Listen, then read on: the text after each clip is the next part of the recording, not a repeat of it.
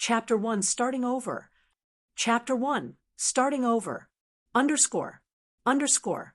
In the dead of night, at Green Bamboo Upper Class Area, Jinhai City, Shi Feng held a folder of documents as he sat silently on the leather sofa, gazing at the pool outside through the French window. Shi Feng was filled with both frustration and unwillingness. He was the captain of Shadow, one of Jinhai City's top 4 gaming workshops. He had commanded a guild of tens of thousands of people. Even more, he was Jinhai City's famous expert. He was the sword magician. However, now the only thing he could do was drink away his sorrows inside his home. 10 years he had spent in gaming. 10 years he had fought in blood-soaked battles. He experienced countless trials and suffering. Under his leadership, Shadow had successfully established 10 city-states in. They were finally capable of rivaling the first-rate guilds. However, before he could enjoy any of that endless glory, a single document had turned everything into passing smoke. Once it was gone, it was never coming back. Shi Feng never thought his 10 years of effort would just go to waste. He sacrificed so much just for the game, and yet all he did was pave the way for others to the very end. All of this culminated because he had opposed the decision for Shadow to join the Super Guild World Dominators. It wasn't even the next day before Lan Hua Financial Group gave him their reply. He had to delete his level 200 Sword King, the account he had spent 10 years of blood and sweat on, and to collect his settlement check from the financial department. All he received was 5 million credits and a single mansion, when compared to the established 10 city-states inside the money-generating virtual kingdom. It couldn't even be considered a drop in the ocean.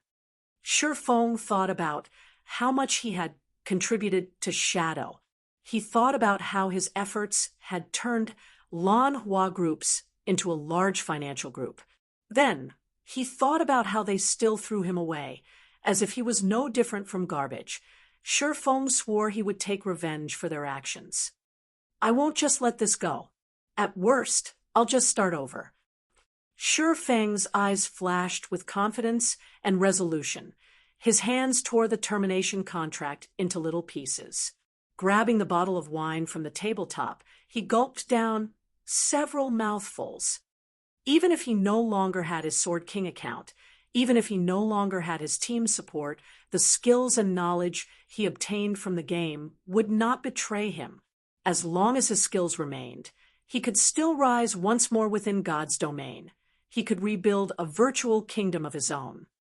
Early morning. The sun had just risen. D. The phone alarm continuously rang. Shi Feng woke up resentfully. He helplessly reached for his phone by the bedside. The effects from yesterday's drinking still loomed over him. Hey, what's up? Brother Feng, it's me, Blackie. You're still asking what's up? Didn't we agree to become professional gamers? Shadow Workshop is recruiting at our school today. Haven't you always wanted to become Shadow's core member? Shi Feng was slightly confused. Lan Hua Financial Group just fired him, so why would he attend Shadow's examination? Brother Feng, can you hear me? They're testing at 10 o'clock. If you don't hurry up, you're not going to make it. Blackie, stop joking around. I just got fired from Shadow. Fired? Brother Feng, how much did you drink yesterday? Even now, you're still not awake? How could you be fired if Shadow hasn't even recruited anybody until now? All right, just come quickly.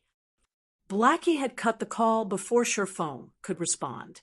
When Shi Feng looked at his phone in a daze, he discovered that this old and broken-down iPhone 6 was not his phone.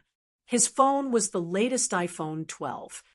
Immediately, Shi Feng inspected his surroundings. What met his eyes was a messy room no larger than 15 square meters. All around, there were books on gaming strategies. At a corner of the room, above the study table, there was an extremely outdated laptop. Within the wardrobe by the wall, There were clothes messily piled together. Inside the wardrobe, there was a mirror that currently showed a familiar face. Shifeng jumped up in shock when he saw this extremely familiar face. How have I become young again? Shifeng immediately walked towards the mirror. Only after looking at the mirror, at the reflection shown on it, over and over, did Shifeng confirm that he had indeed become young again. He slept in his luxurious and spacious bedroom yesterday, but now he was in this broken-down place after waking up. Not only that, he also had become young again. Shifeng could still recall some memories regarding this place. He had lived here 10 years ago. For over 6 months, Shifeng rented this place in reluctance, all so that he could play God's domain while also attending university. Only after he had earned some money in God's domain had he rented a large condominium. Shifeng thought back to those arduous years.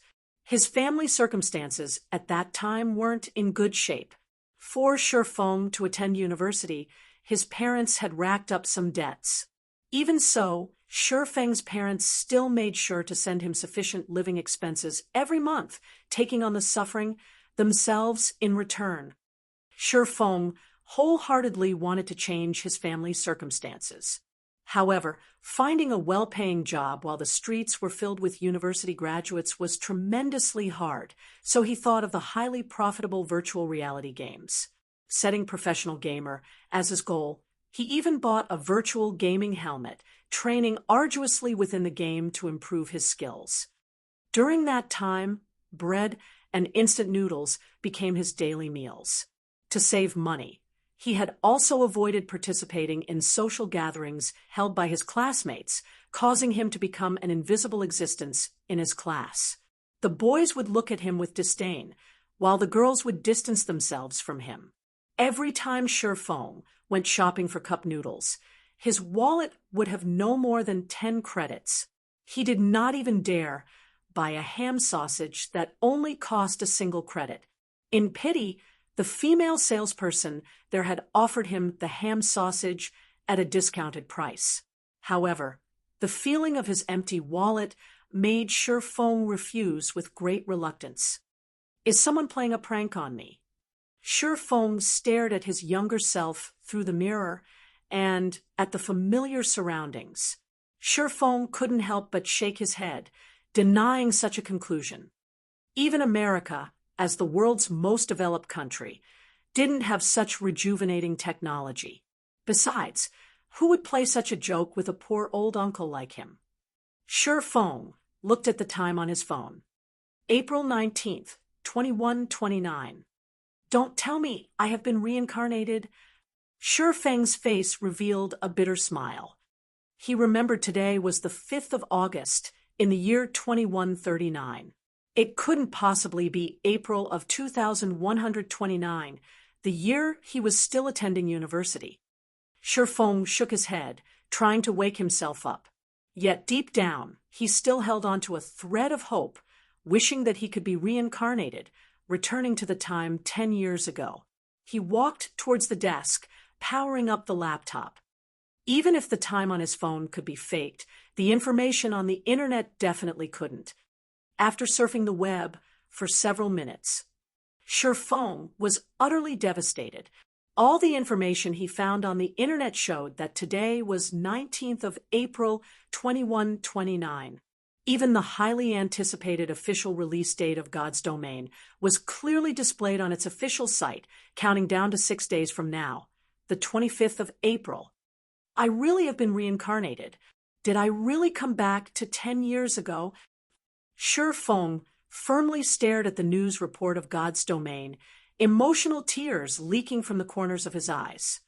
Shifeng's feelings were hard to describe at that moment. He felt both regret, sadness, and joy. It was as if everything before him was just a dream. Nonetheless, the chirping of insects and the cold wind blown from the air conditioner told him otherwise, that everything was real. Looking at his phone, at the family photo he took when he entered university, Shifeng never realized that his parents had white hair. The corners of his mother's eyes even had wrinkles. They were no longer as lively as before. They were truly old now. A year and a half had already passed since God's Domain's release, when Feng noticed how aged his parents were. The large amounts of debt, excessive laboring, and stress had caused both his parents to fall ill, gravely ill. Curing them required millions of credits. But during that time, Feng was merely a squad captain in shadow.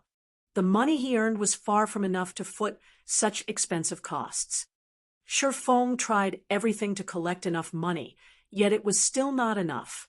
Even with trying his all, Feng's parents still left him a few months later. In his previous life, he failed to care for his parents properly. How could he have known of the pain and suffering? After Feng earned millions of credits, this pain remained within Feng's heart for forevermore. Never would he have thought fate would play such a joke on him. He unexpectedly returned to the starting point, starting back up from zero. Great. This is just too great. Ha ha ha. Since I have been reincarnated, I have to change everything. I will earn enough money to cure Mom and Dad, and I will let them live a life without worries. Feng silently swore to himself as he wiped away the tears. Just when Feng was planning for his future, Blackie's call came ringing again, continuously urging Feng to go quickly to the university for the test. Yet, Feng did not rush. He dressed at a relaxed pace, tidying himself up before heading to Jinhai University. He could not be more familiar with shadow. Feng still remembered. It was while he was still attending university, Lan Hua Group's prized son, Lan Hailong, started up Shadow Workshop to enter God's domain. Lan Hailong also invested considerable funding into the recruitment of the student experts of Jinhai University. Feng participated in Shadow's examination at the time, successfully becoming a core member of the workshop, whereas Blackie became an outer member. Feng had been happy for quite some time after that incident. After 3 years of being under the leadership of Feng, Shadow Workshop allowed Lan Hua Group to greatly profit from God's domain, quickly becoming a large financial group. However, Feng would never have thought that Lan Hailong would be the one to fire him, personally. Since he had been reincarnated, he had an absolute advantage within God's domain that others did not. Naturally, he would not be joining Shadow to become a tool that profited others.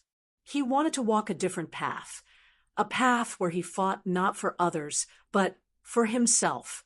He wanted to remove the need for his parents to send him living expenses. He wanted to pay back all the debt they had collected. To do that, he wanted to venture to start his own workshop, to start his own company, and to build his own virtual kingdom, all to live a better life. As soon as Feng arrived at Teaching Block 1, he caught sight of a thin and tall figure in front of the building. The tanned youth was pacing around the hallway in a panic. This person was Blackie. "Brother Feng, you finally decided to show up. Fortunately, registration hasn't closed yet, so let's hurry in and sign up," Blackie said anxiously after seeing Feng. Feng shook his head, seriously saying, "Blackie, I'm not joining Shadow. I'll be opening my own workshop. Will you join me?" Blackie was someone Feng met in another virtual reality game, and the former had pretty good skills. The two of them had faced many challenges together, and they were no different than true brothers at this point. During their time together working in Shadow, Blackie showed great talent in administration, even though he lacked the talent for gaming. He managed the 100,000 guild members clearly and orderly. If Feng had Blackie's help this time, his plans would be one step further. Yet, he would respect Blackie's decision regardless. It was because Feng had nothing right now, and Blackie's family circumstances were not that well either. Blackie had only chosen to become a professional gamer and join Shadow to earn some credits for living expenses. Blackie blanked at Feng's words, lowering his head in silence. It was just too sudden. Not only that, the Sure Feng that he saw today felt different. Unlike his usual impatient attitude, Sure Feng currently gave off an unshakable and confident aura. After a full minute, Blackie raised his head to look at Sure Feng. Brother Feng, stop speaking nonsense. Do you know how much a virtual gaming helmet costs? That's 8,000 credits. You also need at least 6 people to start up a workshop. What about the workplace, salary, and everything else? Just the initial startup funds would require 70 to 80,000. There are also the follow-up investments. That's a lot of credits. Do you have that many credits right now? Blackie was very aware of Sure Feng's circumstances. He knew Sure Feng's household wasn't well off, so he wanted to persuade Sure Feng away from this sort of crazy thinking. You're right. Right now, I don't even have the credits for a God's Domain virtual gaming helmet. Sure Feng nodded his head in admittance. It was like Blackie said. Even just 70 to 80,000 was considered a small amount. Sure Feng recalled Lon Hailong had spent over 5 million credits for the 100-man workshop. He had recruited. He had also spent more in the later stages to upgrade the workshop's quality and strength. Since this is so, rather than take the risk, wouldn't it be safer to join Shadow? At the very least, Shadow can provide us with virtual gaming helmets. Otherwise, forget becoming professional players. We wouldn't even be able to play the game. Seeing that Sure Feng understood the core of the problem, Blackie sighed in relief as he pulled Sure Feng into the teaching block. Sure Feng shook away Blackie's hand, sternly staring at Blackie before saying in a grave tone, I still plan on starting my own workshop.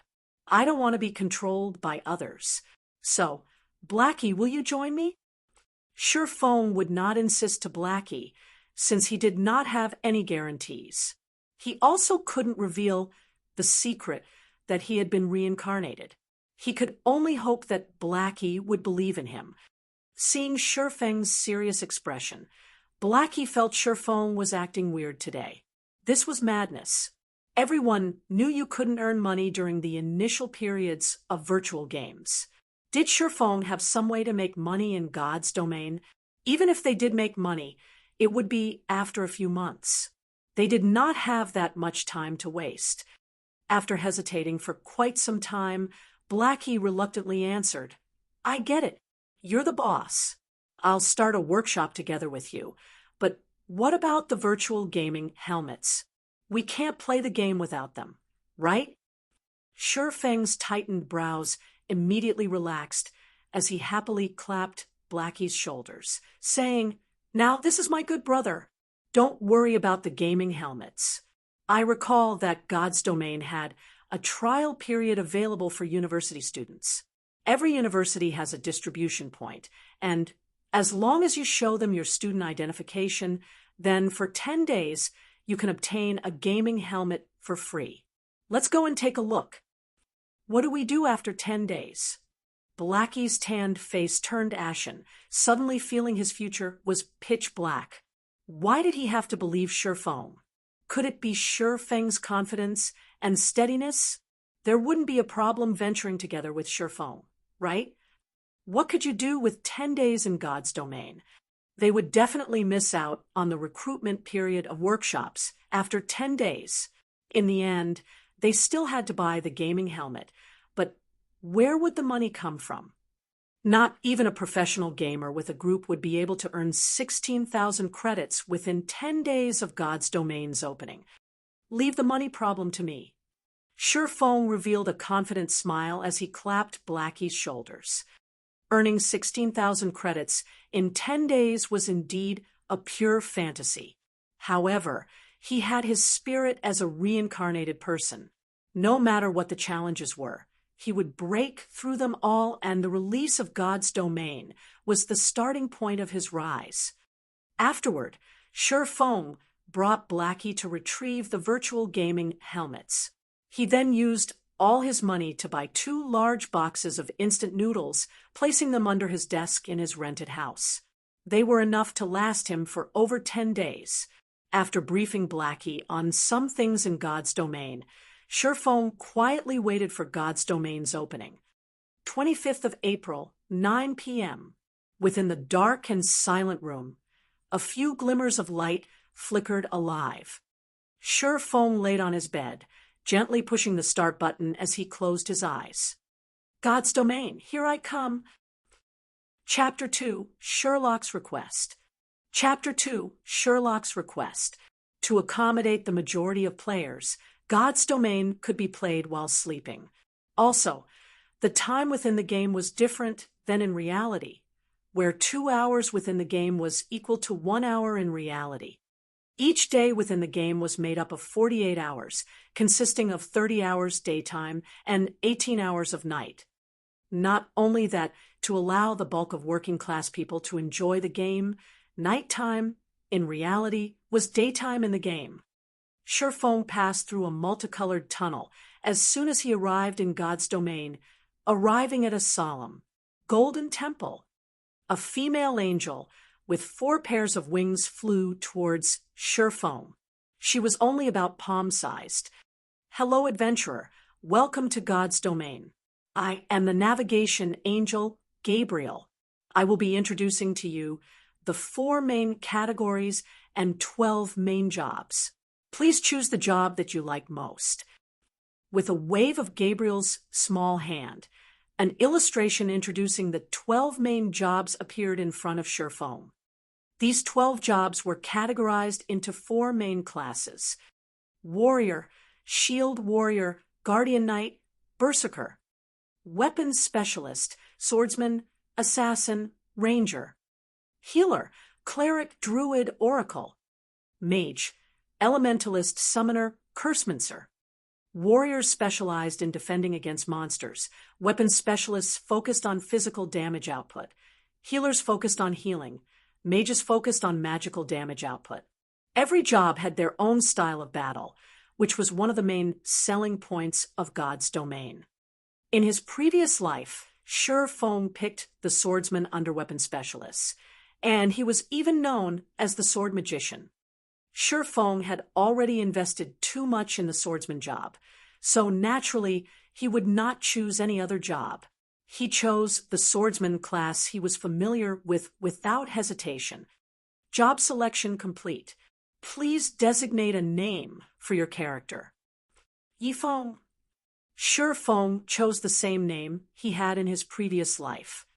Naming successful. Do you wish to adjust your appearance? Adjustment rate limited to 15%.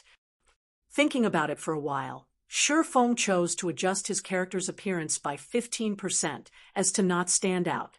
With this, nobody could recognize Sherfone if they saw his character, though it wasn't as handsome as the original. Please select a birthplace in the Starmoon Kingdom. A map that displayed tens of cities belonging to the Starmoon Kingdom appeared in front of Sherfone. The opening of God's domain was globally synchronized. To accommodate for the hundreds of millions of players, the lands of God's domain were incredibly vast, measuring up to 2 or 3 times of Earth, and the kingdoms within were even more plentiful. However, a player's living area and city, in reality, determined the country they would start in, so players could only choose the cities within the country. White River City. Sherfone did not plan to choose any other cities, so he chose the White River City that he was most familiar with. White River City was Starmoon Kingdom's 5th ranked city. It was an important city in the north of Starmoon Kingdom. There were quite a few workshops that chose to develop there to avoid the struggles between large guilds. City confirmed. Player will arrive in Red Leaf Town of White River City in 3 seconds. We wish you happy gaming. The sight before Sherfone immediately blurred as he was sent away. Red Leaf Town. The buildings that were chaotically arranged there had a similar style to the medieval ages. NPCs filled the bustling streets, making them feel as if it was another world. Sherfone arrived at the front of a church, his new appearance resembling a penniless swordsman. He currently wore a gray novice leather armor, and on his waist hung a novice sword. I still ended up in Redleaf Town, in the end. Sherfong smiled faintly as he looked at the familiar sight of the small town, confidence welling up within him. At that moment, many players had started wandering around the town, speaking to NPCs in hopes of obtaining a trail for a quest. There were also quite a few players that went out of the village, going out to the wilderness to kill monsters. Every one of them was carrying out their tasks, as if their lives depended on it, and they couldn't help but wish they could split their time in two. Sherfong didn't pay attention to the other players. With a slight wave and touch of his finger, a player's attribute panel appeared before him. Character Yi Feng. Affiliated Kingdom Star Moon. Title None. Job Swordsman. Level 0. HP 100/100. Physical attack power 13. Defense 4. Attack speed 3. Movement speed 4. Attributes Strength 5, Agility 3, Endurance 4, Intelligence 2, Vitality 2. Free attribute points 4. Weapon Mastery. One-handed sword mastery +5 apprentice rank increases one-handed sword damage by 5%. Two-handed sword mastery +5 apprentice rank increases two-handed sword damage by 5%. Free mastery points 0. Job talent. Swordsman talent 1.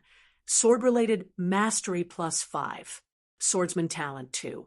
Obtain 8 free mastery points every 5 levels. Swordsman talent 3. Sword-related skills proficiency increased by 50%. Skills. Chop.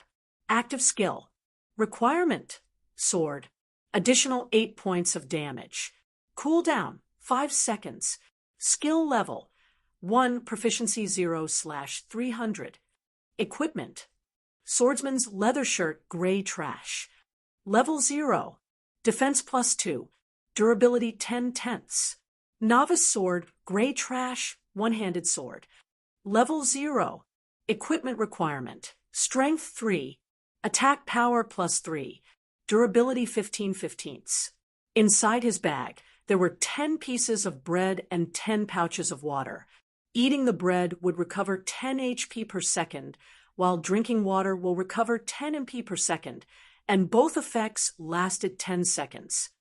Every swordsman started with the same attributes, the only difference being the allocation of the free attribute points. Each player could obtain 4 free attribute points with each increase in level. With each rise in level, the different ways players used these points would result in their own unique style. Strength increases physical attack power and the weight behind each attack. Agility increases attack speed and movement speed. Endurance increases maximum HP and stamina. Intelligence increases magical attack power, and maximum MP and vitality increases the recovery rate of MP and HP. Every job places emphasis on different attributes. As swordsmen belong to the physical damage jobs, most people would prioritize strength. In his previous life, Sherfong also made such a choice, adding 2 points to strength, 1 point to endurance, and 1 point to agility for every level. It was a very ordinary and commonplace choice. However, Sherfong did not plan to do so in this life.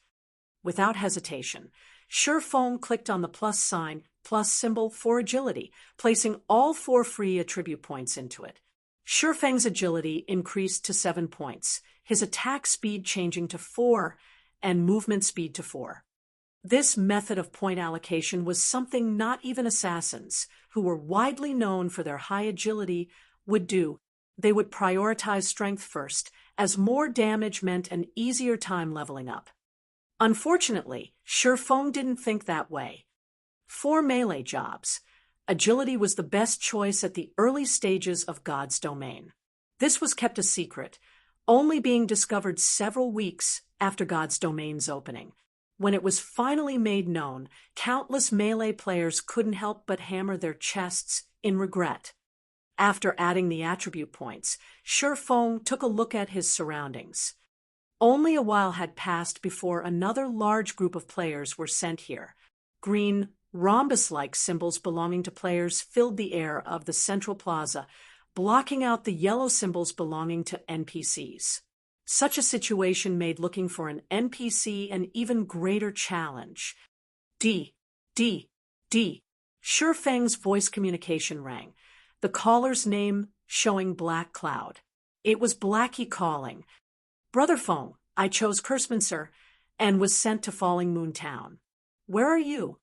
Now that he had entered God's domain, Blackie was extremely excited, itching to start his journey quickly. "I'm in Red Leaf Town, not that far from Falling Moon Town.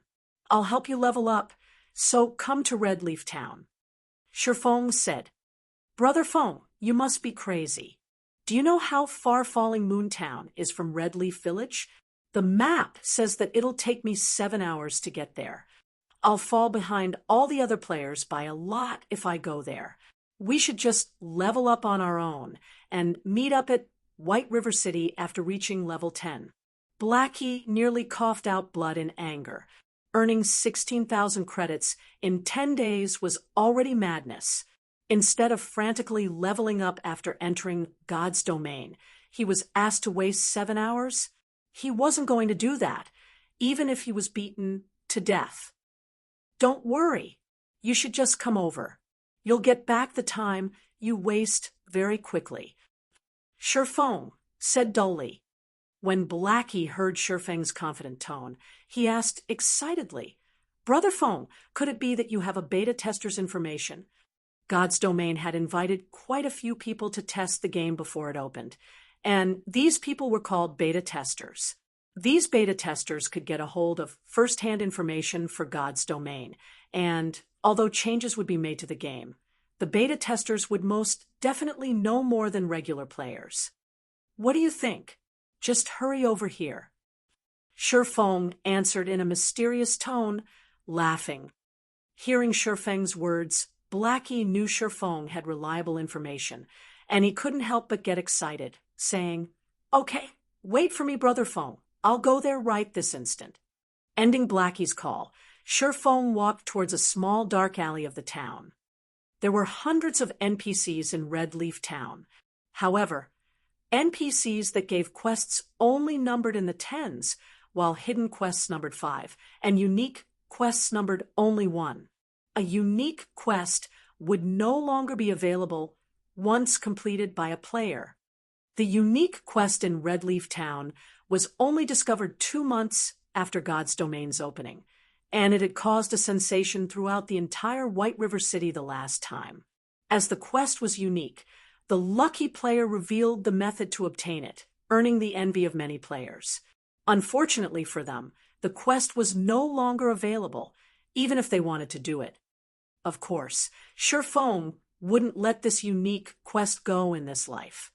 Shifeng arrived at the dark alley filled with beggars in tattered clothing. The beggars were like wolves discovering fresh meat when they saw Shifeng walking over, quickly surrounding him as they begged for food. There was once a player who had given these beggars a lot of food. These beggars would ask for items after having their fill, and they would ask for more expensive items after each time. The player had agreed to all their requests, consecutively fulfilling more than 10 of their wishes. Unfortunately, the beggars gave absolutely nothing in return, causing the player to nearly pop a vein, becoming a joke for others. "Get lost!" Shifeng yelled as he pulled out his novice sword, causing the powerless beggars to quickly hide away. Shifeng walked to a corner after the beggars dispersed. A vagrant middle-aged man was lying there. There wasn't much of a difference between the man and the other beggars, but if there were one, it would be the man's unyielding integrity, as he was the only one not begging for food. "Do you need any help, sir?" Shifeng formally asked the man. "Can you give me some food? It's been 5 days since I've last eaten," the male beggar responded. Shifeng smiled faintly, seriously saying, "Unfortunately, sir, I cannot agree to your wish." A normal person would probably spew blood out in anger if they heard such a reply. However, this beggar merely let out a sigh, no longer saying a word. However, If you are willing to pay an appropriate price, I can give you the food you need. Shi Feng said. The beggar lifted his head and looked at Shi Feng, his eyes carrying a hint of anticipation as he said, "If I had the money, I would definitely be willing to pay this cost, but right now I have nothing. Although, if you are willing to help me, I will pay you a sufficient price. Are you willing to help me? May I ask what you want me to do?" Shi Feng questioned. The beggar said seriously, "Please help me kill the mayor of Red Leaf Town, Cross." Even though Red Leaf Town was just a small town, the town mayor was still a level 15 elite. There were also level 25 guards by his side. Aside from that, killing an NPC would result in being arrested. Killing the mayor was, without a doubt, a crazy action, and no player would believe this was a quest, as this was no different than telling players to commit suicide. Nobody would agree to such a damnable request. "All right, I promise you." Shi Feng unhesitatingly agreed, with a smile. System. Unique quest Sherlock's request accepted. Quest details. Kill Cross, the mayor of Red Leaf Town, and bring the mayor's insignia back to Sherlock. Players must not exceed level 10. Shi Feng turned around and headed towards the town hall, the place where the mayor was staying at after receiving the quest.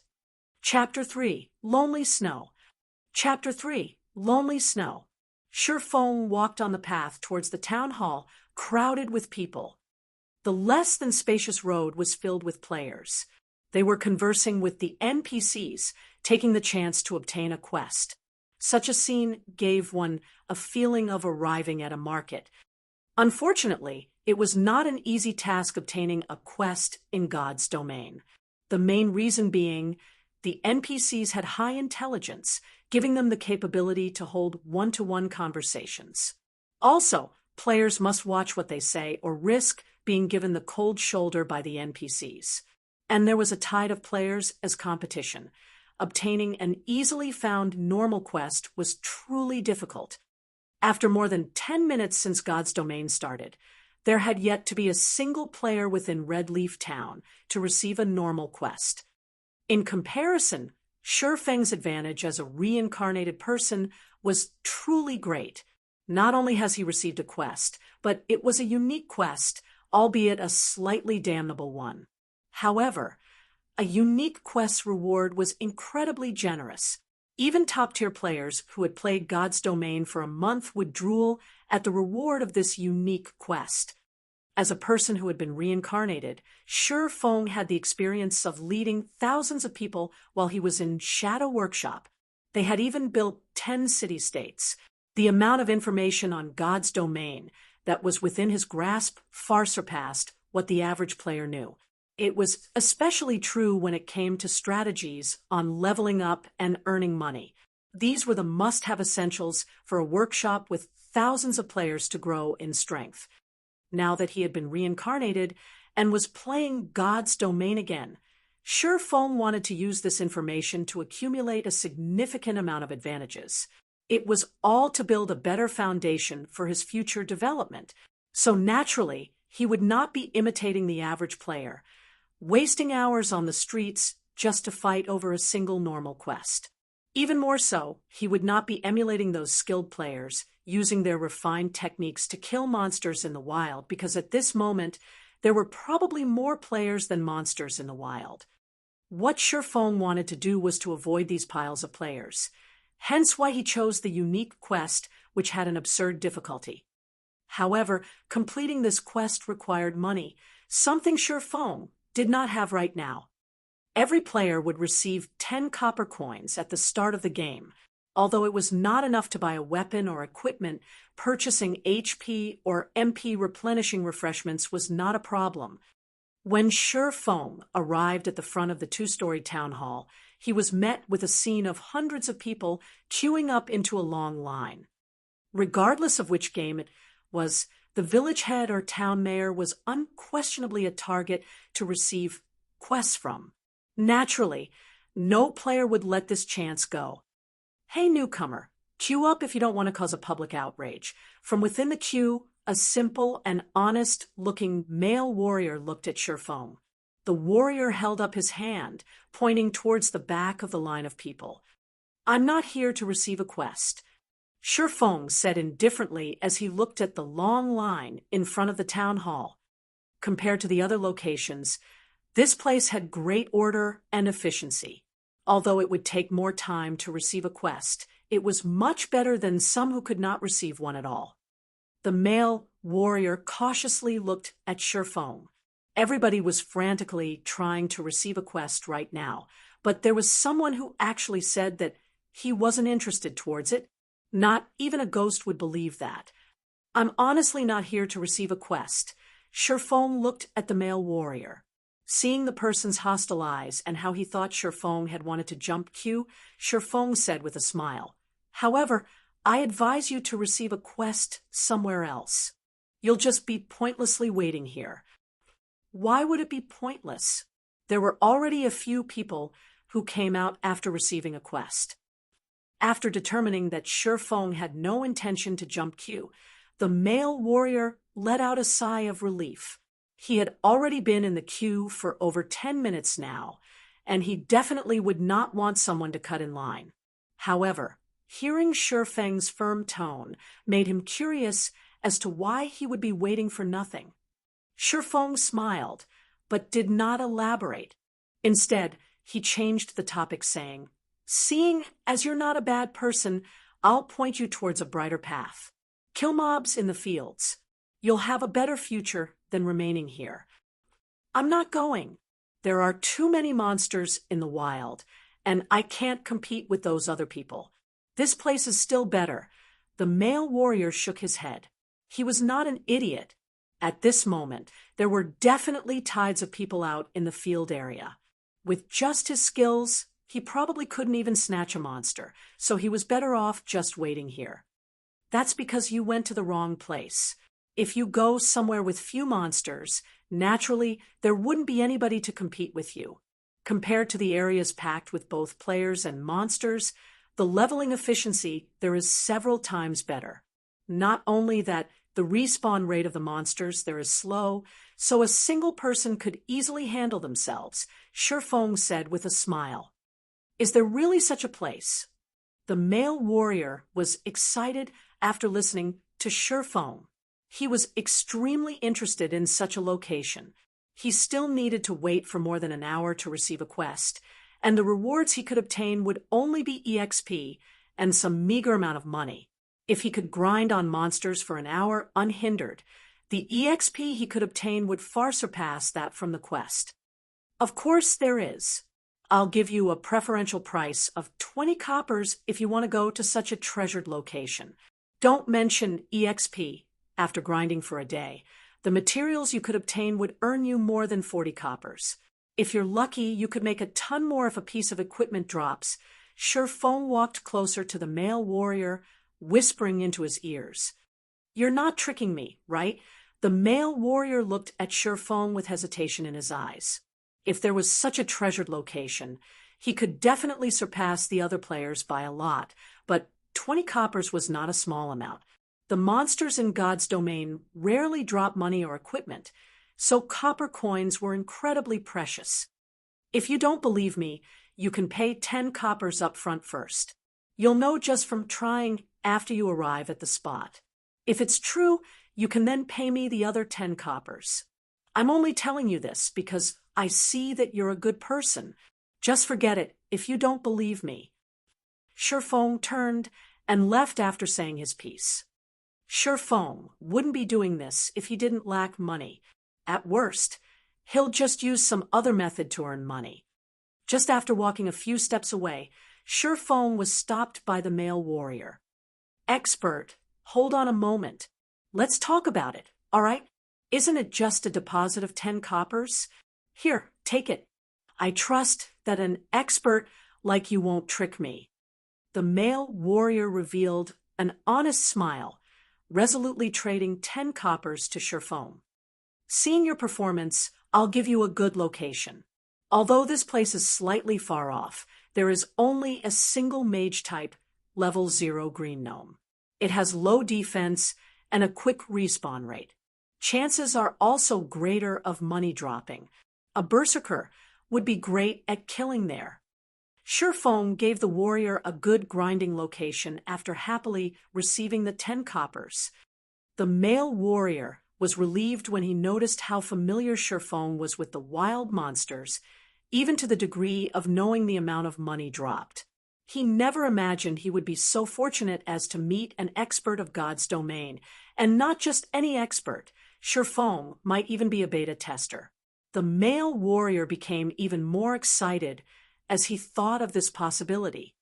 Brother expert, do you know a location that drops skill books for berserkers? It's really hard to fight against mobs with only a single skill. The male warrior was more fond of Surefong now, even treating Surefong as his superior. It's fine if you want to know, but it'll cost you 2 silvers. Surefong smiled. Who would give out such valuable information after only a short conversation? Surefong would not unless there was money involved, of course. The male warrior paled when he heard the price. 2 silvers equaled 200 coppers. Not even the average guild would have that much money. Expert, let's add each other as friends. I'm Lonely Snow. I'll contact you again once I've saved up enough money. The male warrior sent Surefong a friend request. All right. Surefong accepted Lonely Snow's request. Then I'm off to fight mobs, brother expert. I'll mail you the 10 copper immediately after I've saved up enough. Lonely Snow happily parted with Surefong, leaving the long queue and dashing towards the grinding location. Now that Surefong had money, he walked towards the fruit stall by the town hall. Boss, how much for this tomato? Surefong asked as he held up a ripe, red tomato. Both fruits and vegetables could aid in recovering a player's HP and MP. Their tastes were also quite delicious. The only downside was the bad recovery rate. In normal circumstances, players wouldn't buy them at all, especially during such a period where money was a big problem. Spending money on fruits and vegetables was just wasteful behavior. 2 coppers each. Give me 10 of them. Surefong paid the 20 coppers. He walked into the town hall after receiving the 10 tomatoes. Hey, newcomer, queue up. Can't you see others are queuing up as well? Swordsman, over there, what do you think you're trying to do? Do you know how many people are queuing up behind? The players in the queue became enraged and started criticizing when they saw Surefong cutting the line, walking directly towards the town mayor. They would have long since murdered Surefong were it not for the fact that they could be jailed for attacking another player inside the town. Sorry, but I'm really not here to receive a quest. I'm just here to take a look. Surefong smiled at the players. He turned to look at the fat town mayor, Cross. Cross Elite Friendly. Level 15. HP 2400/2400. MP 1500/1500. There was not a single player who could beat him at this stage. It was not possible, even with a team. Subsequently, Surefong took out a ripe and red tomato, taking a bite out of it. What is this person doing? Hell, he's actually eating a tomato. Each of those costs 2 coppers. Such luxury. The other players could not understand what Surefong was trying to do. By coming to the town hall to eat tomatoes, was he trying to show off how rich he was? Halfway through his tomato, Surefong suddenly threw it towards town mayor Crossface. The tomato accurately landed on Crossface, spreading bright red liquid all over. System. Cross favorability towards you has been decreased by 100 points.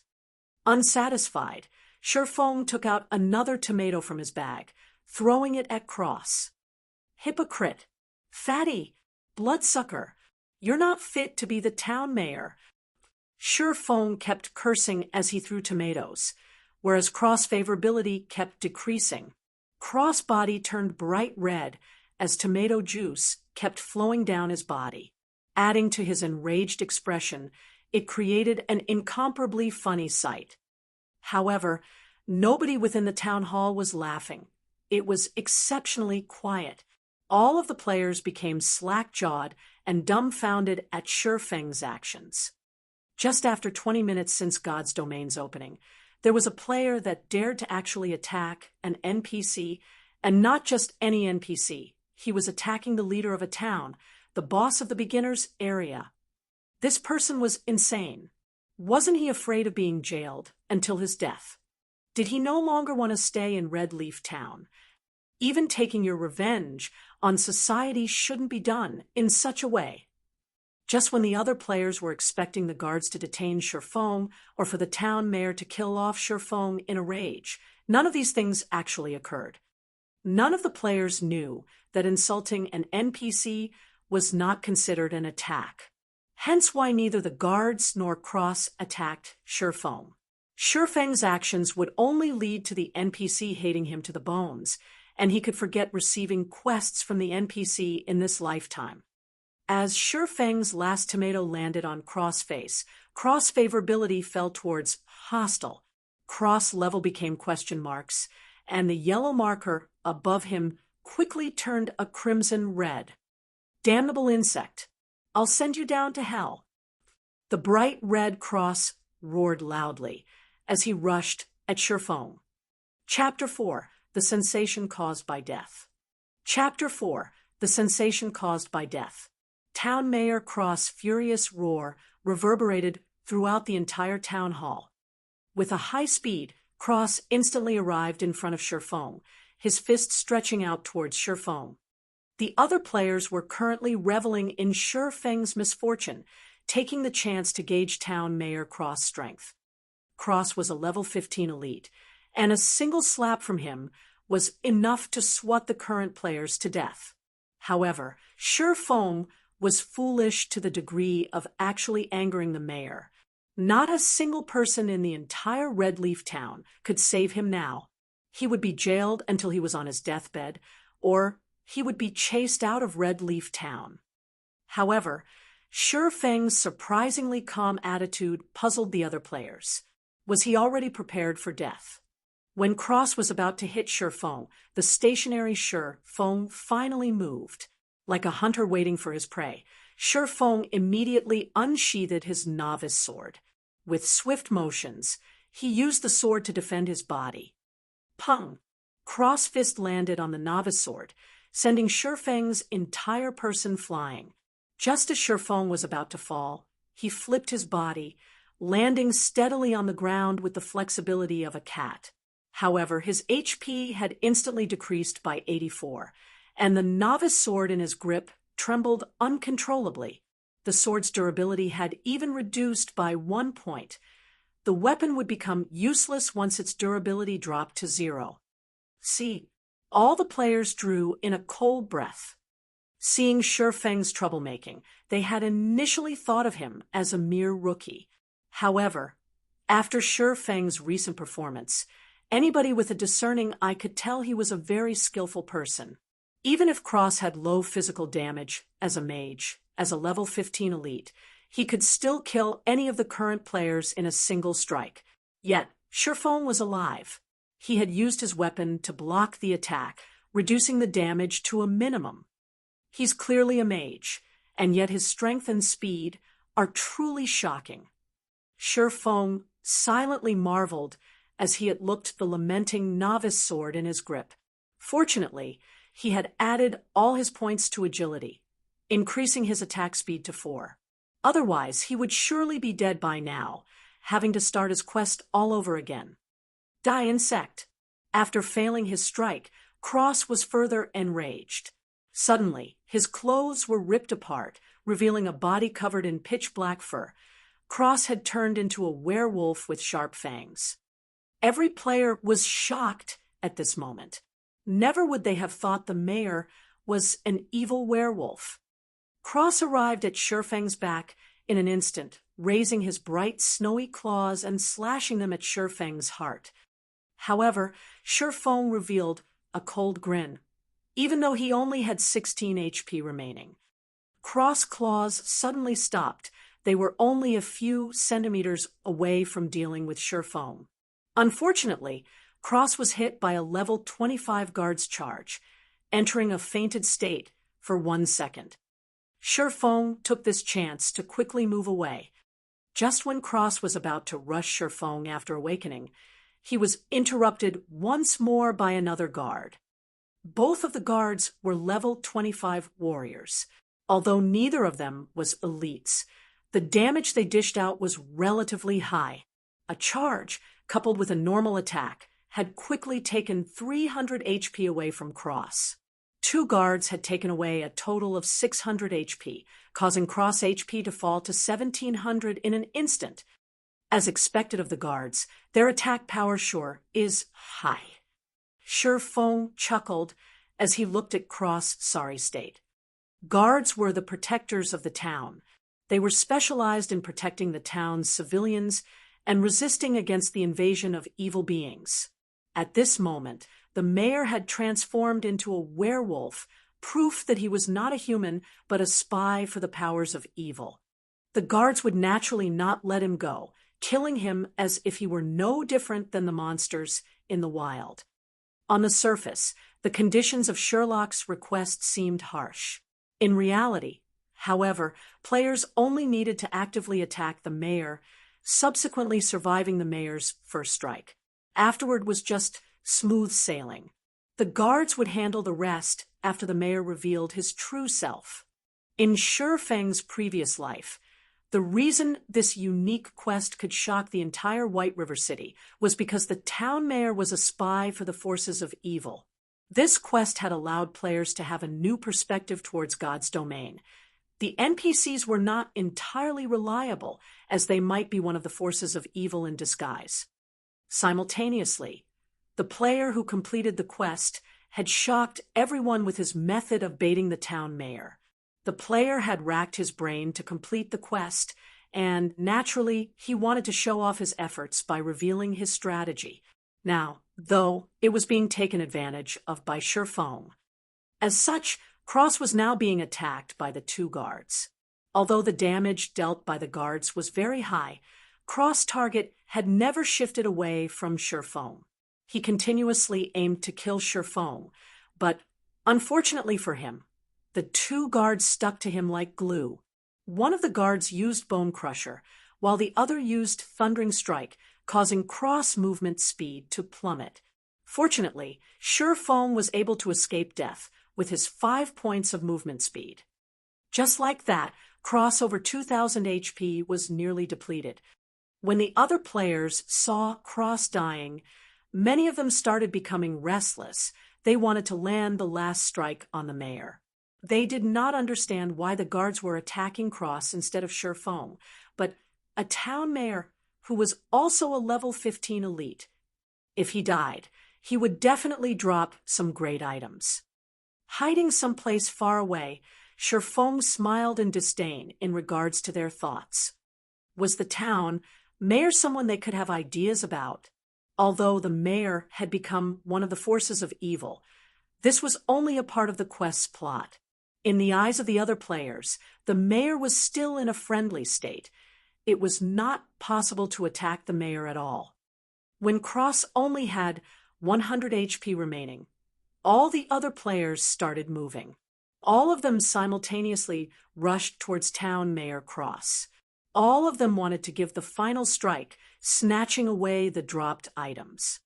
Seeing that Cross was only a hit away from death's door, Shifeng, too, dashed out. Unfortunately, Cross still died under the guard's blade in the end. Not a single one of the players was able to strike at Cross. Although Shifeng could attack, he did not want to risk it. After the mayor's death, he immediately took away the mayor's insignia and disappeared into the crowd. NPCs within a city would not yield any EXP or loot if killed. Shifeng wouldn't even be able to obtain the mayor's insignia were it not for a quest. Crap, the system's bugged. Why can't I attack the mayor? I want to complain. Why didn't the mayor drop anything after death? Some of the rookie players resentfully complained. A level 15 elite had died before their eyes, yet they did not obtain a single advantage. They simply could not accept it. Moron! Don't you know you have a friendly relationship with the NPC? Players can't attack an NPC with a friendly relationship. If you don't even know such common knowledge, why bother playing God's Domain? After ridiculing the rookies, the competent players searched for traces of Shurfeng. A player who could kill the town mayor in such a way was definitely an expert, someone they should associate with. However, they could not spot Shurfeng, even after looking for a long time. They also did not know his name. They could not help but secretly feel pity. Meanwhile, news of town mayor Cross death spread throughout Red Leaf Village, creating a sensation amongst all the players.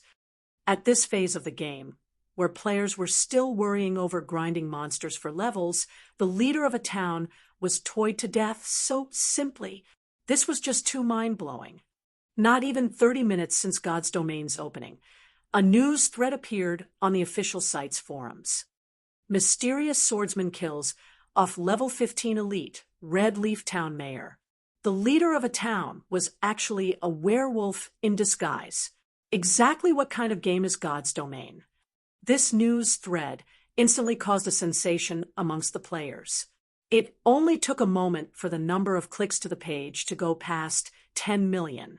Everyone became interested with this mysterious swordsman. Unfortunately, they could not contact the person since nobody knew his name. By now, Shurfeng had already arrived at the dark alley. Mr. Sherlock, this is the mayor's insignia that you requested.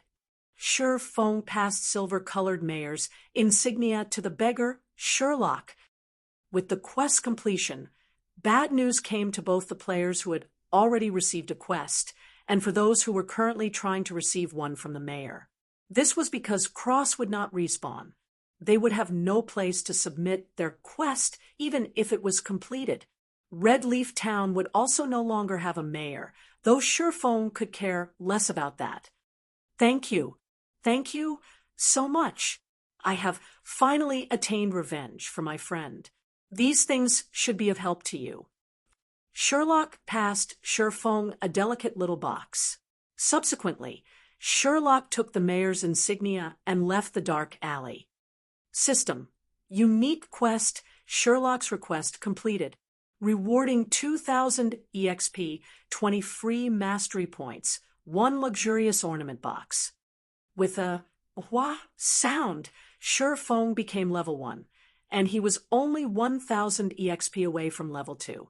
Shurfeng's level became Red Leaf Town's top 1, only 30 minutes after the start of God's Domain. In normal circumstances, the average player required 1,000 EXP to rise to level 1. Such an amount required at least 6 or 7 hours of grinding monsters, as each level 0 monster only gave 3 EXP. Time was also needed to look for monsters to recover, and so on. Factoring in the massive amount of players at the start of the game that was fighting over monsters, taking over 10 hours to arrive at level 1 could be considered average. Why is the unique quest's reward so generous? Was it because I completed it at level 0? Shurfeng became slightly uncertain, but he was still delighted with such rewards. In his previous life, the rewards posted were not as luxurious. Although the amount of EXP was the same, the number of free mastery points was not. The other person only received 10 points for it, as well as a delicate ornament box, while Shurfeng received 20 points and a luxurious ornament box. Free mastery points were extremely precious in God's Domain. Rarely would a quest award 3 to 5 points. This unique quest had awarded 20 points. Hopefully, it won't let me down. Although it isn't a delicate ornament box, it is still the better luxurious ornament box. It should come out. Shurfeng carefully held the ornament box, a nervous gulp coming from his throat. Slowly, he opened the box. Though the EXP and free mastery points were great, what Shurfeng really wanted was the item inside the ornament box. It was an essential item he needed to complete his leveling and money-making plans. It was also a top-tier item that many experts drooled over. Sure Phone would cry to death if something went wrong. Chapter 5, Black Market Challenge. Chapter 5, Black Market Challenge. Underscore. As the luxurious ornament box slowly opened, a dazzling array of multicolored light burst out from within. Fortunately, Sure Phone was currently standing inside a dark alley. There were no players who would wander over here. Otherwise, such a spectacle would have incited the greed in their hearts, and Sure Phone would be killed and robbed. When the glowing brilliance faded, a simple silver necklace and a purple gold ring could be seen lying inside the luxurious ornament box. Carved on the ring's exterior were words resembling the ancient language of elves, and within them stored a tremendous magical power. Fortunately, it is still the ring of gravity. Sure Phone let loose his breath when he saw the appearance of the ring. Carefully, he took the ring out of the box and inspected it. Ring of Gravity, Mysterious Iron Rank. Equipment level: 0, Strength +2, Agility +1, Endurance +1. Additional skill: Gravity Liberation. Greatly reduces the gravity acting upon the user. Duration 30 seconds. Cooldown 5 minutes. Great! It's not just bronze rank. After reading the item's introduction, Sure Phone became extremely excited. The situation was far better than he had expected. The equipment in God's domain was categorized into trash, common, bronze, mysterious iron, secret silver, fine gold, dark gold, and epic. At the start of the game, players only received trash equipment from the system. This equipment was utterly worthless. At this stage of the game, however, there were no players who possessed common equipment. While you could buy common equipment in large cities, the prices were costly. As for bronze ranked, those were extremely rare, and they also came with additional attributes. Mysterious iron equipment, however, only dropped from bosses, and, needless to say, they were even more precious. In Shurfeng's previous life, the ring of gravity obtained by the player was only bronze ranked. It gave only an additional 1 point to strength. The skill Gravity Liberation, as well, only lasted for 15 seconds. It was a surprise to Sure Phone that completing the quest at level 0 would earn him a mysterious iron ring of gravity. As for the necklace, it was just a gray item. NPC merchants coveted these items, and they were willing to buy them at high prices. After wearing the Ring of Gravity, Sure Phone added the 4 free ability points that came from leveling up all into agility. Shurfeng's agility rose to 12 points, his attack speed to 5 points, and his movement speed to 6 points. He could almost rival a pure agility assassin of the same level now. My agility will reach 20 points after rising to level 3. At that time, I can unlock the hidden basic skill of the agility system. Sure Phone looked at his attribute panel in anticipation. Sure Phone moved his body, feeling it become a lot livelier than before. He wouldn't be in his previous sorry state if he were to face off with Town Mayor Cross right now. If his agility reached 20 points, the condition of his body would become even greater after activating the basic skill fast. And nimble, he could even rival against those Wuling experts depicted in wuxia novels. Afterward, Sure Phone added 15 of the free mastery points towards his one-handed sword mastery, keeping the remaining 5 points for future use. With his one-handed sword mastery now at a total of 20 points, Sure Phone advanced from apprentice to basic swordsman, and the additional damage dealt by using a one-handed sword increased to 10%. He was still 30 mastery points away from advancing to an intermediate swordsman. Regular attacks were only the basics for a swordsman.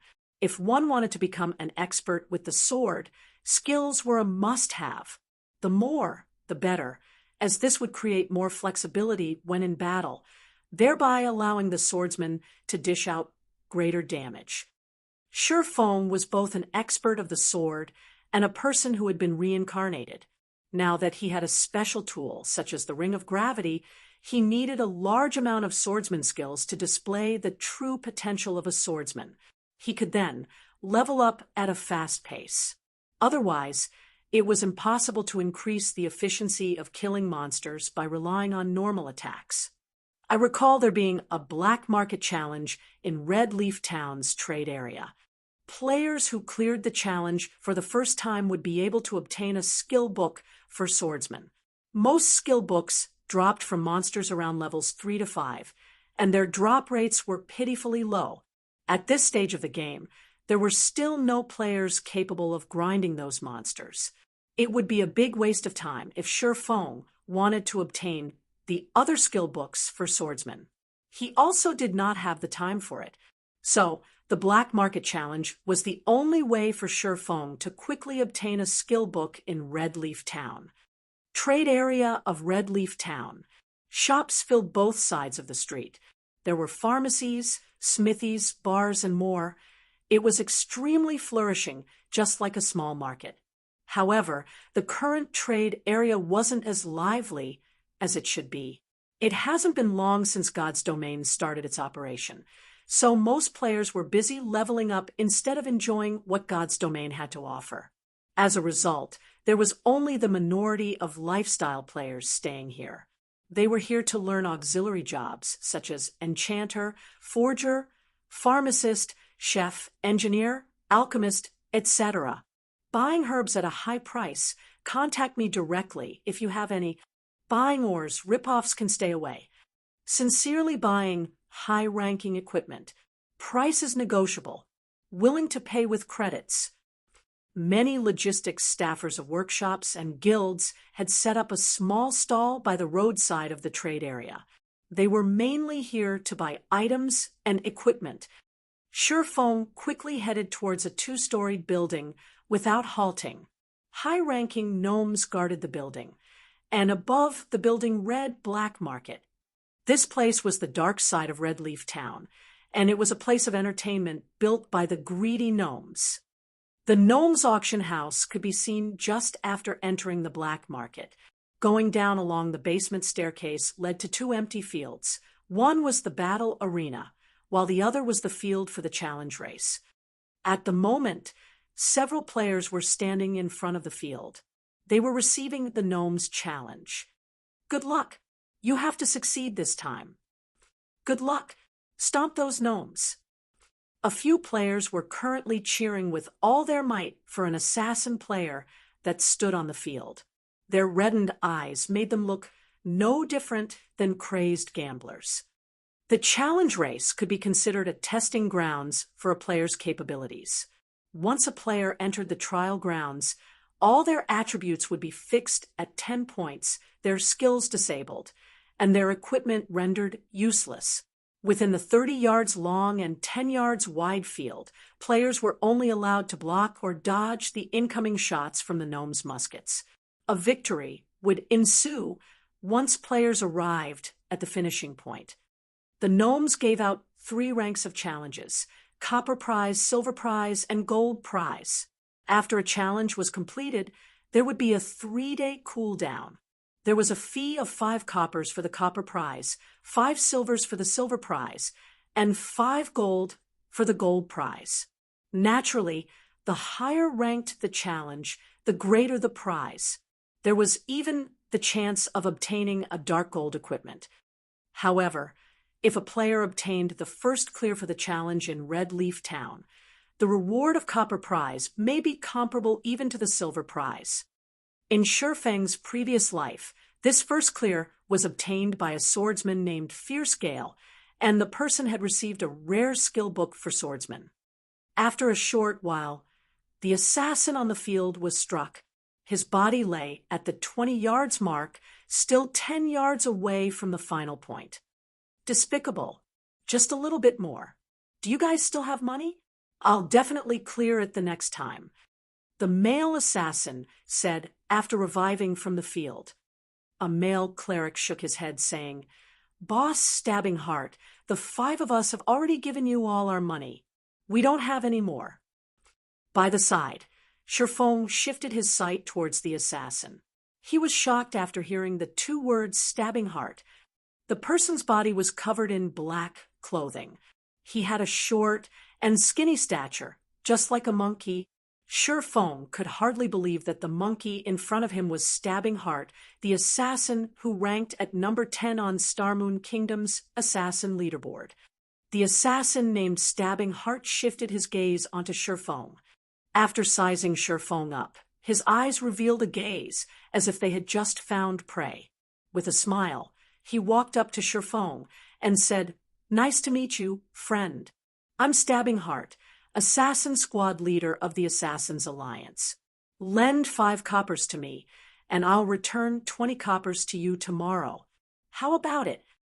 Stabbing Heart was just 10 yards away from the final point this time, so he was unwilling to accept defeat. He had already figured out some of the challenge's patterns. He would be able to clear it if given another chance.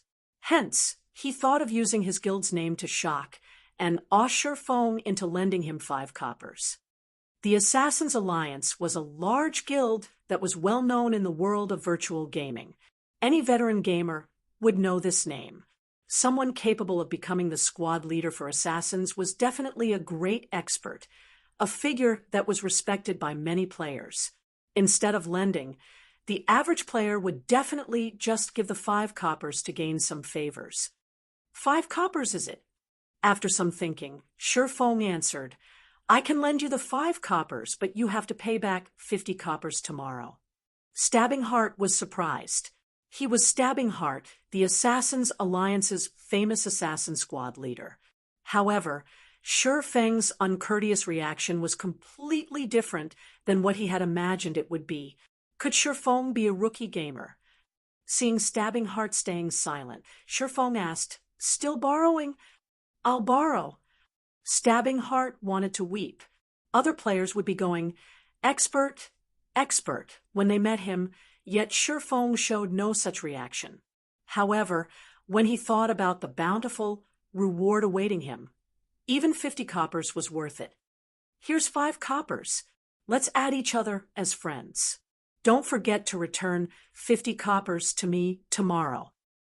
Sherfong took 5 coppers out of the 60 he obtained from selling the necklace, not forgetting to remind Stabbing Heart to return the 50 coppers. With tears flowing down his face, Stabbing Heart received the 5 coppers and said, "Fine, I won't forget." Not knowing what Stabbing Heart was thinking, Sherfong walked away after the trade was completed. He headed towards the green-skinned gnome, who was the challenge race's administrator. "Sir, time is money. What business do you have?" The gnome administrator said, so in a lofty tone, "I want to enter the Copper Prize challenge." Sherfong said, as he handed over 5 coppers. After flipping the copper coins a few times, the gnome nodded his head in approval. He opened the wooden door to the challenge race, allowing Sherfong to enter. "Ladies and gentlemen, we have a new challenger on the field. Please let us welcome this brave swordsman." The gnome loudly announced, "Boss Stabbing Heart, the kid that lent you money is participating in the challenge race," the male cleric pointed out. The resting Stabbing Heart laughingly said, "That kid's just a rookie. Does he think the challenge race is so easy? Even though the distance is only 30 yards, the gnome's attack pattern will change after you get past 15 yards, and their attack rates greatly increase. Not to mention, even I have difficulty facing them." "That's for sure. Even an expert such as Boss Stabbing Heart could only reach 20 yards. I'm guessing that kid will, at most, reach 5 yards before being done in." The male cleric nodded with a smile. Inside the field, the 3 gnomes standing at the finishing line readied their muskets, aiming them towards Sherfong. Above the challenge field, the timer started counting down. 3, 2, 1. Challenge start. Chapter 6, Stunning Skills. Chapter 6, Stunning Skills. The instant the countdown ended, Shifeng's body leaned forward and his legs bent. Just like a leopard, he dashed away from the starting line with explosive force. Xiao! By the time the muskets had started ringing and shooting towards the starting line, Shifeng was already 3 yards away. Subsequently, another volley of musket shots rang out. A total of 6 bullets shot towards Shifeng's path. Several green lines indicating the trajectory of the bullets covered Shifeng's body. Shifeng would become a sieve if his reactions were not keen. Just as the bullets were about to hit, Shifeng dodged to the right with a sidestep. He rushed forward once more after avoiding the second volley of shots. Bullet casings fell to the ground consistently as the 3 gnomes continued to aim and shoot. However, Shifeng avoided them with the vigor of a leopard every single time. The way he stayed a step ahead of the bullets made it seem as if he had control over them. It can't be. He's already at the 10-yard mark. Seeing Shifeng taking less than 5 seconds to reach the 10-yard mark, the male cleric couldn't help but be shocked. It was only a half of Stabbing Heart's time. Stabbing Heart became speechless by the side. He silently watched Shifeng's advance. He had originally thought of Shifeng as a fresh noob, someone that he didn't know of, and someone that came to the challenge race for fun. Yet, the speed and accuracy Shifeng just displayed were like a veteran who had tempered himself for countless years on the challenge race. Every move of his was straightforward and efficient, something a rookie definitely couldn't pull off. Even Stabbing Heart himself, after going through the challenge several times, felt he couldn't do any better. Stabbing Heart had the pride of an expert. He did not think that Shifeng could be stronger than he was. He explained, with such nimbleness, maybe this rookie is an athlete or someone who trained in martial arts. However, the gnomes will change their attack patterns after he goes past 15 yards. He won't be able to hold it by that time. You're right, boss. If it's someone that isn't known to our Assassins Alliance, he definitely isn't an expert. He'll surely be shocked once he reaches 15 yards. Then, he'll turn into a beehive. Right. After 15 yards, the number of bullets fired will be 12. The target would also no longer be focused on the player himself. Instead, it'll cover a wide area. Dodging to either side won't be an option. The other members of Assassins Alliance voiced their agreements. They, too, had already witnessed such a scene before, 7 to 8 times, at that. Stabbing Heart passed 15 yards on his first challenge. In the subsequent challenges, however, his furthest distance was 20 yards. The difficulty after 15 yards was clear to behold. He went past 15 yards. An Assassins Alliance member commented. Stabbing Heart and the others quickly focused their sights on Shifeng, wanting to see Shifeng's performance. On the field, the 3 gnomes became enraged once Shifeng stepped past the 15-yard line. They no longer aimed as they fired their muskets with wild abandon. Suddenly, the bullet trajectory indicators within Shifeng's sight covered a large area. There were only 3 bullets that would hit Shifeng. However, it was game over if even a single bullet hit its mark. Finally, showing your shameless behavior. Shifeng revealed an indifferent smile. Unsheathing his novice sword, Shifeng used it to greet the bullets.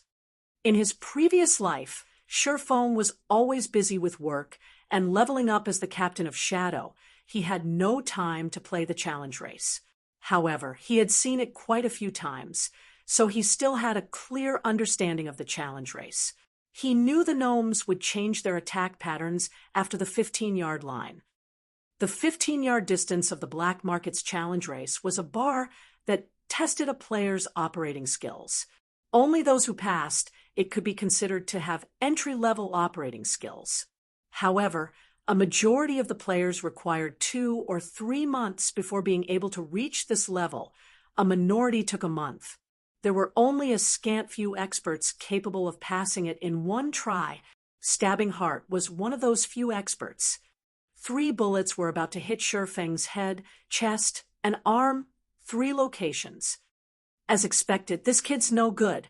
The bullets are too numerous and too spread out. He's already forgotten to dodge them.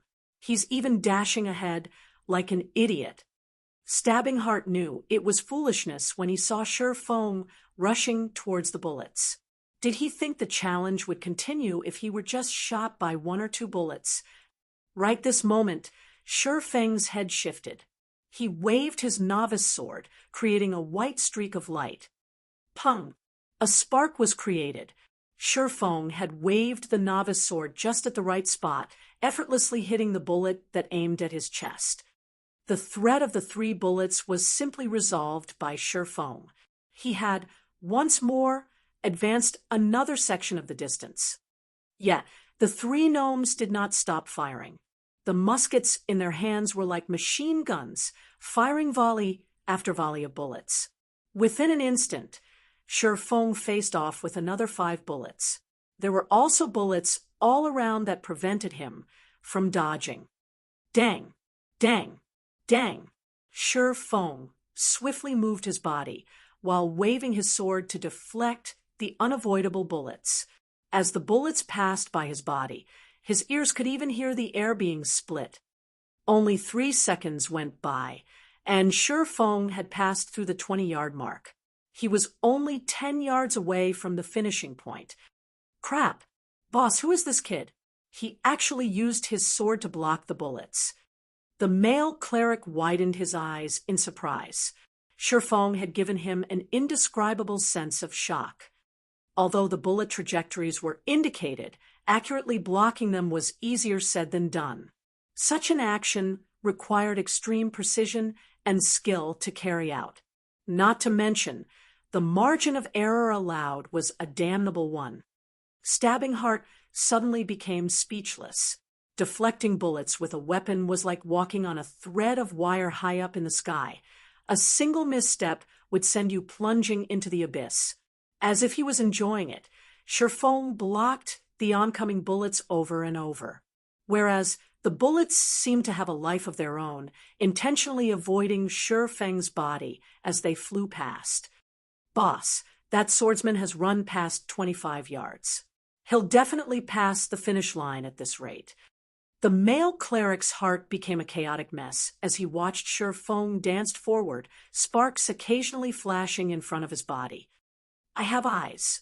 I don't need you to remind me, Stabbing Heart said in annoyance. He was deeply drawn in by Shifeng's actions. The moment Shifeng went past 25 yards, Die, challenger! One of the gnomes at the finish line laughed. The gnome took out an automatic musket, sending a wave of bullets towards Shifeng. Suddenly, the number of bullets increased to 24. Not only that, their distance from Shifeng was a mere 5 yards. It was an unavoidable distance for players. Hell, this is cheating! Stabbing Heart unwillingly shouted. The other players became extremely nervous when they saw the scene, and they couldn't help but curse at the shamelessness of the gnomes. Facing the hail of bullets, Shifeng quickly turned grave. Although he had known about the second change, at the 25-yard mark, even he would panic in the face of so many bullets. Shifeng bent his knees, leaping forward like a leopard. He darted headfirst towards the area with the least amount of bullets, reducing the surface area of his body that would come into contact with the bullets. Following which, he madly waved the novice sword, simultaneously creating 4 streaks of white light. Pung, pung, pung, pung. After a series of sparks, Shifeng's body passed through the storm of bullets. The moment his body was about to make contact with the ground, his free arm pressed downwards. Shifeng quickly stood up with all his might, rushing past the finish line like a bolt of lightning. Total time spent, 14 seconds. Estimated record time of 18 seconds for copper prize broken. I'm really not used to this soft and weak body. Shifeng slightly lamented after passing through the finish line. If he was over level 100, with his body's constitution, he could easily carry out the 4 simultaneous sword slashes with great ease. Ladies and gentlemen, a round of applause. This swordsman has passed the challenge. The gnome administrator announced loudly. System. Player was the first to pass the copper challenge and break the record, rewarding player with 1 silver coin and swordsman skill Thundering Flash. It can't be. It actually gave out the super rare skill, Thundering Flash. This is a skill that even a swordsman over level 100 can't get. Shifeng thought he was hallucinating. However, he was shocked when he saw the Thundering Flash skill book inside his bag. Requires sword. Rapidly send out 3 sword lights to 10 x 2 yards forward. Each hit will cause 130% damage and also give a damage amplification effect, amplifying the damage of your following attacks by 20% for 15 seconds. Cooldown, 30 seconds. Without a second thought, Shifeng clicked and learned the skill.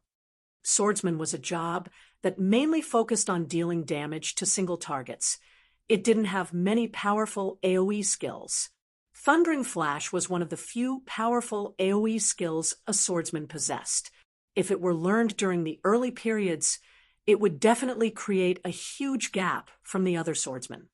After learning Thundering Flash, Shifeng started to feel himself gaining the makings of a swordsman. You guys continue playing. I'll be leaving first. Don't forget my 50 coppers.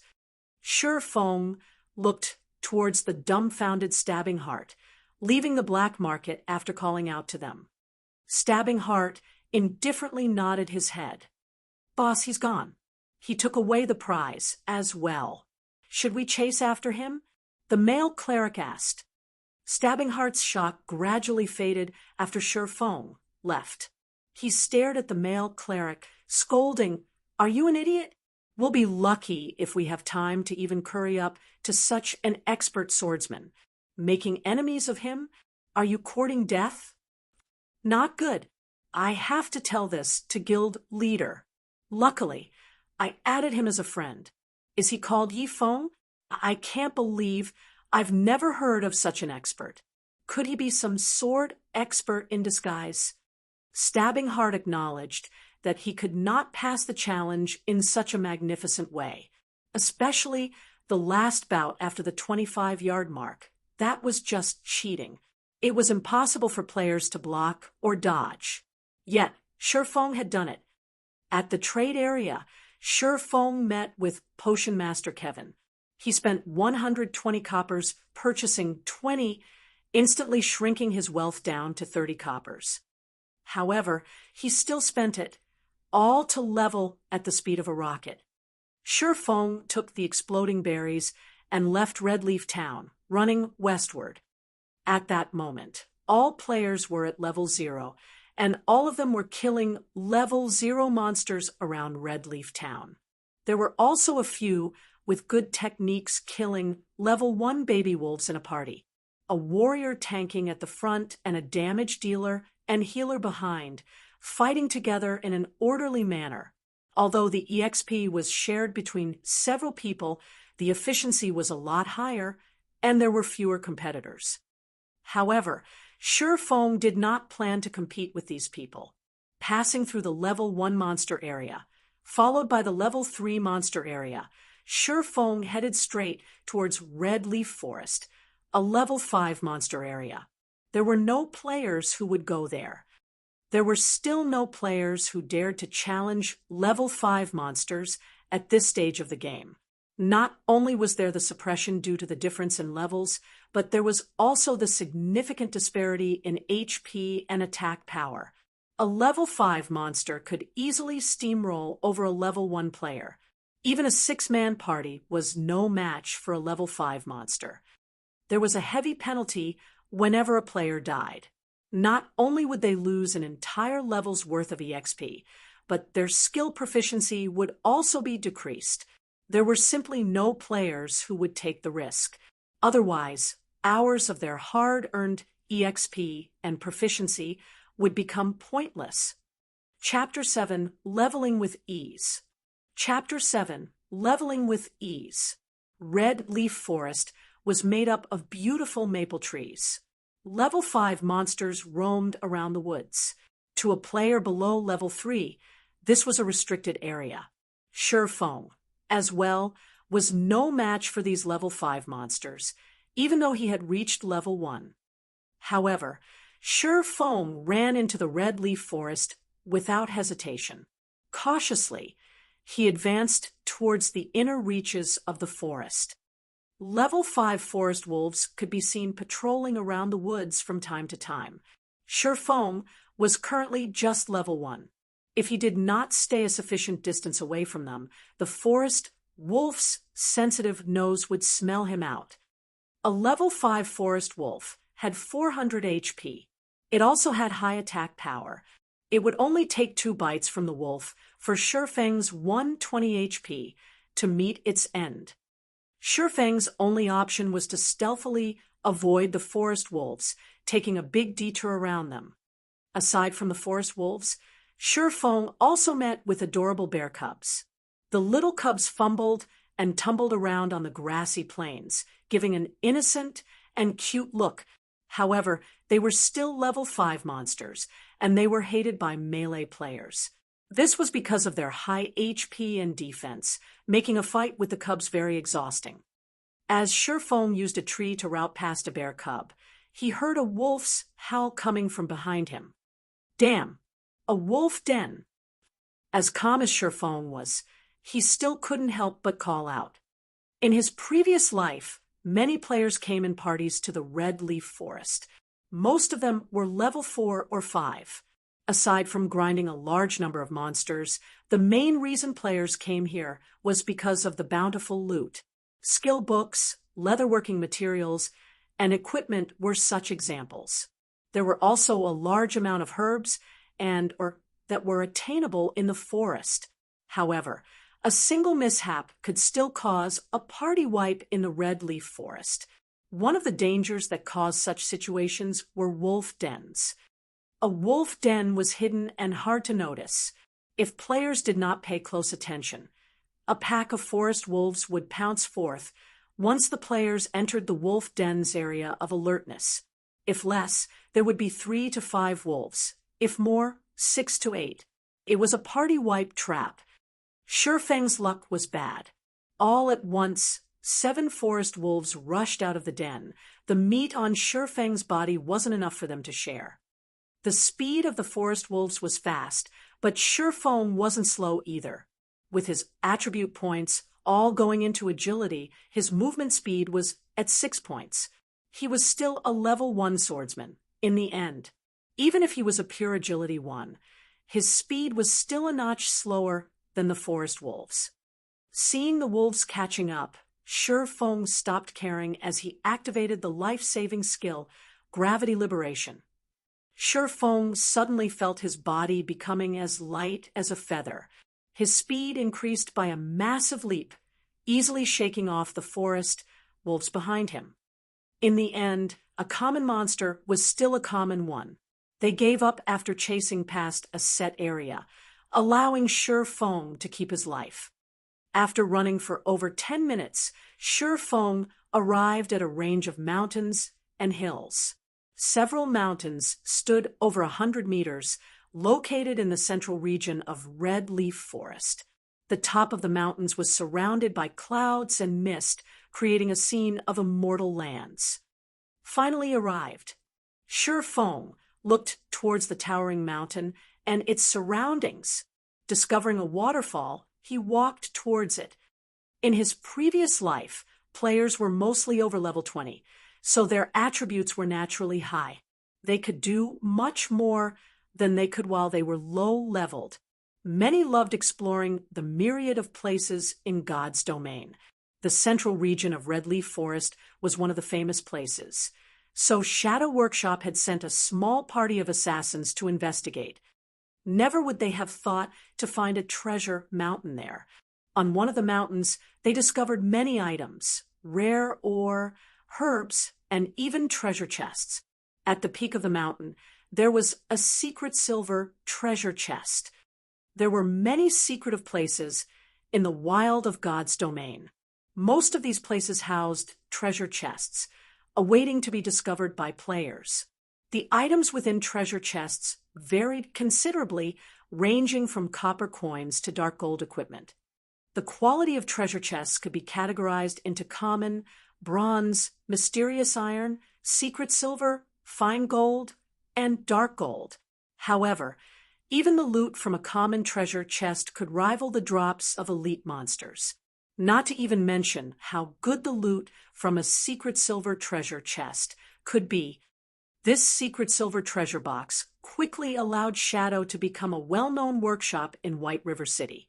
This allowed Shadow to amass quite a fortune during the initial periods of the game. More than just equipment, the secret silver treasure chest had a secret recipe for pharmaceutics and a forging design. In God's domain, the drop rate of pharmaceutical recipes was not even 10,000 to 1. It was even lower for a forging design. You could create bronze-ranked equipment using forging designs, something sorely needed by players. With it, making money would become a simple task. Shifeng's plan to earn 16,000 credits within 10 days all depended on the design. So, naturally, he wouldn't be leaving it for Shadow Workshop. However, low-level players without 40 agility were unable to activate the hidden basic ability Flying Steps. Without it, they had no way of climbing the Rocky Mountain. There were also no paths that led up the mountain, leaving rock climbing as the only option. Although Shifeng did not have 40 points in agility, he had the Ring of Gravity. He could still climb the mountain after activating it. Shifeng easily scaled up the mountain after activating Gravity Liberation. He was already 5 meters up after a few moments.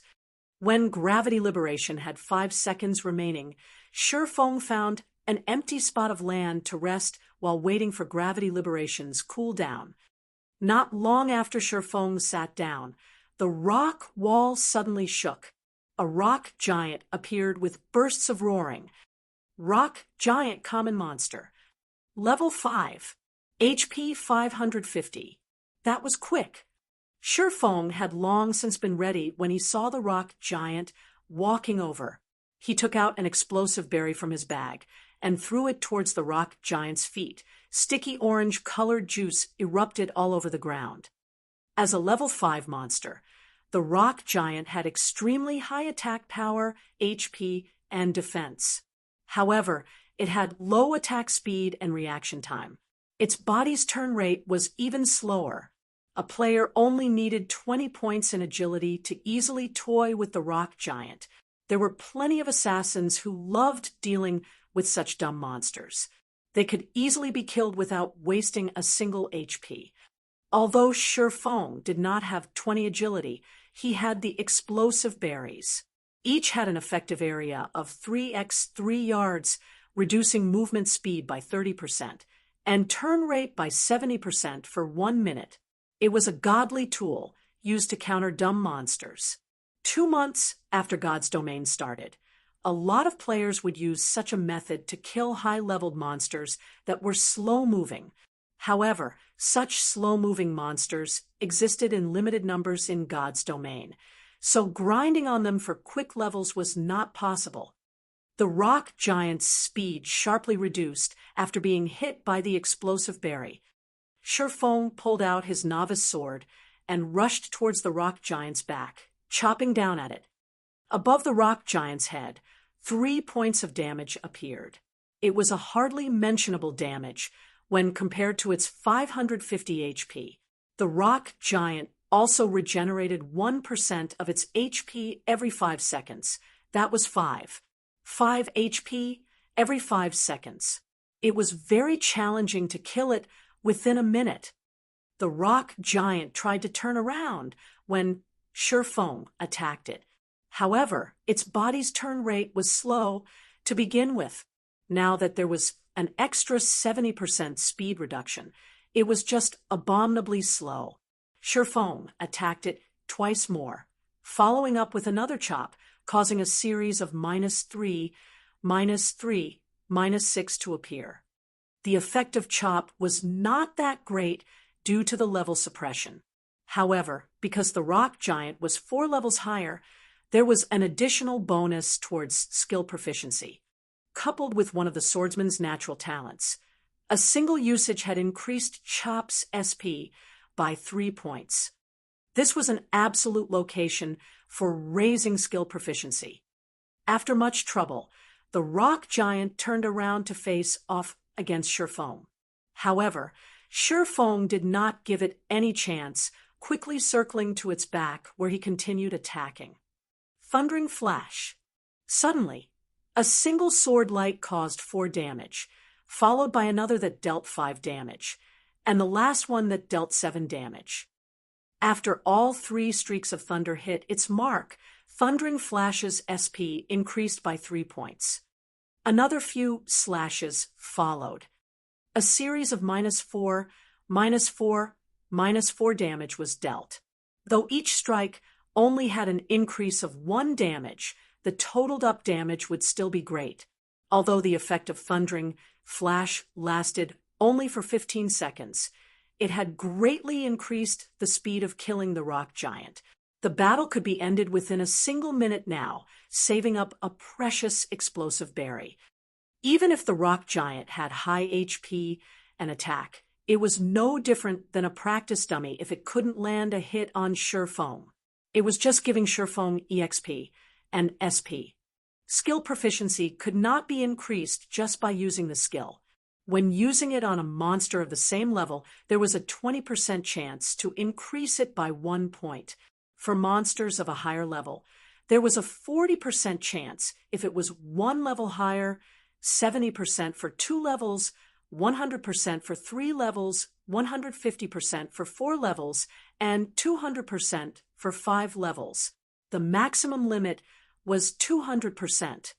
Now that Shurfeng was killing a level 5 rock giant, his SP increased several times the rate of others. Not even a full minute had gone by before the rock giant finally fell. System: Level 5 rock giant killed. Level difference of 4. EXP obtained increased by 400%. Obtained 120 EXP. Shurfeng's EXP bar increased by a chunk. He was now 880 EXP away from level 2. That meant he needed to kill another 8 rock giants to reach level 2. These mountains in the central region were a great place for leveling up and looking for treasure.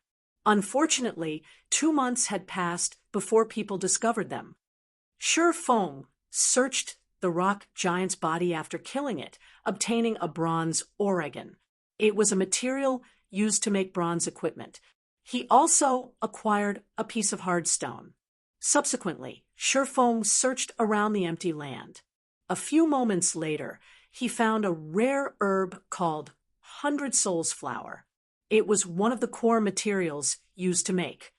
Just as he got close to it, another rock giant spawned. Shurfeng threw out another explosive berry. Thundering flash. Chop. In just a short moment, Shurfeng obtained another hard stone, 120 EXP, and a large amount of SP. Shurfeng continued climbing up when the cooldown finished on the Ring of Gravity. On his way up, he searched for rare herbs while killing rock giants. Following the fall of the 8th rock giant, Shurfeng became level 2. He added all his points into agility, letting it reach 16 points. He was just 4 points away from unlocking fast and nimble. The SP for Chop has also reached 300 points, raising the skill to level 2. The next level required 600 SP. The skill now increased damage by 12 points, and its cooldown was reduced by 1 second. The other players would go crazy if they found out about Shurfeng's leveling speed.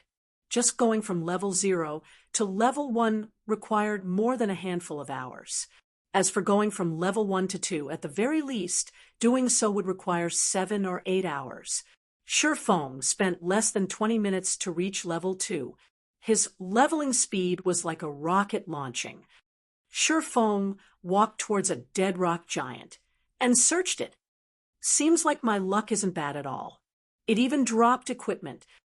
Feng discovered a piece of cloth armor, though he was somewhat disappointed. Level 4. Defense +3. Mana +10. Durability 20/20ths. God's Domain had just started operating. The drop rate of equipment was extremely low. Common equipment was extremely rare, especially a level 4 common equipment. There was definitely someone who would buy it at a high price. Feng placed the equipment into his bag. Just as he was about to continue upwards, he suddenly noticed a cave not far ahead. When he walked over to check, Feng's heart rate quickened. Feng spotted a huge rock giant sleeping within the cave. Its entire body was made up of silvery rocks, different from the normal gray-colored ones. Level 6. HP 900.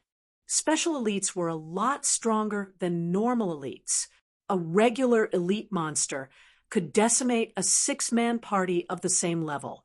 However, a special elite required 12 players of the same level to deal with, maybe even 15 players. That meant shrews required 15 level 6 players working together to kill. However, Feng rushed ahead without hesitation. He used Thundering Flash immediately, causing ray after ray of thunder to cut across Shrew's huge body. Damages of -1, -2, -3 appeared above Shrew's head. Chapter 8. Killing Shrews. Chapter 8. Killing Shrews. Even though the damage dealt by Feng was negligible, Shrew still woke up from his deep slumber. Anybody would be enraged when they were abruptly awoken. "I'll flatten you, puny human!" Shrews bellowed. The entire cave shook as Shrews stood. With giant strides, Shrews walked towards Feng. Not giving Shrews any chance, Feng took out an explosive berry and tossed it in front of Shrew's path. Speed was always a rock giant's weakness. There was no exception even for a special elite.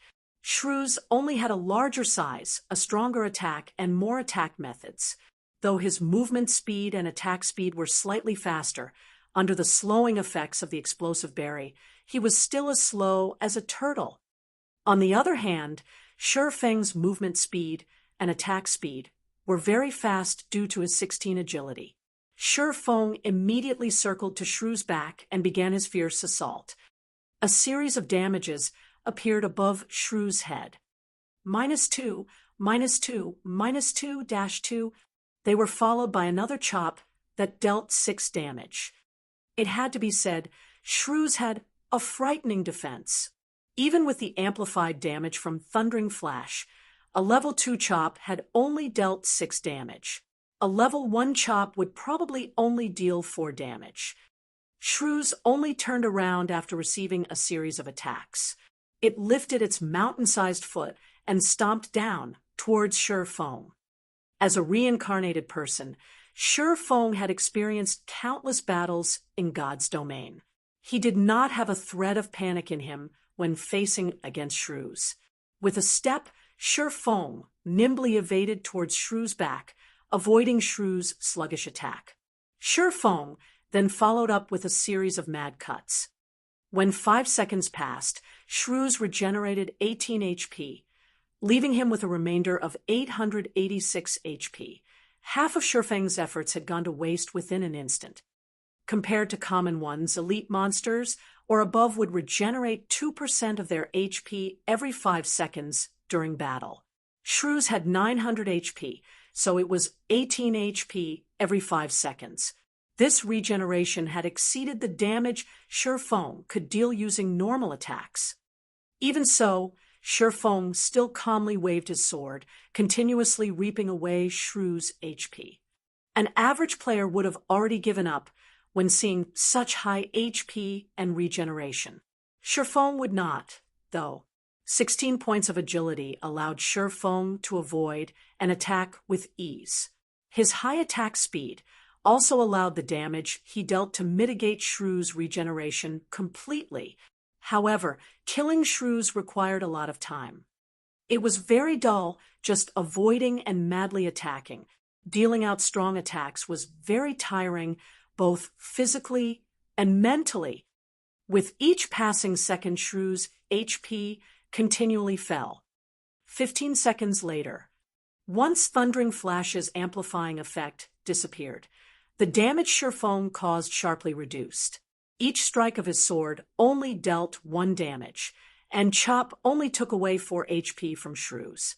Sherfong immediately fell into a bitter battle. Another 5 seconds passed, and Shrew's once more regenerated 18 HP. However, Sherfong only dealt 17 damage within that 5 seconds.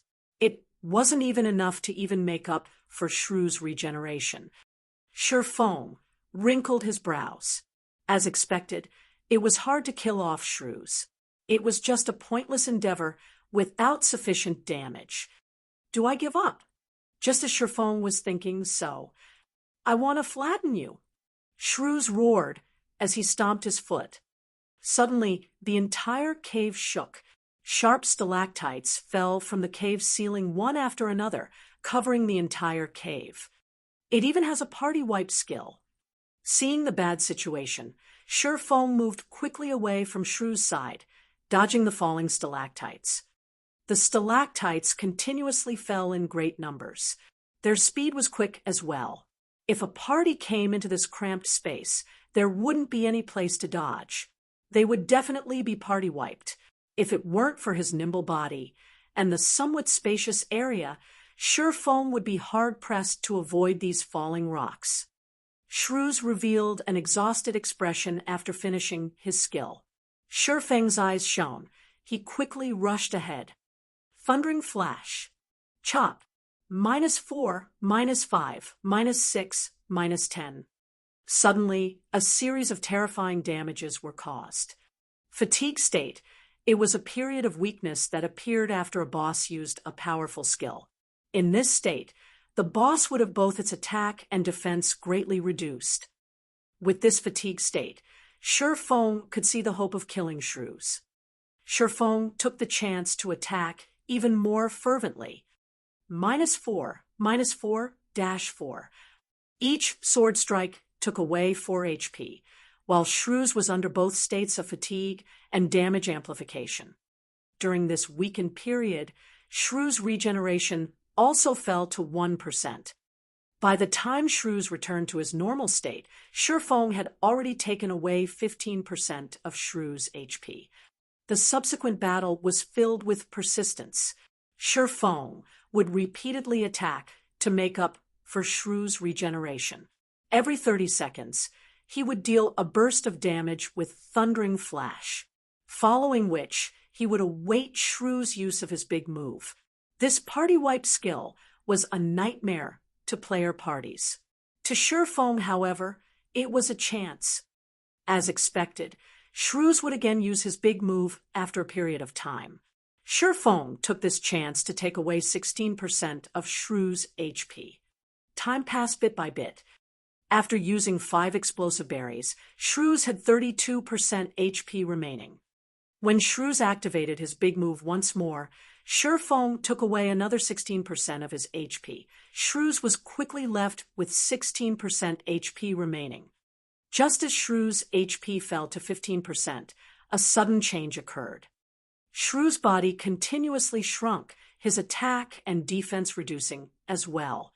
However, his movement speed and attack speed kept increasing. This change was very disadvantageous to Sherfong. Although the explosive berry was still in effect, Shrew's attacks were becoming faster. He had nearly landed a hit on Sherfong. Sherfong was just level 2. Even if Shrew's attack power had reduced, a single hit was enough to end Sherfong. If Sherfong died, he would lose a level and a lot of skill proficiency. It was not something he wished to see happen. Fight! A cold glint flashed through Sherfang's eyes as he activated gravity liberation. Suddenly, dodging became relaxing. It was impossible to easily give up on a special elite with only 15% HP remaining. Sherfong continued to circle and madly hack his sword at Shrew's. Every hit dealt 3 damage, slowly reducing Shrew's HP. 14%, 10%, 9%, 8%, 5%. Gravity Liberation's duration became shorter and shorter. When there were only 7 seconds left, Shrews still had 5% of his HP. Shurfeng would definitely be one-shot as soon as Gravity Liberation ended. Quick, quick, quick. Shurfeng's eyes turned blood red as his sword strikes became faster and faster. Just as Shrews had only 10 HP remaining, Gravity Liberation ended. Shurfeng's speed dropped sharply. A cold, human-like grin appeared on Shrew's face as he smashed his boulder-like fist down on Shurfeng. Die! The cooldown of Thundering Flash finally finished. Thundering Flash. In an instant, 3 streaks of light passed through Shrew's body. -4, -5, -6. Shrew's final 10 HP was taken away. Boom. Shrews turned into a pile of rubble. System. Special Elite Shrews killed. Level difference of 4. EXP obtained increased by 400%. Obtained 940 EXP. Shurfeng's experience bar abruptly rose by 27%, pushing him a big step closer towards level 3. After killing off Shrews, Shurfeng searched around in the pile of rubble. The drops of a special elite were far better than a normal elite. Shurfeng obtained an equipment, a skill book, and 16 coppers. The rewards for challenging higher levels are good. Even a bronze shield dropped. I can definitely sell it for a high price. It would be great if I could grind it a few more times. Shurfeng looked at the blue cross-shaped shield in his hands. He could already imagine how the guilds would be willing to pay a high price for the shield. Rock Iron Shield, bronze rank. Equipment requirement, strength 8. Equipment level, 5. Defense plus 21. Defense rate, 23%. Strength plus 2. Endurance plus 4. HP plus 30. The shield could be considered high quality with such attributes. When equipped, the shield would greatly increase defense. HP would also be increased by 110 points. This was equivalent to 1/3 of a level 5 warrior class HP. Using it to dive into level 5 dungeons was more than enough. It could even be used to dive into level 8 dungeons. The skill book was a good one as well. It was a skill that could be used by all melee jobs, parry. It required a melee weapon to be used. It could block a single attack that came from the front, and it had a cooldown of 30 seconds. Parry was a popular skill among all melee jobs. It was a must-learn skill for warrior classes. The skill had a low drop rate, and it was almost never seen being sold on the market, as it was a life-saving skill. You could activate it at a crucial moment, and it might even help you through a crisis. It was especially true when battling against a boss. If the healers could not keep up, then you could use parry to block an attack, giving the healers more time to heal you. Taking a look at skill, Shurfeng decided to learn it. Although he could get a better price if he sold the skill book together with the shield, the action was no different than killing the chicken to get the egg. It was something Shurfeng wouldn't do. Shurfeng continued climbing upwards after killing Shrews. The bronze shield was worth only a meager amount of money. The real fortune was the secret silver treasure chest. Shurfeng only had 4 explosive berries remaining. However, he was not even a third of the distance to the peak. It was also very easy to meet up with a monster at the resting points. This caused Shurfeng to choose his path more carefully. Half an hour later, after cautiously advancing the entire way up, Shurfeng was finally at the peak of the mountain. The visibility at the top was very poor, with all the white clouds and mist. Shurfeng could only see 20 yards in front of him. On his way up, Shurfeng had used all 4 of the remaining explosive berries on rock giants. If another monster appeared, Shurfeng could only give up and start all over again. Just as Shurfeng walked ahead a few steps. A few blurry shadows could be seen up ahead. At this moment, an emergency notification came from the system. System, player has discovered the lost lands. Activated hidden quest, past glory. Temporarily disabled players' communications to the outside world. Unable to leave the map until quest is completed. Crap, those assassins lied. Sherfong silently cursed. Those assassins had undoubtedly kept hidden some information. The situation at the mountain peak was entirely different from what the assassins reported. Chapter 9 might have 1,000. Chapter 9 might have 1,000. Although the lies of those assassins angered Sherfong, he had to remain calm in facing this unknown situation.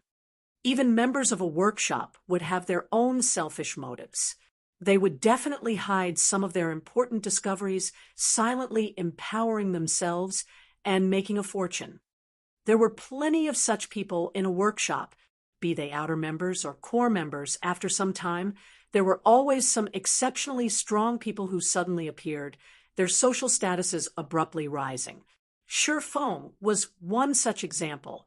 Otherwise, he wouldn't be able to turn from a core member into the workshop's captain. They only told others about seeing a secret silver treasure chest after coming to the Lost Lands, and nothing else. There is definitely something more important, that secret silver treasure chest. Is it this hidden quest? Sherfong called out the system's quest panel. Hidden quest of the Lost Lands. Past glory. Aside from the name, there was no other information about the quest. Sherfong did not even know what he had to do. Is it a region-activated quest? With his 10 years of experience in God's domain, Sherfong quickly discovered the essence of hidden quests. There were some quests with special characteristics in God's domain. They were only triggered in certain areas. Not only that, these quests did not provide any information.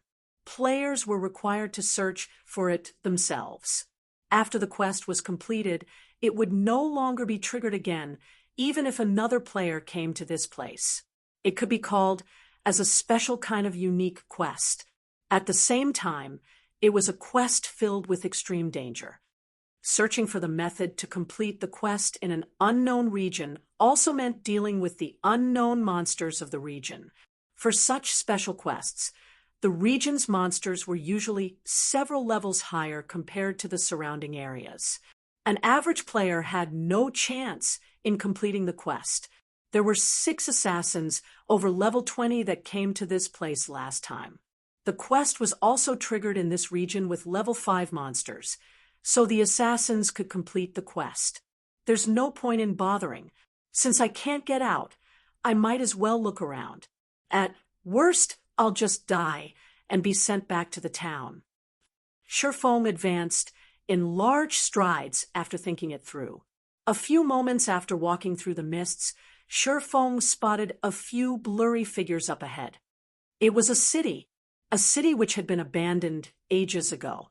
All around, there were ruined houses. Judging from the size of the city and the magnificence of the buildings, it seemed this city once flourished. It was even more prosperous and brilliant than White River City. However, this flourishing city did not have even a shadow of a person now. Sherfong silently entered the city. He observed the surroundings while looking for clues about his quest. Looking through a city that could fit millions was like looking for a needle in a haystack. Hours quickly went by. After searching through tens of streets and hundreds of houses, Sherfong had yet to find a single clue for his quest. God's domain had just started. It was the best time to widen the gap with others.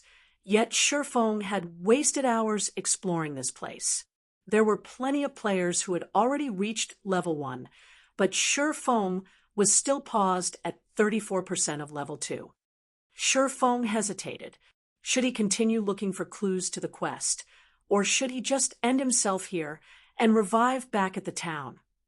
I'll look for another hour. If it's still no good, then I'll return to the town. Sherfong laid down a time frame for himself. Although quests like these were precious, he did not have that much time to waste. He still had a ton of quests he could do. There was no need to waste away in this place. Time slowly passed by, bit by bit. Shi Feng arrived at the central tower of the city. This place was once a sacred ground for mages. It was the best place to learn magic. Now, however, it was irreparably ruined. Even the magic crystal at the tower's peak had shattered. Shi Feng went up the tower. He stood in the tower's observatory, filling his eyes with the city's scenery. Shi Feng would have slowly savored the sight were he not in a rush. After taking a look around, he still did not find any special locations. Just as Shi Feng was about to leave, young adventurer, welcome to the city in the sky. A white-bearded old man suddenly appeared. The old man's voice was filled with vicissitudes and wisdom. The sudden appearance of the old man shocked Shi Feng into a jump. He had even thought the old man was some monster that had appeared. However, he let loose a breath after noticing the yellow indicator above the old man. City in the sky. Shi Feng became shocked when he thought of this well-known city of God's domain. City in the sky. The name of this city had once shaken the entire continent of God's domain. There were countless legendary jobs in this city. There was even the famous demigod, ranked sword saint, Altair. It was a city which was even feared by gods themselves. Unfortunately, the city had fallen during the Third God's War, becoming a regret of God's domain. Respectful elder, is there anything I can help you with? Shi Feng smiled and asked in a formal tone. Help. The white-bearded elder shook his head, smiling as he said, No, I don't need any help. I imagine you wish to become stronger. I can help you with that, but are you willing to accept a test of mine? Of course, I'm willing to receive your test. Shi Feng felt relieved. The trail to the quest, past glory, was here. He didn't have to die back to town, losing both levels and SP. The elder nodded his head in satisfaction, gravely saying, I'll give you 3 choices. The first one is the normal difficulty. After you pass it, you'll get a mysterious iron treasure chest. The second one is the hard difficulty, where you'll get a secret silver treasure chest. In addition, you can get additional rewards depending on your rate of completion. The third option is the hell difficulty, where you'll be rewarded a fine gold treasure chest. You'll also receive additional rewards depending on your rate of completion. Young adventurer, which do you choose? 3 choices, each harder than the other, and each more attractive than the other. The 6 assassins who were over level 20 had chosen the hard difficulty. They returned with the secret silver treasure chest, but chose to hide the additional reward. This meant that the additional reward was even better than the secret silver treasure chest. After some thought about it, Shi Feng decided to bravely challenge it. A person who had been reincarnated should have courage. Respected elder, I choose the hell difficulty. Shi Feng was confident he could manage this difficulty. If he could complete it, then it would have a great effect on his future developments. Ha ha ha. Young people sure are full of energy. I truly admire you, but be sure not to regret your choice. The elder disappeared after his hearty laughter. System. Quest past glory accepted. Face off against 1,000 monsters of the same level. Considered passed after killing 500 monsters. Time limit of 4 hours. Quest failure penalty. All attributes permanently reduced by 10 points. Attributes are the essence of a job. If Shi Feng's attributes were all reduced by 10 points, then he was as good as crippled. This penalty sure is ruthless. Shi Feng's scalp started itching as he looked at the countless specter warriors appearing below the tower. The countdown started. There were 5 seconds remaining before the monsters attacked. Specter warrior, common monster. Level 2, HP 230. Fighting against one of them would be easy. against an ocean of them. However, even Sure Feng would start to panic. Rushing in was just plain suicide. Sure Feng would quickly become surrounded and killed. The only choice was to fight the monsters one by one. Sure Feng had a wealth of experience in battling. He quickly ran down the tower and stood at the staircase. The stairs only allowed 2 monsters to pass through at a time, so it was the best place to attack from. Sure Feng would be able to clear this quest so long as he guarded the staircase. Once the 5 seconds were up, every single Spectre warrior rushed the tower with wild abandon. However, the staircase was too narrow. As a result, they were blocking each other. Sure Feng only had to face 2 Spectre warriors at a time. With regards to the warriors' attacks, Sure Feng could dodge them with relative ease. Thundering Flash. Chop. 3 streaks of light flashed across, instantly causing a high damage of 60 to all Spectre warriors within a 2 by 10 yard area. The chop that followed dealt 33 damage. Within an instant, the first Spectre warrior had only half of its HP remaining, whereas the tens of others behind had lost a quarter of their HP. Previously, Sure Feng faced off against high-leveled monsters with very high defense. The effects of Thundering Flash and Chop were both greatly reduced. Now that Sure Feng was facing monsters of the same level, Thundering Flash could vividly display its prowess as a powerful AoE damaging skill.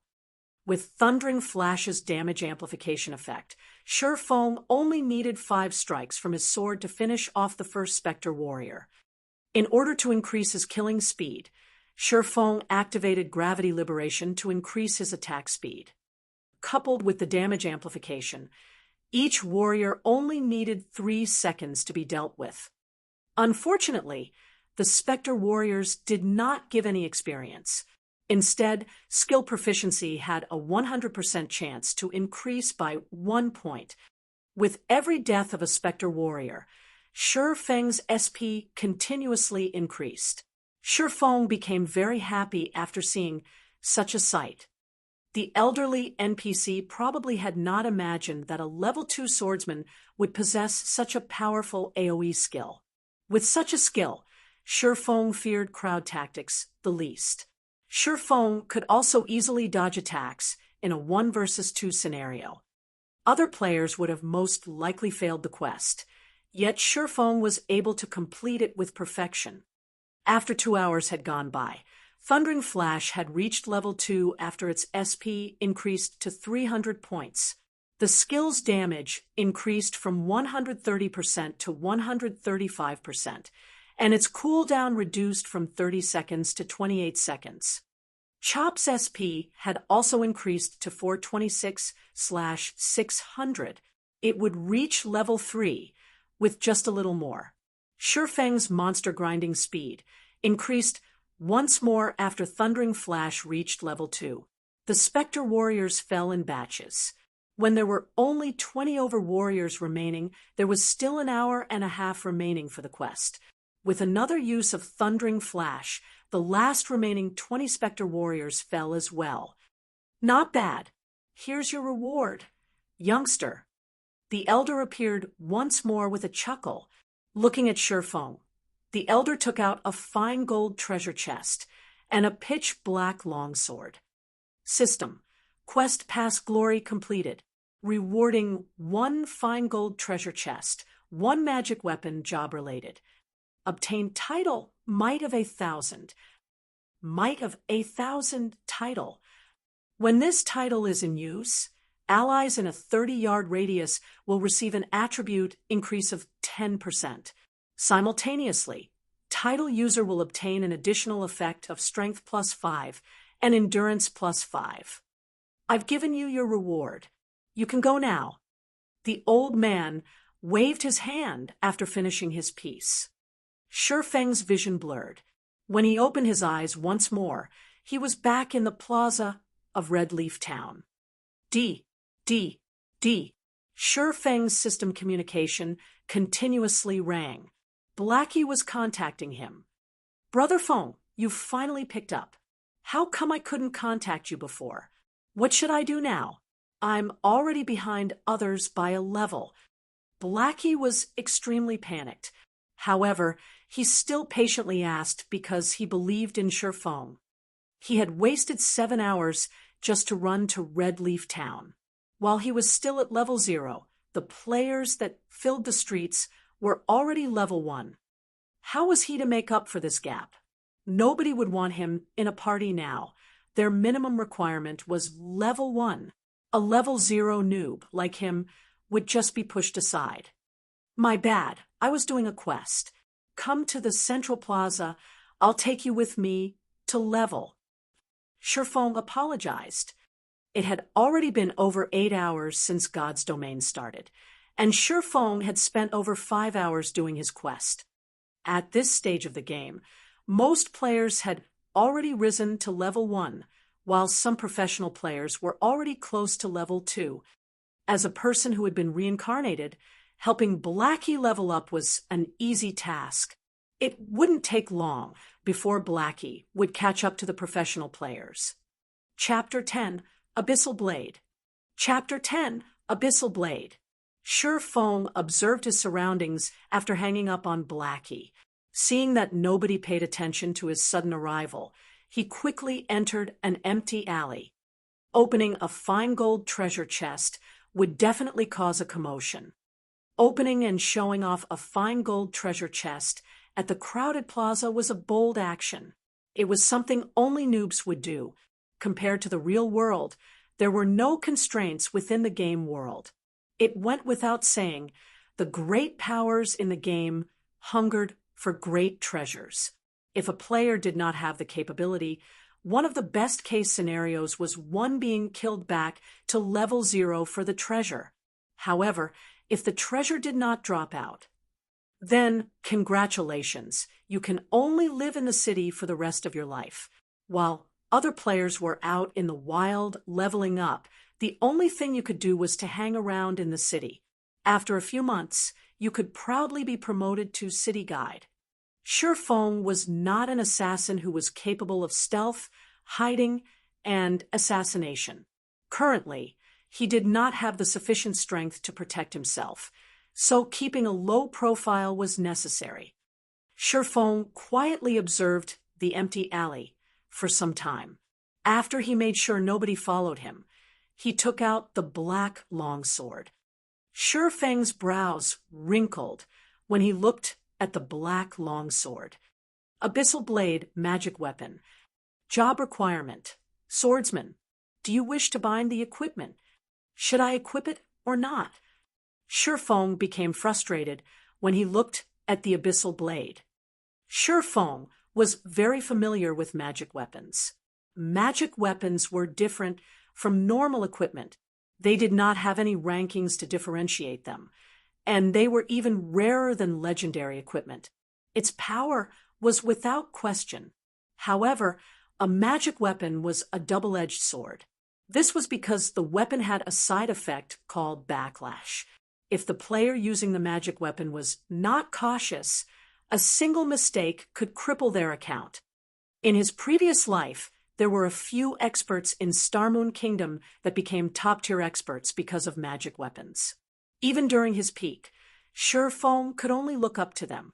However, after a period of time, 2 of those experts crippled their accounts because they did not deal with the backlash properly. Their only choice was to start a new account. Forget it, let's just set it aside for now. I can't take the risk right now. Shurfong shook his head as he kept the Abyssal Blade. He had to earn 16,000 credits in 10 days. The pressure on him was huge. If any mistakes were to happen, then all his efforts before would become wasted. Shurfong took out the fine gold treasure chest. Shurfong looked at the gold-plated treasure chest. Unable to suppress the excitement in his heart, the secret silver treasure chest they brought out the last time already contained a pharmaceutical recipe and blacksmithing design. I wonder what a fine gold treasure chest would give. Shurfong had been playing God's Domain for 10 years now, and the number of fine gold treasure chests he had seen did not exceed 20. Wars were fought over for every fine gold treasure chest.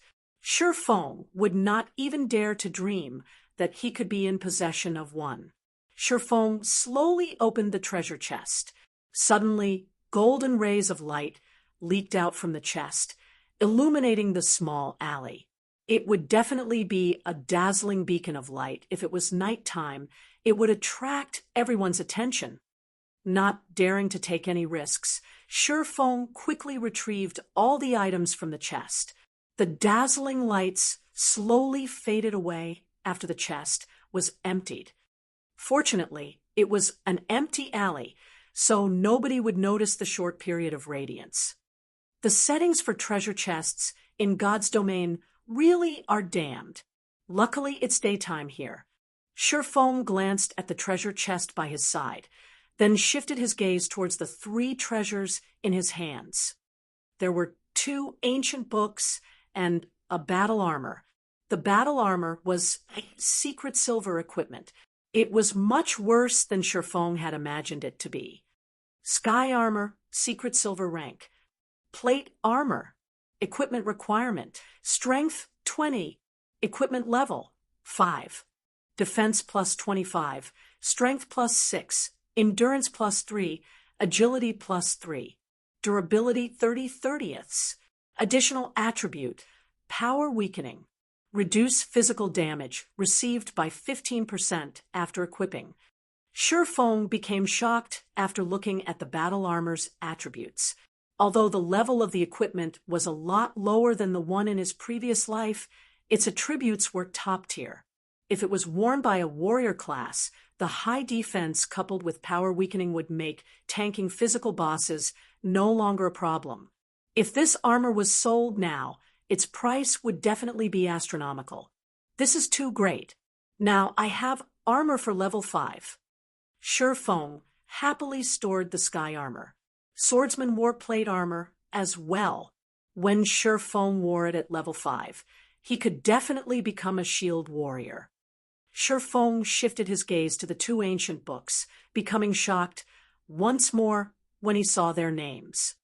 Book of Forging and Records of Potions. These 2 were both extremely rare treasured books. Everyone knew that forging and potion making were extremely hard to learn. Every forging master and potion master were the symbols of strength of a guild. Even Shadow, a guild that possessed 10 city-states, only had 2 forging masters and 5 potion masters. Every one of them was treated like princes. With these 2 books, Shi Feng could create a forging master and a potion master. I remember there being a hidden quest in Dark Moon Valley. Not only would it teach forging for free, it would also reward a forging talent. If I have both the forging talent and Book of Forging, I could quickly become an advanced forging apprentice. Then I could make bronze equipment and earn a lot of money. Shi Feng recalled a member of Shadow called Hammer Trading. The person had become a forging master because he completed that hidden quest. Dark Moon Valley was a level 4 monster area. The quest as well was a difficult one and would take up a lot of time. It seems I have to buy some items and make proper preparations. Shi Feng stored the 2 books and sent a mail to Blackie, telling him to meet up at the trade area. Shi Feng then headed to the trade area himself. At this time, there were quite a lot of players at the trade area. Players who were tired of killing monsters would come to the trade area to rest, having a drink and chatting. There were also players selling their loot from grinding. Shi Feng searched for an empty spot, covering the ground with a piece of white cloth. He placed down the equipment and herbs he picked, starting his stall. The level 4 common cloth armor was priced at 1 silver 20 coppers, while the bronze shield was priced at 21 silvers. It was a fair and cheap price at this stage of the game. Rare herbs, high-level equipment, those interested come and take a look. Shi Feng shouted. There were quite a number of players in the trade area. However, most of them were selling materials such as herbs or etc. Until now, there had not been a single player selling equipment. Shi Feng's shout immediately became everyone's focus. It can't be. There really is equipment. A bronze shield even. What unbelievable luck. I don't even have common equipment, yet he's already got a piece of bronze equipment? This is level 5 equipment. Is this a joke? I'm not seeing things, right? What's so great about it? Don't forget, there was an expert that killed the town mayor. That was a level 15 elite. Now, nobody can receive a quest from the town mayor. Some players that receive the town mayor's quest are also fuming with rage. All of them want to eat that expert alive. 21 silvers. This price is too high. I don't even have 1% of that money. The surrounding players were all in shock. God's domain hadn't been open for 10 hours till now, yet someone could obtain such top-tier equipment. The most unbelievable part was that it was even being sold. It should be known that most guilds and workshops would wear the equipment they obtained, increasing their advantage as much as possible. They would definitely not sell them. Right now, players were, on average, level 1. Level 5 equipment was something impossible to imagine, not to mention a level 5 bronze shield. However, 21 silvers was too high of a price. The income of the average player did not exceed 20 coppers, and 21 silvers equaled 2,100 coppers. It was an impossible price for them to shoulder. Shi Feng silently smiled as he looked at the increasing number of spectating players. He never hoped for these average players to buy it. What he wanted was the advertising effect. It was only a moment before a party of players rushed over. Leading them was a shield warrior. Give way, give way. Now that we, Shadow, are here, we are buying everything on the stall. Everybody else can just leave. The party members of Shadow created a path for the shield warrior to walk through. Shi Feng sent them a glance, discovering that the shield warrior was someone he knew. The man was called Flaming Tiger. He was the team leader for Shadow in Red Leaf Town. In his previous life, Shi Feng was constantly used as cannon fodder, preventing him from rapidly rising. Flaming Tiger was responsible for 3/10 of that effort. Shi Feng never thought he would meet up with this man so quickly. You the stall owner? Flaming Tiger became excited as he looked at the blue cross-shaped shield. He then looked at Shi Feng. He did not have the observing eyes skill, so he could not tell Shi Feng's level. However, Shi Feng was only clad in novice equipment, and he did not have any guild's insignia on him. He was definitely just an average player. Obtaining such equipment should be due to good luck. Shi Feng nodded his head, saying, "That's right. Good. I want everything here for 1 silver." Flaming Tiger proudly stated. He said it as if everything on the stall was just unworthy garbage, and that giving 1 silver for them was looking up to 1. I don't negotiate prices. Please don't hinder my business by acting like a lord. Shi Feng did not get angry, choosing to ignore Flaming Tiger. At this moment, Flaming Tiger's face became livid. He glared at Shi Feng, coldly saying, "Are you sure you want to oppose us, Shadow? I'll give you 1 more chance. Think carefully before you speak." Suddenly, all 5 other members of Shadow surrounded Shi Feng. Shi Feng rolled his eyes at Flaming Tiger, saying in a straightforward manner, "Fools." He actually dared to threaten Shi Feng inside Red Leaf Town. Did he not know it was prohibited to take action inside a town? "You're courting death."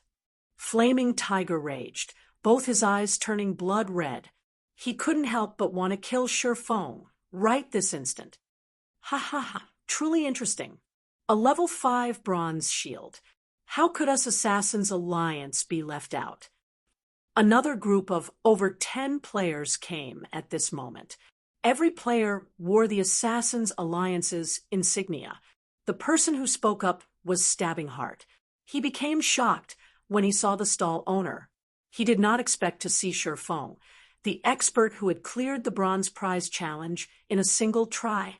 Feng had even obtained a level 5 bronze shield now, so he had definitely killed a high-leveled elite monster. Stabbing Heart became even more respectful of Feng. Here's 24 silver. I want everything here. Let's become friends. The next time you have any good equipment, you must consider us Assassin's Alliance. Stabbing Heart handed over the 24 silvers without hesitation. Although it was not easy for the guild to collect these 24 silvers, it was definitely worth it if he could become friends with an expert like Feng. All right, since you're so straightforward, I won't ask for the 50 coppers anymore. I'll contact you in the future. Feng understood Stabbing Heart's intention. It wasn't a bad deal if he could cooperate with such a large guild. Meanwhile, the surrounding players were shocked by Assassin Alliance's overwhelming air, handing over 24 silvers without batting an eye. Now, this was a large guild. Such an action had made a lot of players wanting to sign up for the guild. Compared to the Assassin's Alliance, there was no future in joining a guild like Shadow. Everybody sent looks of contempt over to them. After being looked down upon by Feng, then being given a slap by the Assassin's Alliance, Flaming Tiger's face became beet red. His eyes nearly crackled from anger. He called over an assassin, coldly saying, "Quiet Wolf, you keep an eye on that kid. I'll let him know what happens when he opposes Shadow." On the other side, Feng had long since left the scene. He was currently purchasing items around the trade area. He now held 24 silvers on his person. It was an amount even greater than the total wealth of an average guild. Now, that Feng was an absolute tycoon. He started buying things without a single care. He bought 20 bottles of black steel beer, each costing 25 coppers. He bought 30 smoke bombs, each costing 20 coppers. He bought 100 apple pies, each costing 5 coppers. Eating it recovered 30 HP every second, lasting 10 seconds. He bought 100 magic water, each costing 5 coppers. Drinking it recovered 30 MP every second, lasting 10 seconds. Feng spent a lot of his wealth within an instant, leaving him with only 3 silvers. "Brother Feng, you finally decided to show up. What are we going to do now?" Blackie had been waiting in the trade area for some time now. He wore a dark expression on his face, and his eyes were filled with resentment. God's domain had already been open for over 9 hours now. Aside from obtaining an Explorer title, Blackie did not obtain anything else. He was nearing the point of dying from depression. "Let's go grind some monsters then." Feng smiled, sending Blackie a party request. Chapter 11, Black Steel Beer. Chapter 11, Black Steel Beer. After leaving Red Leaf Town, Feng brought Blackie along as they headed straight towards Dark Moon Valley. "Brother Feng, we're on the path towards Dark Moon Valley. That's a level 4 monster area. Can't we choose a safer place?" Seeing that Feng's target was level 4 monsters, Blackie couldn't help but ask nervously. Challenging higher levels in God's domain was extremely difficult. Usually, players would just challenge monsters that are 1 level higher than themselves. Challenging monsters 2 levels higher required at least a 6-man party for it to be possible. However, even 6-man parties wouldn't carry out such an action. Compared to exhausting themselves just to kill a single level 3 monster, it was much more efficient to just kill a level 2 monster. Feng and Blackie were only 2 people. Ignoring Feng, who was a level 2 swordsman, Blackie himself was still a level 0 cursemancer. He was just free food to a level 4 monster. Going against level 4 monsters just with the 2 of them was utterly suicide. Feng only smiled regarding Blackie's worries. He securely said, "Relax, can't you see that I'm already level 2? That friend of mine is an expert beta tester. If it weren't for our good relation, he wouldn't even tell me such a secret. You can just wait to get on the leveling rocket." Feng pushed all the problems that came with him being a reincarnated person onto his good friend. Now all his actions in God's domain could be easily answered, too. He also didn't have to explain much since Blackie would easily believe him. This was because a beta tester was the best explanation. As expected of Brother Feng, you're still the greatest. No wonder you didn't join Shadow Workshop to earn money. With an expert beta tester giving you pointers, you could definitely earn a lot of money in God's domain. The happiness of my body's lower half will depend on you now, Blackie laughingly said as he became relieved. When joined the party before, he was very surprised to see Feng already at level 2. Currently, there had yet to be any news of a level 2 player in Red Leaf Town. Even elites of a workshop were no exception. However, Feng had reached it. His leveling speed was absolutely terrifying. Blackie knew about Feng's standards. Although his skills weren't bad, he definitely wasn't that good. Before, Blackie still had some suspicions about the news of the beta tester. However, all his worries disappeared after seeing Feng's level, because only a beta tester could make something like this happen. Blackie had also started believing the possibility of Feng earning 16,000 credits in 10 days. Scram! This brother's straight. Feng rolled his eyes at Blackie, slightly widening the distance between them. However, Blackie's gaze still carried some impurities, causing Feng to panic slightly. What are you thinking, Brother Feng? My dream lover is the snow goddess, Gentle Snow. Blackie hurriedly explained. The snow goddess. Feng had a very deep impression of this woman. She had performed extremely outstanding in other virtual games. Not only did she possess an absolutely beautiful face and devilish body, but she also had a proud attitude which was backed up by her excellent battle techniques. Because of these traits, she became even better received by the public. After 3 years since God's Domain's opening, she had become a top-tier expert within the whole country. She was also the top 10 berserker within the country. She was dubbed as the Battle Goddess. She had starred in plenty of commercials. Her personal net worth at that time had exceeded tens of billions of credits. Not only that, but she was also the vice guild leader of Ouroboros. Millions of players would move with her single command. During those times, Feng was only a minor character within God's domain. He could only look up to Gentle Snow's shadow. Unfortunately, some time later, Gentle Snow suddenly vanished from God's domain. Her disappearance became a hot topic within God's domain for some time. Brother Feng, look, that's an elite monster. Blackie pointed towards a snow-white fox in the distant paddy field as he shouted. Feng looked over to the golden fields, discovering a white-colored fox. There was even a little rabbit in the fox's mouth right now. Cunning Snow Fox, Rare Elite, Level 2, HP 450.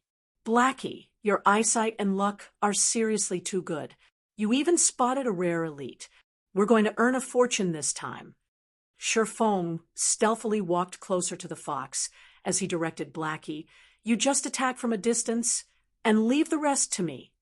Rare elites were a special type of elite. They had the same capabilities as a normal elite monster, but the rewards they give out were a lot greater. It would take a long time for it to respawn after being killed. Whether you could meet one depended on your luck. Brother Feng, you must be crazy. That's a level 2 elite. We can't go against it. Blackie wanted to stop Feng. Only a small party of the same level could deal with an elite.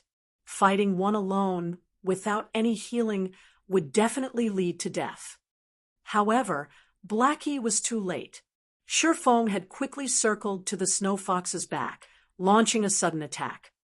Chop! A sword strike flew. The snow fox's actions were very nimble.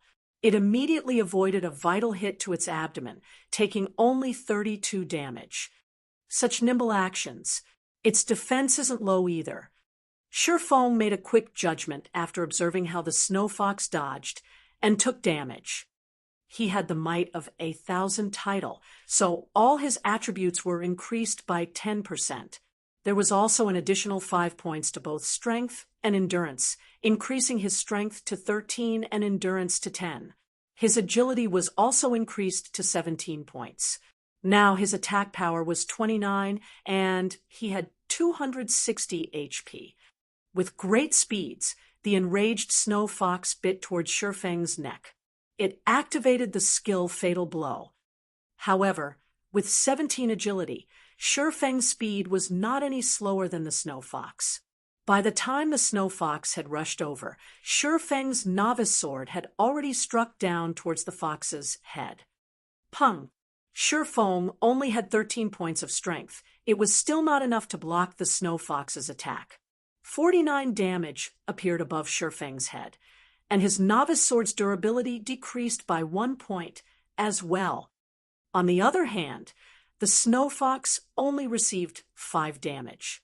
The gap between the two of them was as clear as day. We're dead. We're dead. We're so dead this time. Sweat started appearing on Blackie's forehead. He had seen damage from common monsters, but he never imagined that there was such a great difference from an elite monster. Feng was lucky he had blocked the attack with his sword, only taking close to 50 damage. If the attack landed on his body, wouldn't it be over 100? Feng had reached level 2 with great difficulty. If he died this time, he would return to level 1. His great advantage over others would be gone. Move, Blackie! Feng shouted. He really must have gone mad. Fine, fine. At worst, I'll just die once. I'm still level 0, anyway. Blackie clenched his teeth and started chanting a curse, his hands making gestures. A dark arrow shot out, dealing 5 damage to the snow fox. Blackie sucked in a deep breath when he saw the damage. He had added all his points into intelligence, yet 5 damage was all he could do. An elite monster's defense was just terrifying.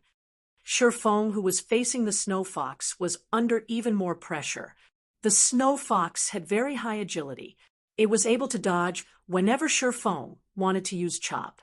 In the end, Feng could only use normal slashes, dealing 18 damage each time. However, each successful bite from the snow fox would deal over 100 damage. It was greatly disproportionate. 10 seconds later, Feng's HP fell to 31, while the snow fox still had 244. I guess there's still no way to directly face off against an agility-type elite with such a small amount of skills. Feng looked at the snow fox's half-remaining HP. If he continued to drag on this fight, he would be the one to die. He had to start bursting. Feng took out a bottle of black steel beer from his bag. After taking 2 mouthfuls, he became slightly drunk and his vision started becoming blurry. He then activated gravity liberation, his speed increasing by a huge leap. He arrived at the snow fox's side with lightning speed. When Feng looked at the snow fox's level again, it displayed level 0, whereas he was level 2. Suddenly, the suppression due to level difference was removed, letting Feng's damage rise. Similarly, however, his body became difficult to control. Die! Feng's eyes were icy cold. His grip around the novice sword tightened. Thundering flash. Hua! Hua! Hua! 3 lightning-quick slashes struck past the snow fox's waist, causing it to let out a tragic cry. Damages of -30, -36, -42 appeared on top of its head, instantly taking away 1/4 of its HP. Afterward, another chop dealt 43 damage to it. The snow fox desperately resisted, but Feng's speed after activating gravity liberation was very fast. Even if he was in a drunken state, with his many years of battle experiences, Feng could still easily maneuver his body. This had placed the snow fox at an absolute disadvantage. Damn, what did you drink, Brother Foam? You're suddenly so fierce. Blackie's eyes nearly popped out of their sockets as he saw Sure Feng's cheat-like performance. At this moment, the fierce snow fox had become Sure Feng's plaything. It had zero chance at resisting. When the snow fox had 42 HP remaining, Sure Feng was about to give the last strike. Suddenly, Sure Feng felt a shiver going down the back of his neck. It was as if he had a dagger pointed at his neck. It was a terrible feeling. Sure Feng instinctively leaped forward. In the next moment, a bright, snowy dagger had slashed across his original position. Sure Feng had surprisingly avoided that strike. Behind Sure Feng, a figure with an extremely surprised expression revealed himself. He had already kept his presence hidden incredibly well. He did not even let out a single sound. Not only that, after he had raised to level 1, his agility had reached 10 points. However, his sneak attack had actually been dodged. What sort of intuition did Sure Feng have? Friend, we have no hatred or enmity between us. It isn't good doing something like this. Sure Feng focused his gaze on the newly appeared assassin as he coldly said so. If you wish to place blame, then blame yourself for angering us, Shadow. It is too late even if you regret it now. Quiet Wolf said excitedly. He held his dagger in reverse grip, paying attention to Sure Feng's every movement. Quiet Wolf had been following Sure Feng while also reporting his location. He never imagined that they would meet an elite monster. The Snow Fox's current target was Sure Feng. Although Sure Feng had good skills, with the Snow Fox holding him back, Quiet Wolf could definitely find a chance to kill Sure Feng's remaining strand of life. Then he could kill the Snow Fox. There were only benefits for him. As for the Cursemancer on the side, he was just garbage that was not even worth mentioning. Naturally, the Snow Fox wouldn't care about any of this. It just knew that it had to kill Sure Feng. The Snow Fox suddenly bellowed, its snow-white skin turning into a flaming red. Its body also increased in size, and its HP rose by 20%. Then, the Snow Fox activated its final skill, Tearing Bite. The skill amplified its damage by 50%, also causing a bleeding damage of 30, lasting for 5 seconds. You can go and regret, now. I'll take care of this Snow Fox in your stead. Quiet Wolf rushed at Sure Feng. He was prepared to kill off Sure Feng the moment he dodged the Snow Fox. Chapter 12, A Timeful Parry. Chapter 12, A Timeful Parry. System. Player Quiet Wolf has attacked you and entered a yellow name state. Duration of 1 hour. Any players who attack yellow name players will not receive any penalty. Sure Feng only had 31 HP remaining. Being attacked from both sides by the Snow Fox and Quiet Wolf put Sure Feng in a very dangerous position. Despicable. Standing at a distance, Blackie scolded Quiet Wolf for sneaking an attack at such a moment. However, he couldn't change a thing about it. The two of them were too far apart. It was too hard for him to land a hit on Quiet Wolf. He could only aim his attack on the Snow Fox, hoping to kill it off a second earlier, and not letting Quiet Wolf profit off of them.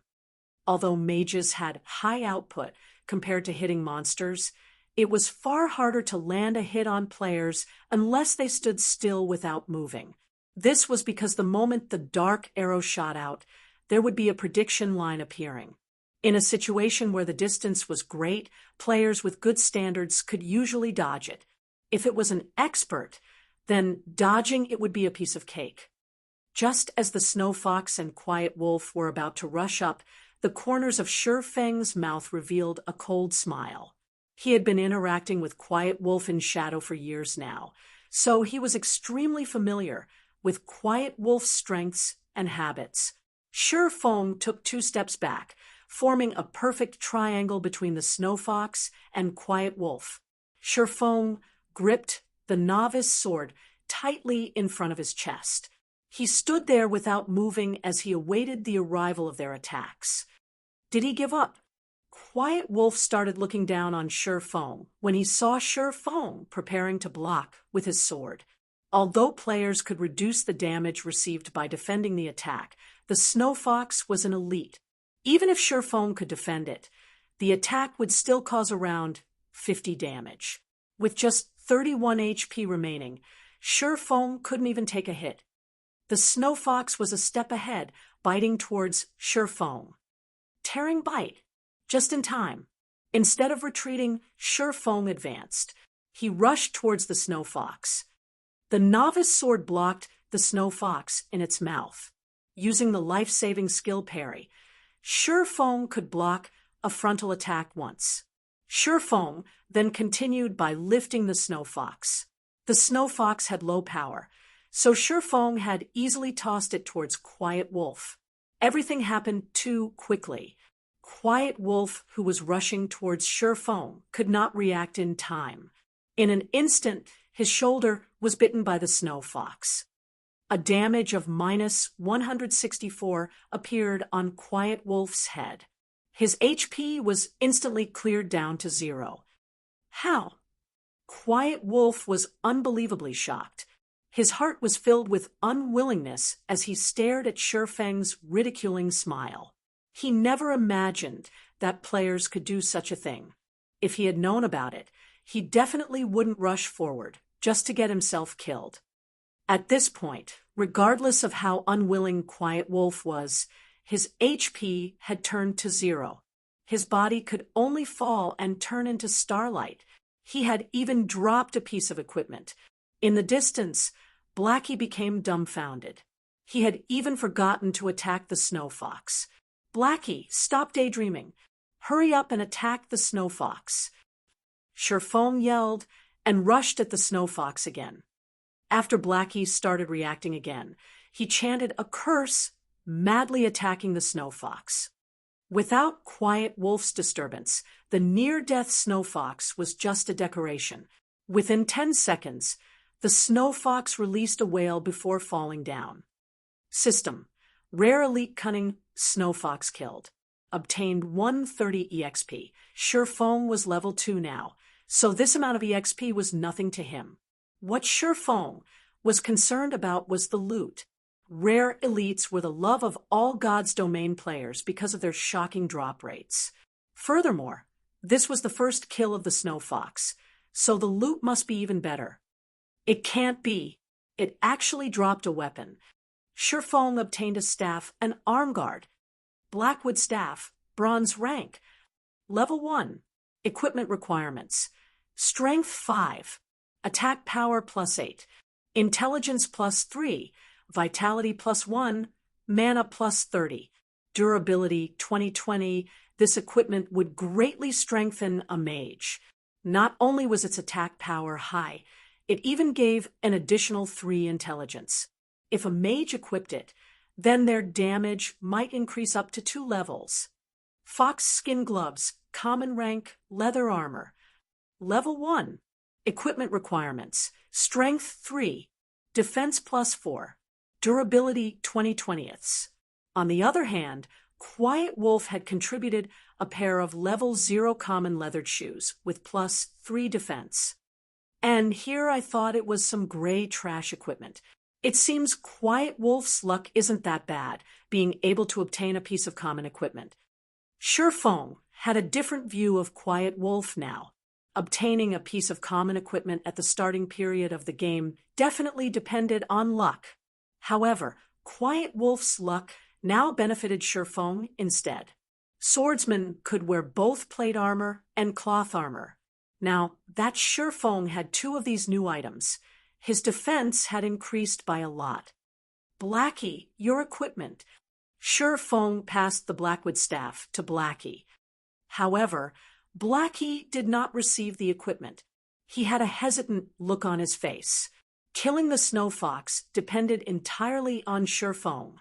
Blackie wasn't of much help, yet he had received the best equipment. A piece of bronze equipment, no less. At this stage of the game, there weren't many players capable of owning such an item. It was extremely valuable. What's happened to you? Aren't we good brothers? Why are you being courteous with me? Besides, you're a cursemancer. Once you've reached level 1, you can fully exert the staff's greatest capabilities. With that, we can level even faster. Shifeng said in a serious tone, as if he knew what Blackie was thinking. After some thought, Blackie was able to make sense of it. He no longer refused it, saying, "Thanks. I'll definitely use it properly." "Now, that's much better." Shifeng laughed. "Let's go. We're going to Dark Moon Valley." Red Leaf Town. Quiet Wolf, what were you even doing? Not only did you die, you've even dropped a piece of expensive equipment. Do you know how precious that equipment is? Flaming Tiger snapped as he cursed. Quiet Wolf's expression was as gloomy as dark water. That pair of shoes was something he had obtained after grinding for 7 hours, and now he had actually lost it. Even his heart was bleeding right now. Although he had wanted to explain, he did not know how to. Should he say how he was toyed with by Shifeng? That wasn't something he was willing to admit. However, even if he wanted to snatch the equipment back, he wasn't an opponent for Shifeng. "Brother Tiger, I discovered a rare elite in the wild. I didn't think I would be discovered by that kid when I was about to kill off the elite. That kid had even brought along another person. In a 1 versus 3 situation, I wasn't their opponent at all." Quiet Wolf pretended to be enraged as he turned black into white. He continuously tempted Flaming Tiger. That brat should have killed the rare elite by now. He must have obtained some good equipment. They were on the path towards Dark Moon Valley.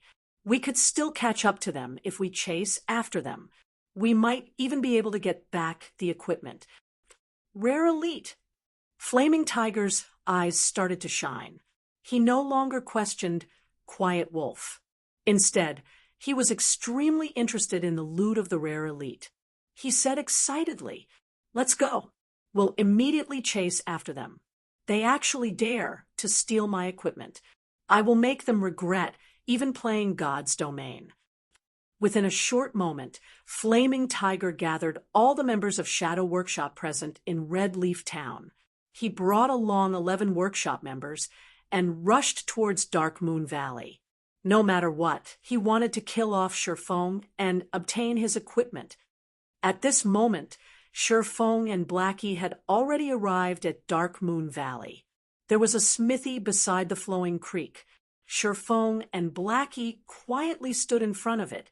They were looking at a bare-chested, middle-aged uncle. In his hand, the man wielded a steel hammer. Ding! Dang! He kept hammering on the crimson red ore. Time slowly flowed by bit. "Brother Feng, are we still going to wait?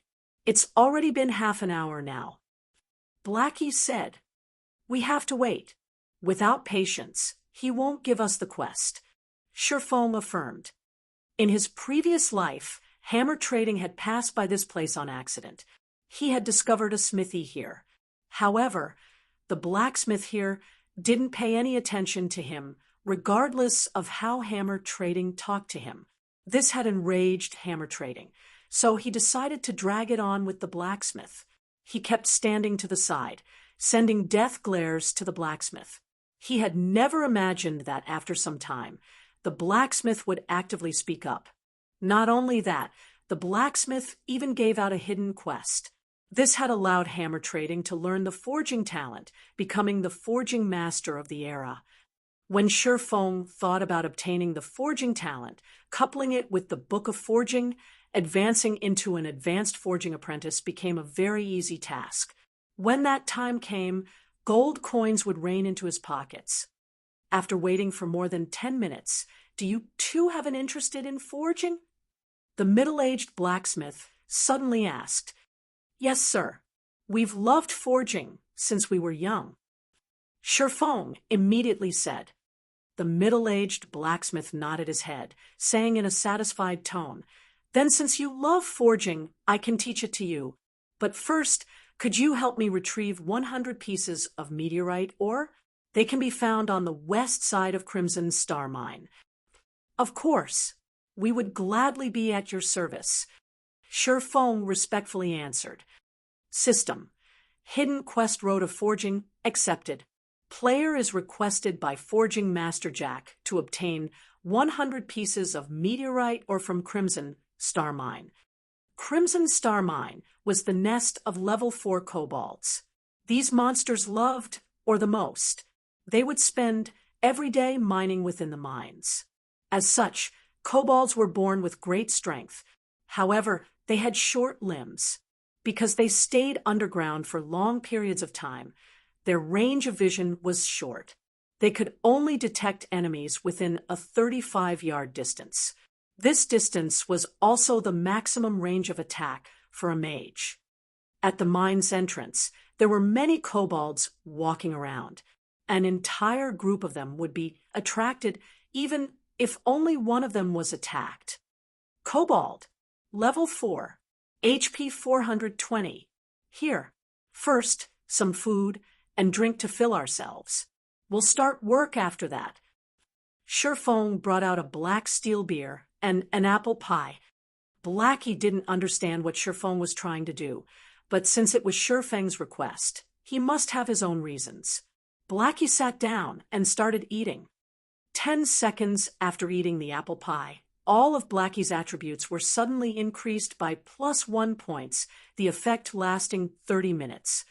After drinking the black steel beer, Blackie's vision started becoming hazy.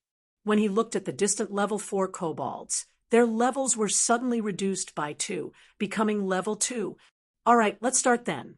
A bottle of black steel beers, drunk in effect, only lasts 30 minutes. Shi Feng stood up.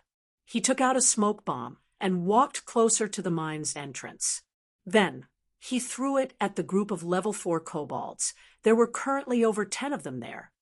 Smoke bomb, able to reduce the visibility in a radius of 10 by 10 yards. Duration of 1 hour.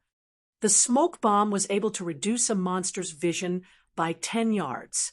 It wasn't particularly useful against other monsters. However, it was great when facing kobolds. Their vision was now reduced to 25 yards. As long as a mage attacked from a 30-yard distance, the kobolds would not be able to spot them at all. They could only stand there and wait for their deaths. Attack! Shi Feng pointed to the kobolds within the smoke. Blackie was half-doubting Shi Feng's actions, but he still chose to believe in Shi Feng. His mouth started chanting a curse. A moment later, a dark arrow shot out, landing directly on the foremost kobold. Chapter 13, Blackie's Good Luck. Chapter 13, Blackie's Good Luck. The kobold within the smoke was hit, 21 damage appearing above his head.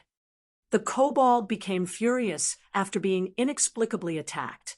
Like a searchlight, the kobold looked around in all directions with his blood-red eyes. Such an action had also caused the other kobolds to start being on guard. Within the forest, Blackie's heartbeat kept on speeding up. He was extremely panicked. Although the kobolds looked to be level 2, their attributes 100% belonged to a level 4. Drinking the black steel beer allowed a player to become drunk, significantly increasing the player's courage. As a result, all enemies seen by the player would have their levels reduced by 2. However, this would not reduce the kobolds' attributes. If these kobolds came rushing at them, only death awaited Shi Feng and Blackie. Yet, Blackie's worries were for naught. The attacked kobold looked at its surroundings. However, it did not discover any enemies. After whining for a bit, it returned to its original state. The other kobolds also stopped paying attention to their deranged companion as they continued walking about. Relax. They won't attack us as long as you maintain a 30-yard distance.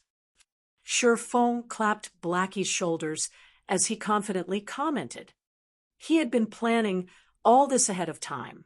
Otherwise, he wouldn't have spent that much money buying all those items. Blackie became even more courageous after Shi Feng's encouragement. He continuously chanted curses and shot out dark arrows. The kobold only had 420 HP, and it couldn't withstand Blackie's bombardment at all. After receiving more than 20 dark arrows, it breathed its final breath. Meanwhile, the other kobolds by its side did not show any reaction at all. Blackie became excited when he saw the first kobold fall. He had killed a monster 4 levels higher. Although the EXP was shared due to being in a 2-man party, the amount of EXP he received was still plenty. His experience had risen by 5% within an instant. This meant that Blackie would level up after killing 20 kobolds. He was even safe and unharmed. If the monsters did not disappear completely, their leveling speed would be terrifying. With such a great way of leveling, they would be able to rise even to level 6 very effectively. Blackie now understood why Sherfong was so confident. Even if they had wasted several hours from traveling, being able to grind on monsters here was definitely worth it. After a while, the group of 20 or so kobolds in front of the mine's entrance was cleared out completely. Blackie had also raised to level 1. After he equipped the Blackwood staff and added all his free ability points into intelligence, his damage was increased by a large leap. He could now take away 45 HP from the kobolds in a single hit. Meanwhile, the group of kobolds had dropped 12 copper coins and a level 3 common cloth armor. There were also 5 pieces of meteorite Oregon. Blackie's luck was quite good. According to what Sherfong had known, the drop rate of meteorite or from the kobolds was not high. Only one would drop out of 10 of them. Nearly 1,000 kobolds needed to be killed to obtain 100 pieces of meteorite Oregon. Now, however, just a group kobolds had given them 5 pieces of meteorite Oregon. After storing the drops, Sherfong went on to lure more monsters. With the advantage of his 16 agility, Sherfeng's speed was faster than the kobolds. Within moments, he had lured over 30 kobolds. He also maintained the distance of around 20 yards, but not exceeding 25 yards. When he had lured all the kobolds into the smoke cloud, Sherfong increased his speed abruptly. He quickly distanced himself over 25 yards from the kobolds, causing them to lose their target. After losing their target, the kobolds stood on the spot in a daze. Blackie, who stood over 30 yards away, took the chance to attack. The group of over 30 kobolds took less than 10 minutes to be cleared. They dropped another 21 coppers and 6 pieces of meteorite Oregon. Sherfong and Blackie's experience also greatly increased. In such a way, Sherfong continued luring monsters while Blackie continued dealing damage. Although the process felt mechanical and boring, Blackie was not complaining one tiny bit. On the contrary, he became even more vigorous with each kill. He wished he could just kill all day without resting. After an hour, Blackie's level had also risen to level 2. His dark arrow rose to level 3, and his damage went from more than 40 to more than 60. Such a rocket-like leveling speed made him speechlessly happy, giving him even more motivation to aim for level 3. Their kobold killing efficiency also increased by quite a bit, with Blackie's greatly improved damage. The only downside was the increase in MP consumption following the dark arrow's level up. Fortunately, there was the magic water that Sherfong had bought. With it, Blackie could fully regenerate his MP before Sherfong had lured a new group of monsters, allowing him to deal damage without pause. Meanwhile, Sherfong was observing Blackie's condition while he lured a suitable number of kobolds. Other than that, he was just picking up the loot. The number of copper coins and meteorite ore were steadily increasing. After another hour of Blackie's effort, they had managed to collect 73 pieces of meteorite ore, 6 pieces of common equipment, and 264 coppers. They would be able to gather the remaining meteorite, or if they grinded for another hour. The system notification rang out just at this moment. System. Player Lonely Snow has sent you 10 coppers. Subsequently, Sure Phone received a communication request. The person contacting him was Lonely Snow. You are. Sure Phone had just finished luring a group of monsters. Since he had nothing to do, he accepted the call request. Hello, brother expert. I'm Lonely Snow. We met before at the town hall, and you've even pointed me to a grinding spot. That place was just too great. There wasn't anybody stealing mobs from me, and I could also easily handle them. I'm already level 2 now. I've also looted a lot of materials and copper coins. I've already mailed you the 10 coppers. I wonder if you've received it. Lonely Snow was extremely excited. Previously, he was worried that this expert would not bother with him any longer. This was because experts were usually very proud. They wouldn't even look at minor characters like him. Lonely Snow had earned over 60 coppers from that treasured location. He purchased. His level had even risen to level 2, leading the other players by quite a lot. Spending 20 coppers for this were definitely worth it. So it was you. I've received the 10 coppers. Sherfong only remembered about it after being reminded. Indeed, there was such a matter. However, that was when he needed the money to kill the town mayor a little earlier, so he had just casually given out some pointers. He didn't really mind regarding the remaining 10 coppers. Brother Expert, the level 2 dungeon Deathly Forest has already been opened, so I wanted to invite you to dive into the dungeon. My friends are all veterans, and they're all level 2 now. They will definitely not drag you down. Of course, all swordsman equipment obtained from the dungeon will belong to you. Do you perhaps have the time?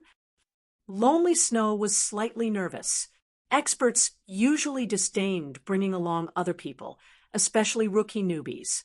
It was the reason why Lonely Snow mentioned that there were level 2 veterans in the party. He was afraid Surefoam would just outright reject him. Deathly Forest. Surefoam had a deep impression of this dungeon. As long as the number of level 2 players in Redleaf Town reaches a certain amount, the first level 2 dungeon in Redleaf Town, Deathly Forest, would be opened. Along with the Deathly Forest's opening, players of God's Domain were made known to the difficulty of dungeons. Deathly Forest was only conquered after many players had reached level 4 or 5. Meanwhile, Deathly Forest's true purpose was to increase the number of skills a player could possess. The monsters within the dungeon mainly dropped the basic skill books for every job. However, the most precious item within the dungeon was the forging design. Only the final boss, Werewolf Fellet, dropped it with a very low probability. Surefoam was very interested in this forging design. If he could learn it, then he would be able to further progress in his plans. Fine. However, I have a condition of my own. I will be bringing a Cursemancer, so all Cursemancer and swordsman equipment will belong to me. Also, I want all materials and design papers that the boss drops. If you all are willing to agree to this condition, then I can go with you. Surefoam had just casually asked for the majority of the profits. However, he did not feel anything wrong with it. This Lonely Snow started sweating all over after hearing Surefeng's condition. As expected, an expert's asking price was definitely high. However, when Lonely Snow considered the strengths of a beta tester, he still reluctantly agreed. All right then, I agree. I'll tell it to the others. Expert, when will you be free to come? We'll meet at the dungeon's entrance in another 2 or so hours. Surefoam estimated Blackie's killing speed. In over an hour, they would definitely be able to finish gathering the 100 pieces of meteorite Oregon. That's good. Then I'll start preparing over here. I'll see you at the dungeon's entrance, brother expert. Lonely Snow ended the call, a heavy weight being freed from him. At this moment, there were 3 other people standing beside Lonely Snow. Every one of them was level 2. What did that expert say? a handsome ranger asked. Lonely Snow explained it to them word for word. What dog's fart expert? He's just here to take advantage and rip off equipment from us. What's the point of inviting him? If we add another 2 damage dealers, we can enter the dungeon all the same. A shield warrior angrily cursed. The male cleric standing at a side curled his lips, saying in a bad mood. Then he sang that all mage class equipment belongs to his friend. Lonely Snow advised, that person is a real expert. He's also a beta tester. He definitely has a deep understanding of the dungeon. He might even be able to guide us through it. Don't you all want to clear the deathly forest? So, what if he's a beta tester? He just had an extra month of experience in God's domain and a rough understanding of it. Besides, the data has long been changed after the game's official release. Even if he knew a lot about the deathly forest, how much use could there be? The shield warrior asked in disdain. He felt that those beta testers were only lucky. Their actual skills and strength might not even be comparable to them. We'll see how it goes after they arrive. If it's no good, then by that time there will be a lot more level 2 players. It won't be too late, even if we find someone else by then. The leading ranger said. After hearing this ranger speak, the others nodded their heads in agreement. At this moment, there was a flash of light in Dark Moon Valley. Shurfong had finally raised to level 3. Unfortunately, the leaderboard for levels had yet to be opened. Otherwise, he would definitely be ranked first on Red Leaf Town's leaderboard for levels. Finally, level 3. Shurfong hurriedly added 4 attribute points towards agility, letting his agility reach 20 points. System. Player's agility has reached 20 points. Activating agility, hidden basic skill fast, and nimble. Fast and nimble, active. When activated, possess a body exceeding the normal man. Body's degree of freedom is completely released. Shurfong suddenly felt a gush of strength from his entire body. He also felt his body becoming unspeakably agile. His 5 senses also received a great improvement. These improvements allowed Shurfong to better exert his body's potential. Besides Shurfong reaching level 3, the last kobold that Blackie killed had unexpectedly dropped a level 1 bronze equipment, war boots. Shurfong couldn't help but admire Blackie's luck. Common monsters of level 1 to 3 would not drop any bronze equipment. The drop rate of bronze equipment from level 4 wild monsters was 1 out of 10,000. Yet Blackie had actually got it. His luck was just heaven-defying. Brother Fong, what are the attributes? Let me see as well. Blackie said so excitedly. The Warboots attributes are quite good. Shurfong displayed the attributes. Recruits Warboots, bronze rank plate armor. Level 1. Equipment requirement. Strength 6. Defense +8. Strength +1. Endurance +1. Movement speed +1. Durability 20/20ths. This is too great. With this equipment, Brother Feng's speed would become even faster, Blackie happily said.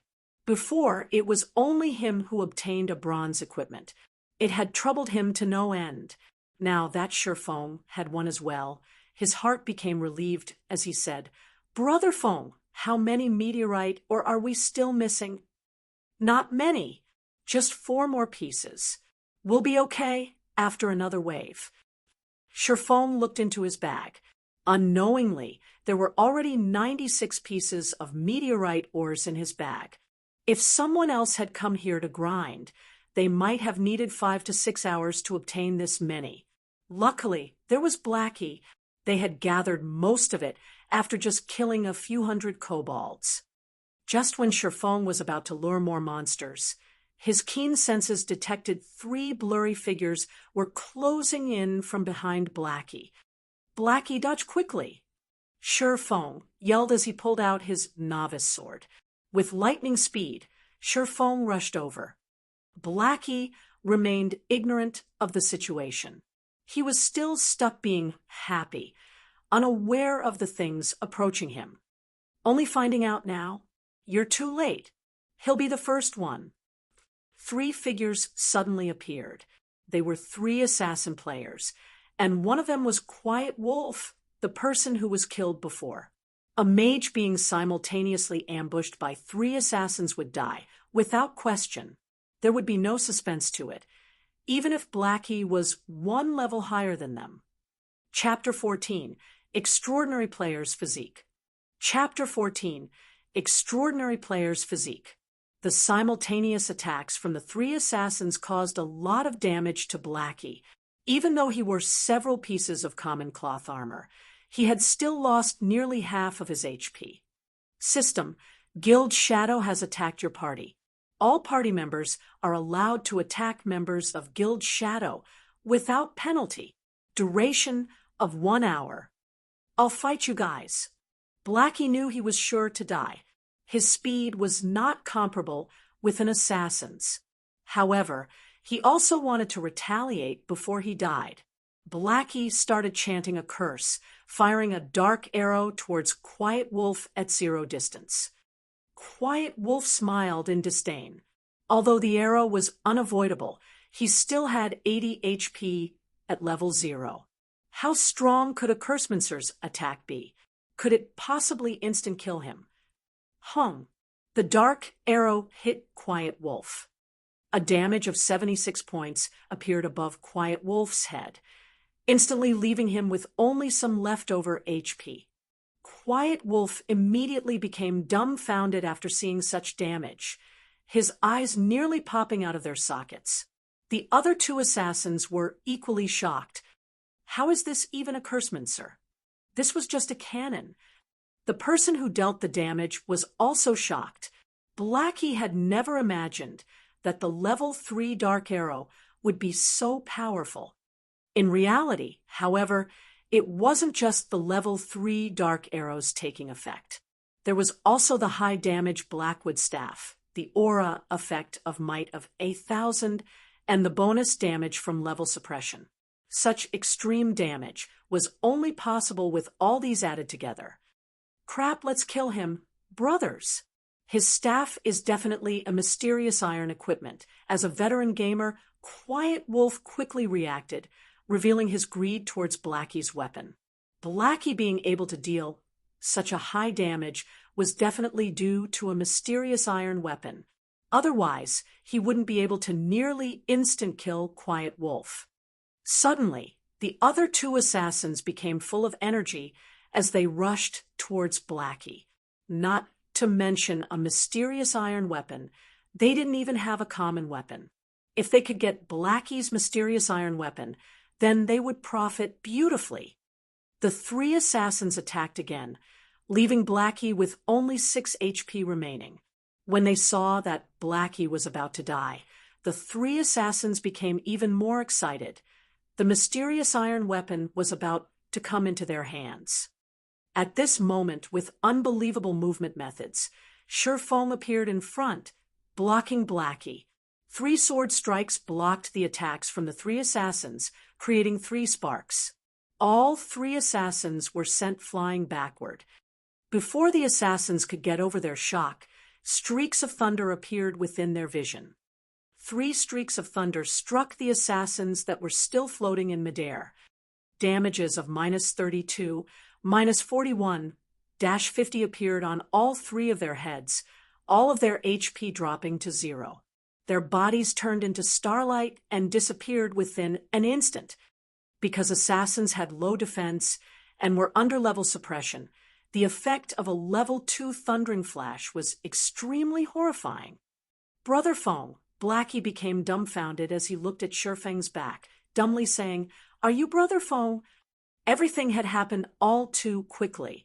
Shurfeng had suddenly appeared and swung his sword 3 times, blocking 3 attacks from different directions. Then, he had followed it up with a thundering flash. All of these actions had been carried out within an instant. It was so fast that the assassins could not even react. Shurfeng's actions and reactions were just inhuman. If Blackie wasn't familiar with the Feng in front of him, he might have even thought it was someone else pretending to be Feng. After sweeping his gaze around, Feng discovered 8 players surrounding them. Leading these players was Flaming Tiger. Feng no longer dared to stay behind, hurriedly saying, "Why are you still in a daze? Let's go." Feng had activated fast and nimble, completely releasing his body's degree of freedom. However, even though he had a constitution that could keep up and react to his thoughts, his actual body's attributes were too low. He had a very hard time controlling his body, and it was also mentally taxing. Taking explosive maneuvers 2 to 3 times was still possible, but doing it long-term was definitely too much. The enemies also consisted of numerous healers and jobs that equipped plate armor. Feng and Blackie's only choice now was to run away. Blackie continuously nodded his head. "Everyone go at them. You must definitely get me my bronze equipment and take over this mine." Flaming Tiger licked the corner of his lips. He was extremely excited. He did not mind the death of the 3 assassins at all. Originally, Flaming Tiger was still burning with rage. They had spent hours at Dark Moon Valley searching for Feng and his partner, causing their leveling speed to fall greatly. However, they had accidentally discovered Feng and Blackie grinding monsters. At first, Flaming Tiger had wanted to immediately surround and kill the 2. However, when he saw Blackie utilizing the smoke cloud at the cave's entrance to kill the level 4 kobolds, Flaming Tiger nearly died from excitement. His hatred toward Feng had also reduced by a large half. He had even wanted to thank Feng for giving him such a valuable location. The difficulty of killing monsters of a higher level was famously known. If he could kill level 4 monsters without any harm, then his leveling speed would be absolutely horrifying. It won't be more than 10 hours before he would be leading the other players. After he had gained a huge advantage over others, the task of uniting Red Leaf Town would be at his fingertips. When that time came, he might even become Shadow Workshop's captain. Countless virtual game companies had closed shop because of God's Domain's opening. There were billions of players joining God's Domain. To obtain their share in this, many enterprises and financial groups started investing in God's Domain, one after the other. God's Domain could be said to be the most profitable virtual game in the world. Flaming Tiger thought about how he would be able to stand out in Red Leaf Town. He thought about forcefully taking the large guilds down a peg. He also thought about becoming Shadow's captain. When that time came, obtaining expensive cars, beautiful ladies, and luxury mansions were only a matter of time. When Flaming Tiger thought of these things, he became unspeakably excited. He had to appreciate Feng for giving all of these things to him. However, appreciation remained just appreciation. He still couldn't let the bronze equipment on Feng and Blackie go. "Brother Tiger, those 2 are too fast. We can't catch up to them." A berserker said, "They're lucky that they run fast. However, this precious piece of land is enough." Flaming Tiger's eyes shone when he looked at the mine. He had already fantasized himself leading Red Leaf Town with flair. "Brother Tiger, what about Quiet Wolf and the other 2? The 3 of them fell back to level 0. They also lost quite a lot of skill proficiency," an elementalist asked. Flaming Tiger rolled his eyes at his subordinate, asking, "Is this even a problem? You saw as well just now. The kobolds within the smoke cloud won't attack players if they're attacked from a distance. Those are level 4 monsters.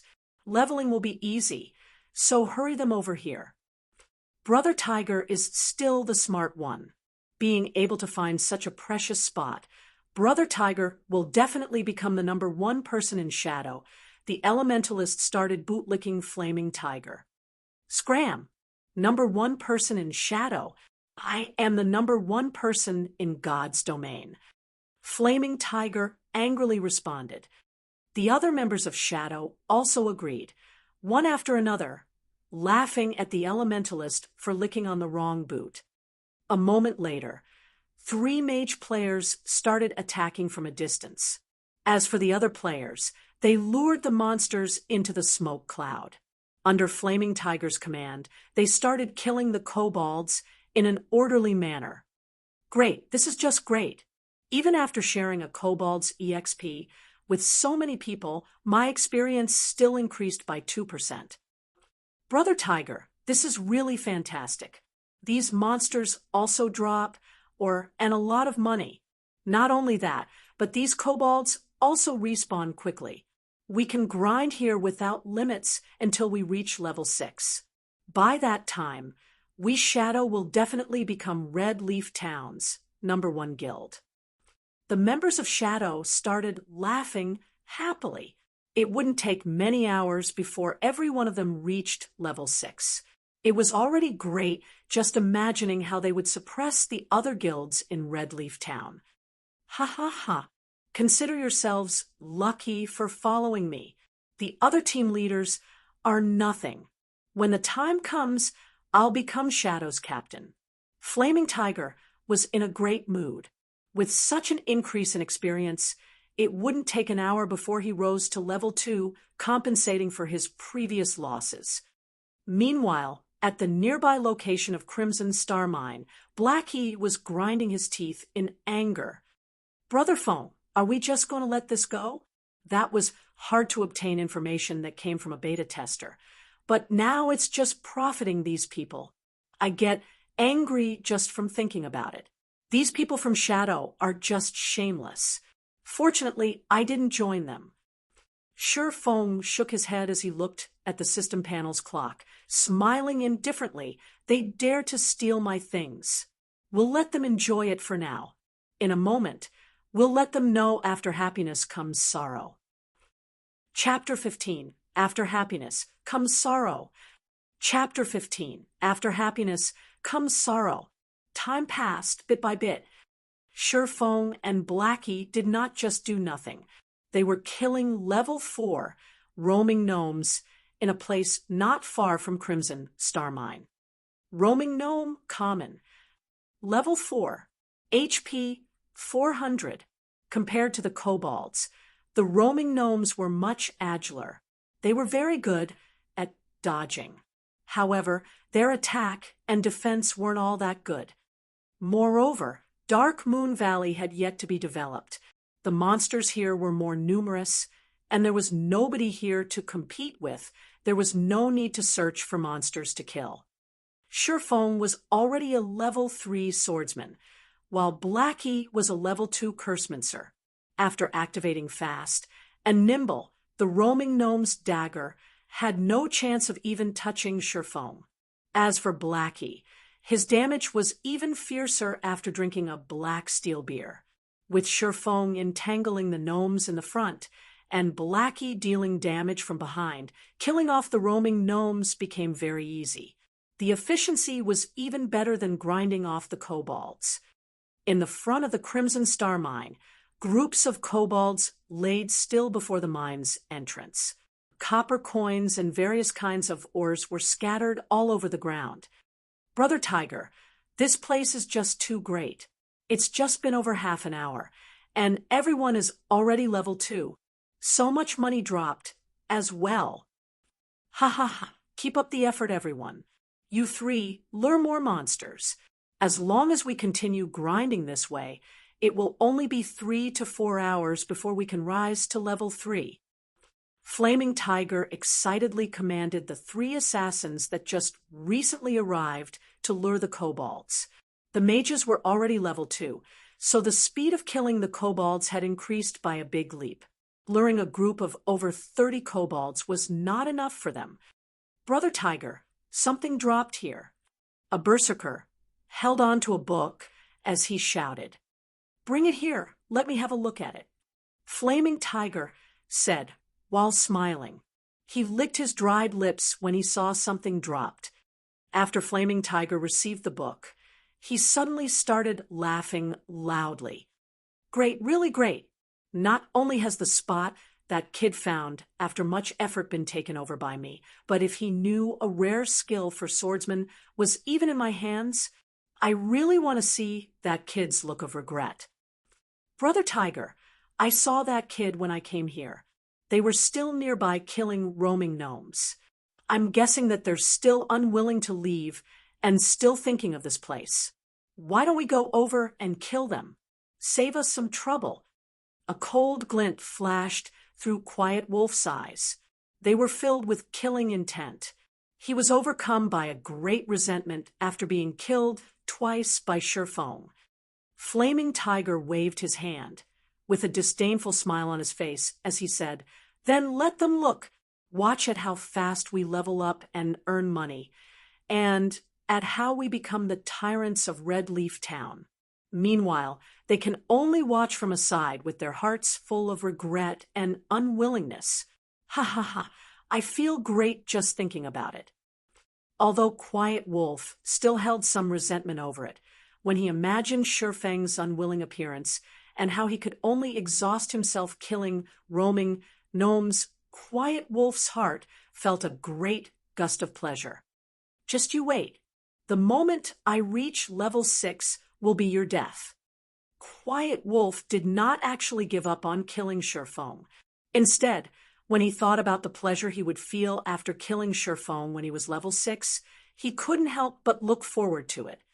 Meanwhile, in the forest 60 yards south of the Crimson Star Mine, Sherfong was using a tree to hide while he observed Flaming Tiger and the others. "Brother Fong, can the two of us handle it?" Blackie asked in a worried tone. These 11 people were not just any average players. They were experts that had passed Shadow Workshop's examination. Moreover, there were 2 healers on their side.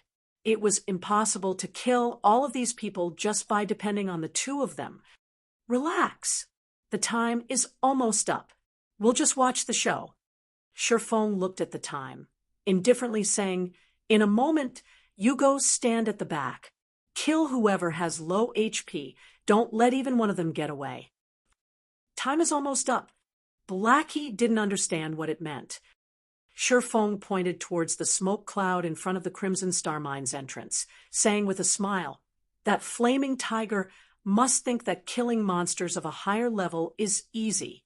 The smoke bomb that we placed before we left has a time limit, and only 2 minutes are left before the hour is up.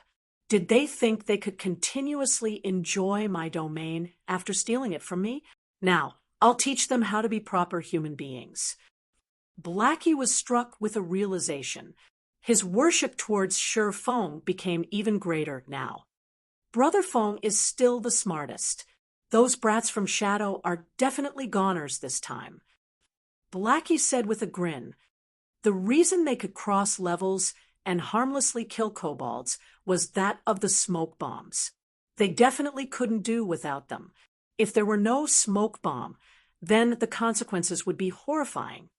2 minutes later, the smoke cloud in front of the Crimson Star Mine slowly dispersed. "Brother Tiger, why is that smoke cloud disappearing?" an elementalist asked Flaming Tiger after noticing the disappearing smoke cloud. "The smoke cloud disappeared? It can't be." Flaming Tiger abruptly woke up from his nap. When he looked over at the mine's entrance, the smoke cloud really did disappear. "If it's gone, then fine. The smoke cloud might be a periodic thing. Don't bother with it. Keep on grinding." Just as Flaming Tiger finished speaking, the usually stupid-looking kobolds that did not retaliate suddenly looked towards the members of Shadow Workshop in unison. There were over 40 kobolds with blood-red eyes. The kobolds let out angry growls after finally discovering the people who had been attacking them. Suddenly, they all came rushing forth. The members of Shadow did not react at all. Within an instant, they were surrounded and given a beating by the kobolds. A level 2 player could hardly take 3 hits from a kobold, not to mention a group of kobolds. 7 players died within a blink of an eye. The backline players became a mess, as they ran for their lives. However, the kobolds were very fast. It only took them moments to catch up to the escaping mages. For each mage, they were gifted a hammer to their heads. The mages quickly lie still on the floor, never to rise up again. Crap, what is going on here? Why did these kobolds suddenly become insane? Flaming Tiger cursed. He quickly turned tail and ran the moment he noticed the situation turned bad. They had risen to level 2 after much effort. However, this death sent them all back to level 1. There were even 3 assassins who were level 0. It was an absolute loss. With such an increase and decrease, the dream becoming the tyrants of Redleaf Town also perished. Instead, the current members of Shadow weren't even up to par with the average player. They were even further away from the other guilds. Flaming Tiger's heart started to bleed in pain. "We meet again, Brother Tycoon," Shifeng said with an indifferent smile. He currently blocked Flaming Tiger's escape path. After seeing Shifeng's sneer, even an idiot would understand that the kobolds' rebellion had something to do with him. "You're dead for sure, kid. You dare to actually scheme against me. If I don't kill you back to level 0, then my name will be read backward." All of Flaming Tiger's hair stood up in anger.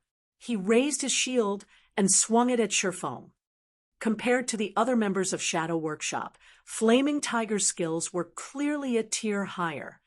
With one hand, he used his shield to block Shifeng's vision, while he used the other to stab his short sword towards Shifeng's vital point. It was simple, yet sinister, and it was very hard to stop. However, Flaming Tiger's confident strike struck air. "Where is he?" Flaming Tiger fixed his gaze to the front. However, there wasn't even a shadow of a person present. "Over here." Shifeng stood behind Flaming Tiger, his sword waving down. Chop! A damage of -36 appeared above Flaming Tiger's head. His HP had instantly gone from 220 to 184. When Flaming Tiger was hit, he hurriedly spun around and used Shield Bash. However, Shifeng had long since seen through Flaming Tiger's movements. He took a step backward and spun his body around, hiding by the shield. Then, Shifeng arrived once more at Flaming Tiger's back, giving him another sword slash. Without the use of any skills, Shifeng could only deal 23 damage to a shield warrior with high defense. "You coward! Don't hide. If you have the ability, I can kill you anytime I want." Flaming Tiger could not land any hits on the agile Shifeng. His HP was constantly decreasing, and only 83 points of it remained now. He had no way of dealing with Shifeng's attacks, so he decided to start ridiculing Shifeng in hopes of provoking him, allowing Flaming Tiger the chance to kill Shifeng. "Sure, I'll stand here without dodging. Come attack me then." Shifeng answered without hesitation. Flaming Tiger silently smiled. He never imagined that Shifeng was such a fool, taking the bait with just a small amount of stimulation. "Watch how I'll toy with you to death." Flaming Tiger raised his shield and used charge at Shifeng. If Shifeng didn't dodge, then he could only take the hit forcefully. In terms of strength, Flaming Tiger wouldn't lose to Shifeng. However, only disappointment was waiting for him. Just when Flaming Tiger was 2 yards away from Shifeng, Shifeng immediately used Thundering Flash. 3 streaks of thunder went past Flaming Tiger's shield, directly landing on his body. 3 high damages appeared above Flaming Tiger's head, -28, -35, -41, his HP instantly dropping to 0. "You despicable!" Flaming Tiger glared at Shifeng. He was furious to the point of spitting out blood. If it weren't for himself rushing towards Shifeng on his own accord, he wouldn't have been struck by all the attacks of that skill.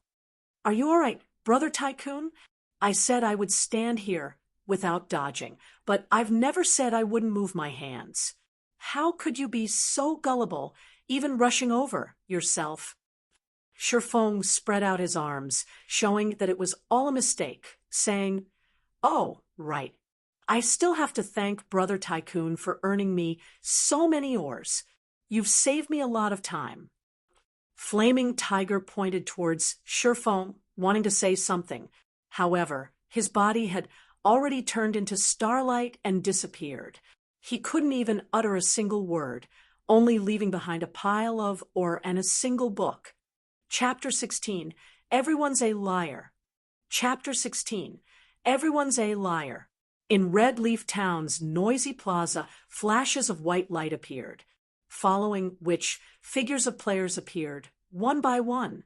These players were the revived members of Shadow. These people had down and extremely depressed expressions on their faces. Nothing could beat the pain and entangled feeling of having recently gained something, then losing it again. Just a moment ago, they were still dreaming of becoming the tyrants of Red Leaf Town. Their levels were increasing. It was like flying. In the next second, however, they died. Not only had their levels and skill proficiency decreased, but the experience they had at level 1 was also lower than before. They were much worse off compared to the average player. Flaming Tiger's expression after reviving was even more livid. His eyes alone could eat a person alive. System: Player Yifeng has killed you. You will be revived in Red Leaf Town after 3 seconds. At the same time, you will lose 1 level and all your skill proficiencies will be reduced by 100 points. Yifeng, I will not let you off. I will definitely make you wish for death. Flaming Tiger let out an angry bellow after looking at the numbers displayed by the system. His actions had caused the other players to quickly avoid him, not daring to look at this madman. After venting for a while, Flaming Tiger ordered the other members of Shadow to check their bags, checking for the items they dropped. Although this death caused great losses for everyone, there wasn't just the EXP gained from killing kobolds. There was also loot. This was also the only thing they could be happy about. At the very least, they did not busy themselves for nothing. When Flaming Tiger took a look into his bag, a sweet taste suddenly entered his throat. He spat out a mouthful of blood. At once, immediately, we head for Dark Moon Valley. Now, I must kill that kid. Flaming Tigers bellowed, his anger reaching up to the skies. The skill book that he planned on using to ridicule Shifeng was gone. It was an extremely rare skill for swordsmen, and it was also the most valuable item they got from grinding kobolds. Now it was gone. However, the most unforgivable thing was that the skill book had fallen into Shifeng's hands. In the end, all of Flaming Tiger's efforts had become Shifeng's gains. This was something that he would not tolerate. His hatred was something that could not be resolved, even if he were to kill Shifeng back to level 0. The other members of Shadow did not understand what had happened to Flaming Tiger. Going to search for Shifeng right now was just a futile effort. Nobody would be foolish enough to wait for them, to take revenge. Shifeng would definitely slip away, snickering at them in some other place. At this moment, Flaming Tiger's system communication rang. "Who is it disturbing me at this time? Are you trying to die?" Flaming Tiger cursed after the call connected. "Flaming Tiger, your temper sure has grown after not meeting for a day." The voice on the other side was ice cold, as if in a furious rage. Flaming Tiger felt the familiarity of that voice.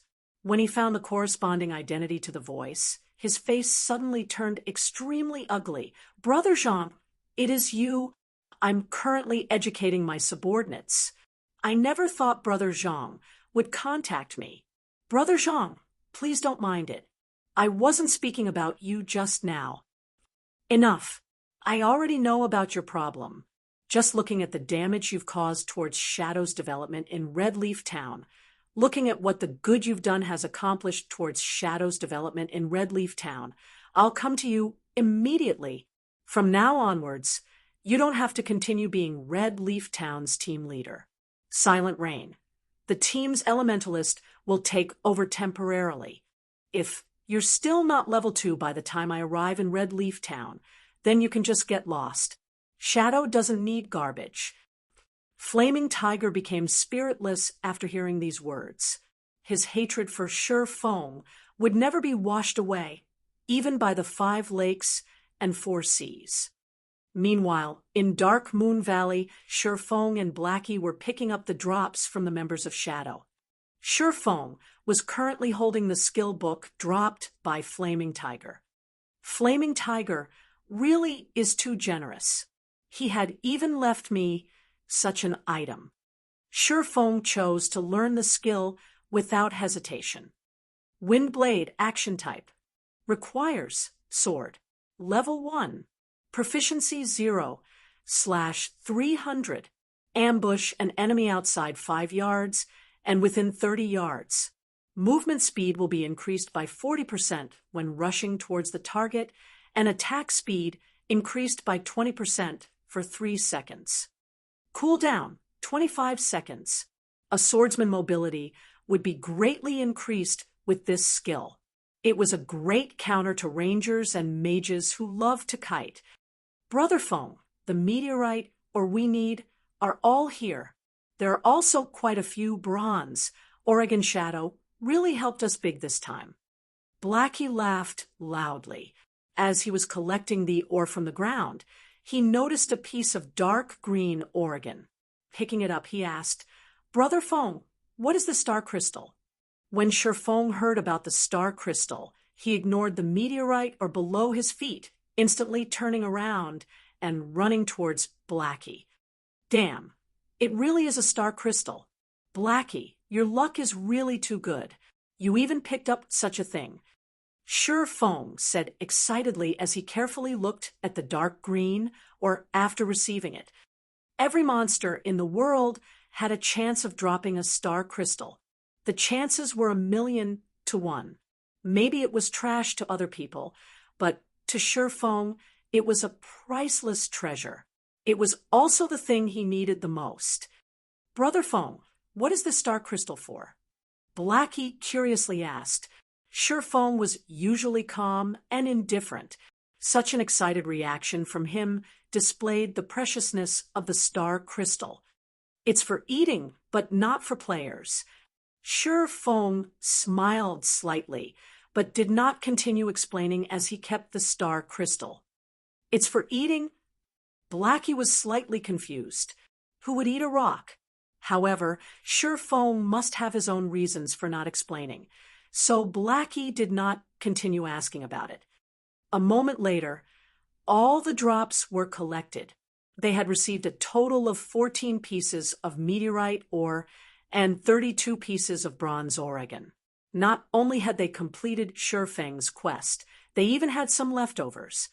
Subsequently, the 2 of them arrived at the smithy. "Master Jack, I have collected the meteorite ore you asked for." Sure Fong handed over all of the meteorite ore, not leaving even one behind. These were all quest items. A stack of them would only sell for 1 copper to an NPC. It was utterly worthless. Not bad, young man. However, if you wish to become an outstanding forger, you still need to have enough strength to obtain precious ore. There is a powerful kobold chieftain. Go kill it to prove your strength. Master Jack said eloquently as he stored away the meteorite Oregon. System: Hidden Quest Road of Forging. Kill the kobold chieftain inside Crimson Star Mine. Time limit of 1 hour. When Sure Fong saw that there was still a second stage to the quest, Sure Fong wished he could curse Hammer Trading. He had caused Sure Fong big trouble this time. As expected, everybody would have kept something to themselves. Nobody could be trusted. Everyone's a liar. In Sure Feng's previous life, Hammer Trading had not mentioned a second stage of the quest. Now a second stage, time-limited quest had appeared. It was even against a chieftain monster. That wasn't an elite monster you simply run across. A chieftain was even stronger than a special elite. It was the equivalent of a dungeon's boss. Surefeng was just level 3, and a leader monster was just too deadly to him. In Surefeng's previous life, hammer trading was level 16 when he accepted the quest. Completing the quest was extremely easy. Forget it, let's have a look at it first. He could do nothing about being tricked. However, Surefeng did not plan to give up. The forging talent had too great of a use, and Surefeng must learn it. Following which, Surefeng and Blackie cleared the way of kobolds as they headed towards the deeper parts of the Crimson Star Mine. Compared to the kobolds at the entrance, the kobolds inside were no longer level 4. They were level 5. They took more time and energy to kill. Often, another kobold would respawn before one was killed. If there weren't enough black steel beer to reduce the kobold's level by 2, then Surefeng and Blackie's killing speed would be completely unable to keep up with the respawn rate. Half an hour later, Surefeng and Blackie arrived at the deepest part of the Crimson Star Mine. It was a large piece of empty land. There were over 10 kobolds mining for or in the surroundings. There was a huge figure standing in the center of the empty area. It was a kobold that wore armor, and it was constantly giving out commands to the other kobolds. Kobold Chieftain, Chieftain rank. Level 5. HP 2100/2100. Just its HP alone could cause a person to despair, not to mention the heavy armor worn on the Kobold Chieftain. Its defense was definitely high. It was nearly impossible for physical-type attacks to cause a lot of damage. Moreover, Chieftain rank monsters had a recovery speed of 2% HP every 5 seconds when in battle. That meant the Kobold Chieftain would recover 42 HP every 5 seconds. It was not a number to look down upon. An average level 5 player with physical-type damage might not even be able to deal 42 damage within 5 seconds.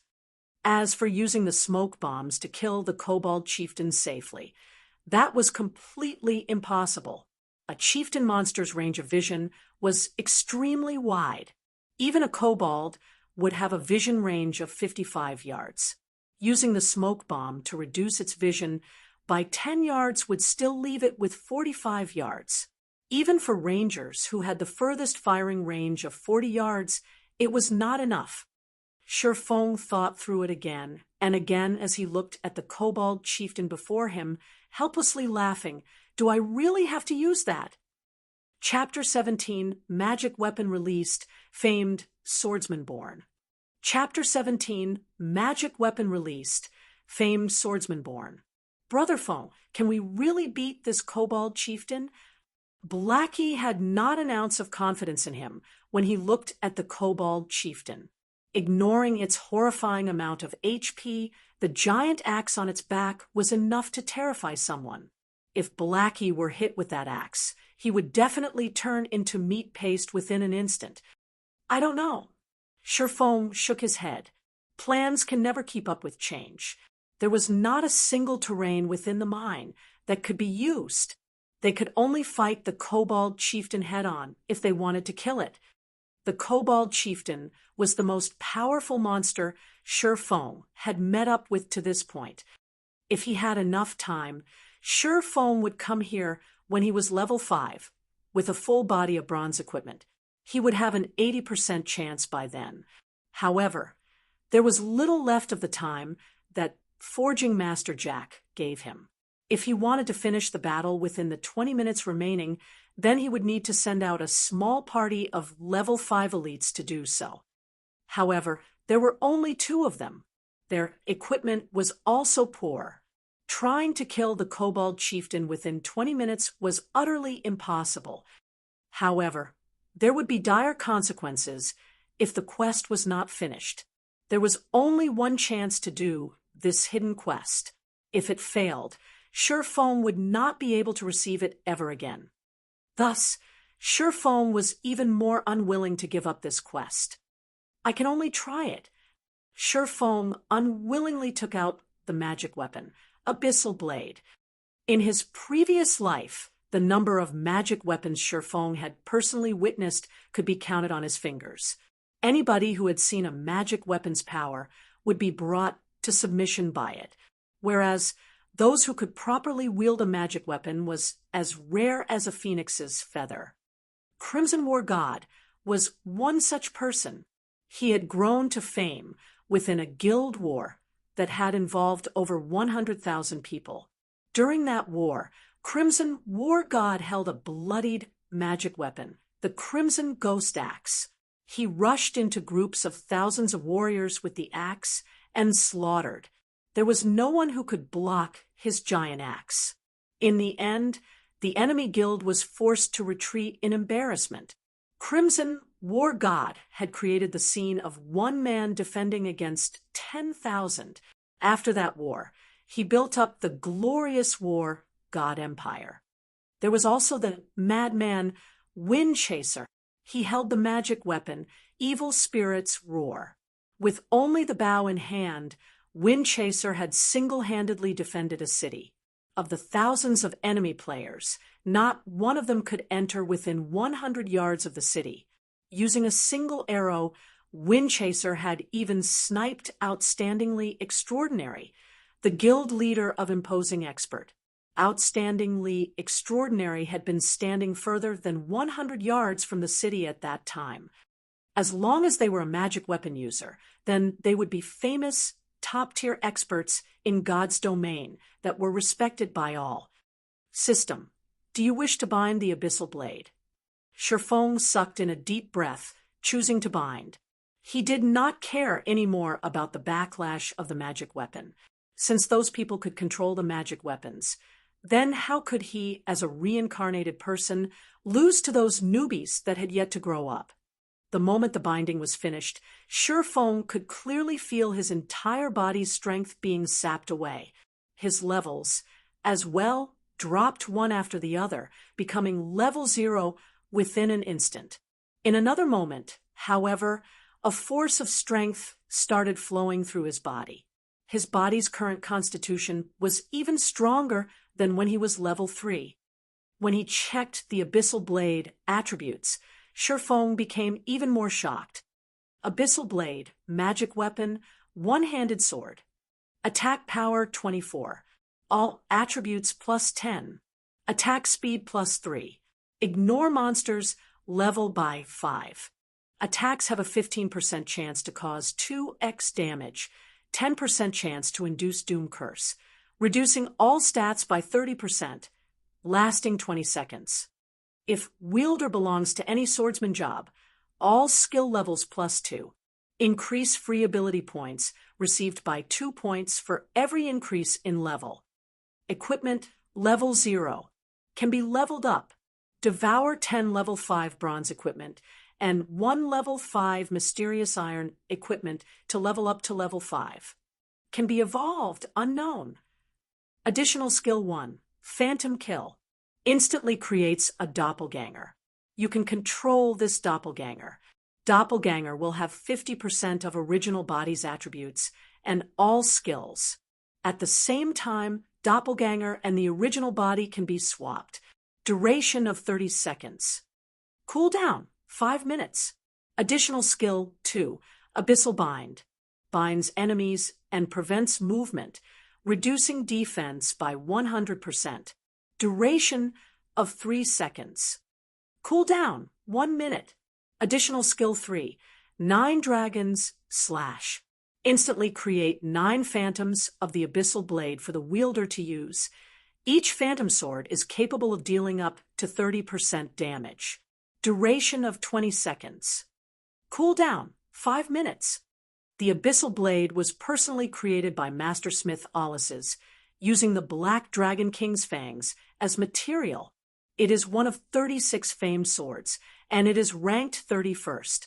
However, this sword has been cursed by the Black Dragon King. Aside from being able to provide the wielder with immense strength, there would be a backlash after a certain period of time. If the wielder is unable to suppress the backlash, the wielder will receive the curse of the Black Dragon King, permanently reducing all attributes by 50%. Unable to be dropped. Unable to be traded. Seeing such attributes and these many additional skills, the Abyssal Blade was no different than a god's weapon. However, there were still 35 of these famed swords, and the Abyssal Blade was just one of the lower-ranked ones. It was hard to imagine what kind of sword the first-ranked was. Brother Feng, please don't scare me. How did you become level 0? Glancing at Shifeng from the side, Blackie became shocked.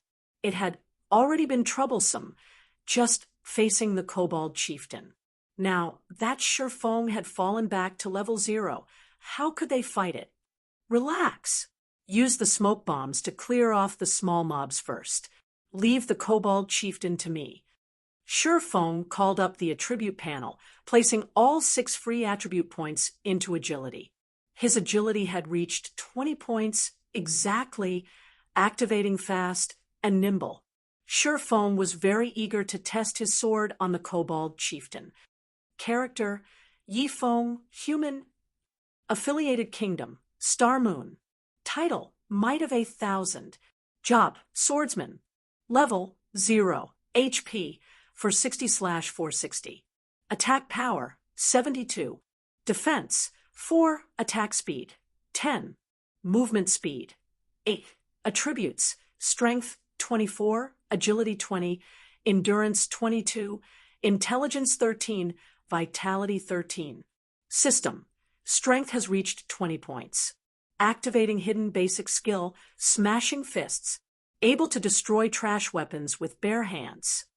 System: Endurance has reached 20 points. Activating hidden basic skill: Robust Physique. Along with the activation of the hidden basic skills for strength and endurance, Shifeng could now utilize the full potential of his current body. He was no longer a 3-second hero.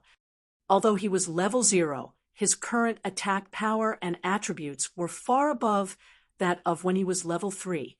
His HP was even more awesome. It wasn't any worse than a level 5 shield warrior's HP. Not to mention Shifeng still had a bunch of high-level skills. He could definitely fight it out with the Kobold Chieftain. While Shifeng was getting used to his body, Blackie had cleared all of the kobolds in the surrounding areas, leaving behind only the Kobold Chieftain.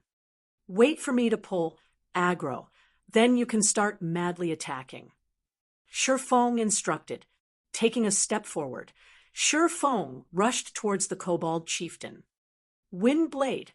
In the blink of an eye, Shifeng had arrived in front of the Kobold Chieftain. The Kobold Chieftain had yet to react before 2 streaks of black light slashed at its neck. Suddenly, blood splashed from its neck, causing the Kobold Chieftain to scream in pain. 2 frightening damages appeared above its head.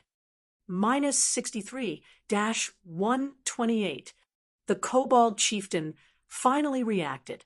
However, just as it lifted its giant axe, another sword flashed past through an unprotected area of its body. Chop!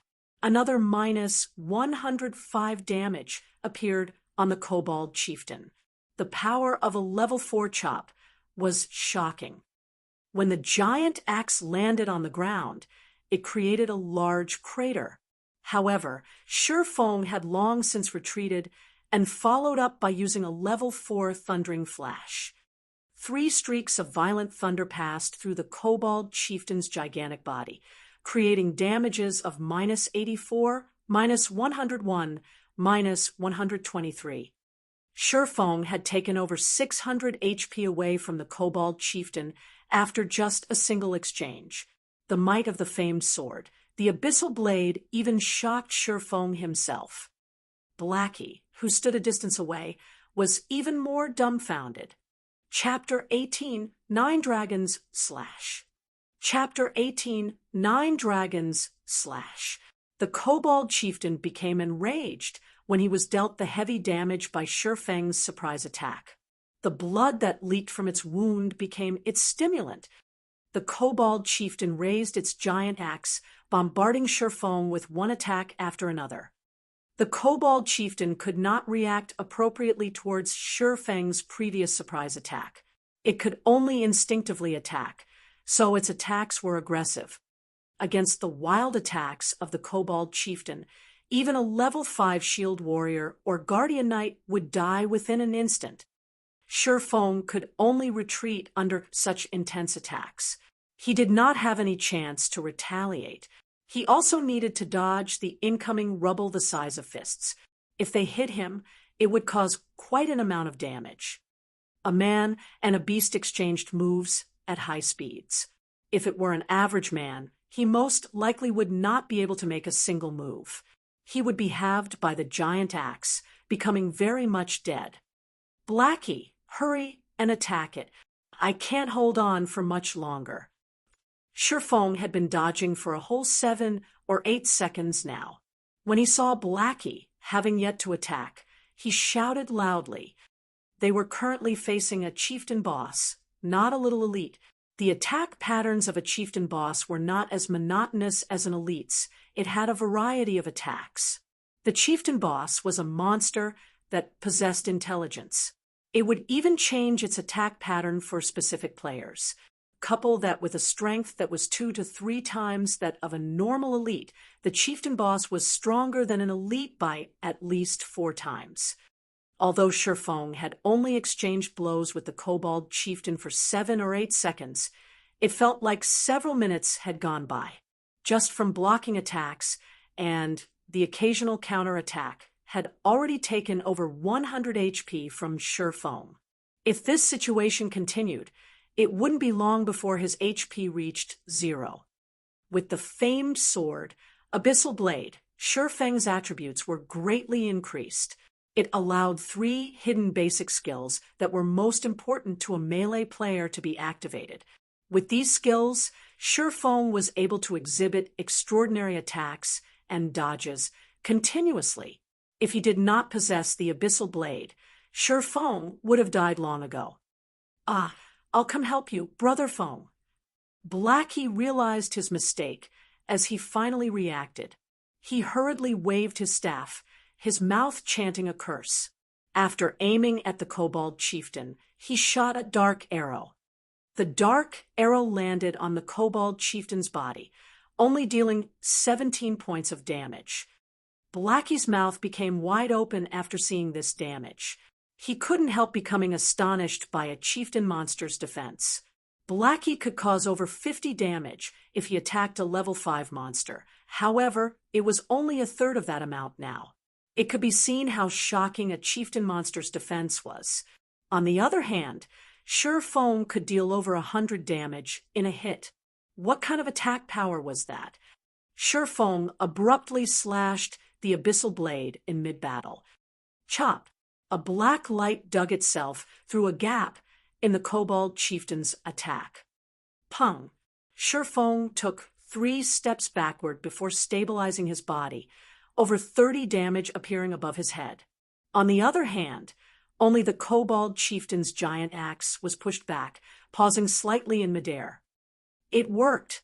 It seems like my strength is just barely enough. Shurfong was very satisfied with the attack this time. During battles within God's domain, not only could players defend and dodge, but they could also interrupt a monster's attack.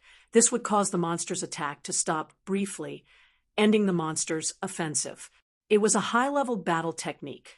Such techniques only started becoming popular half a year after God's domain's opening, especially in boss battles.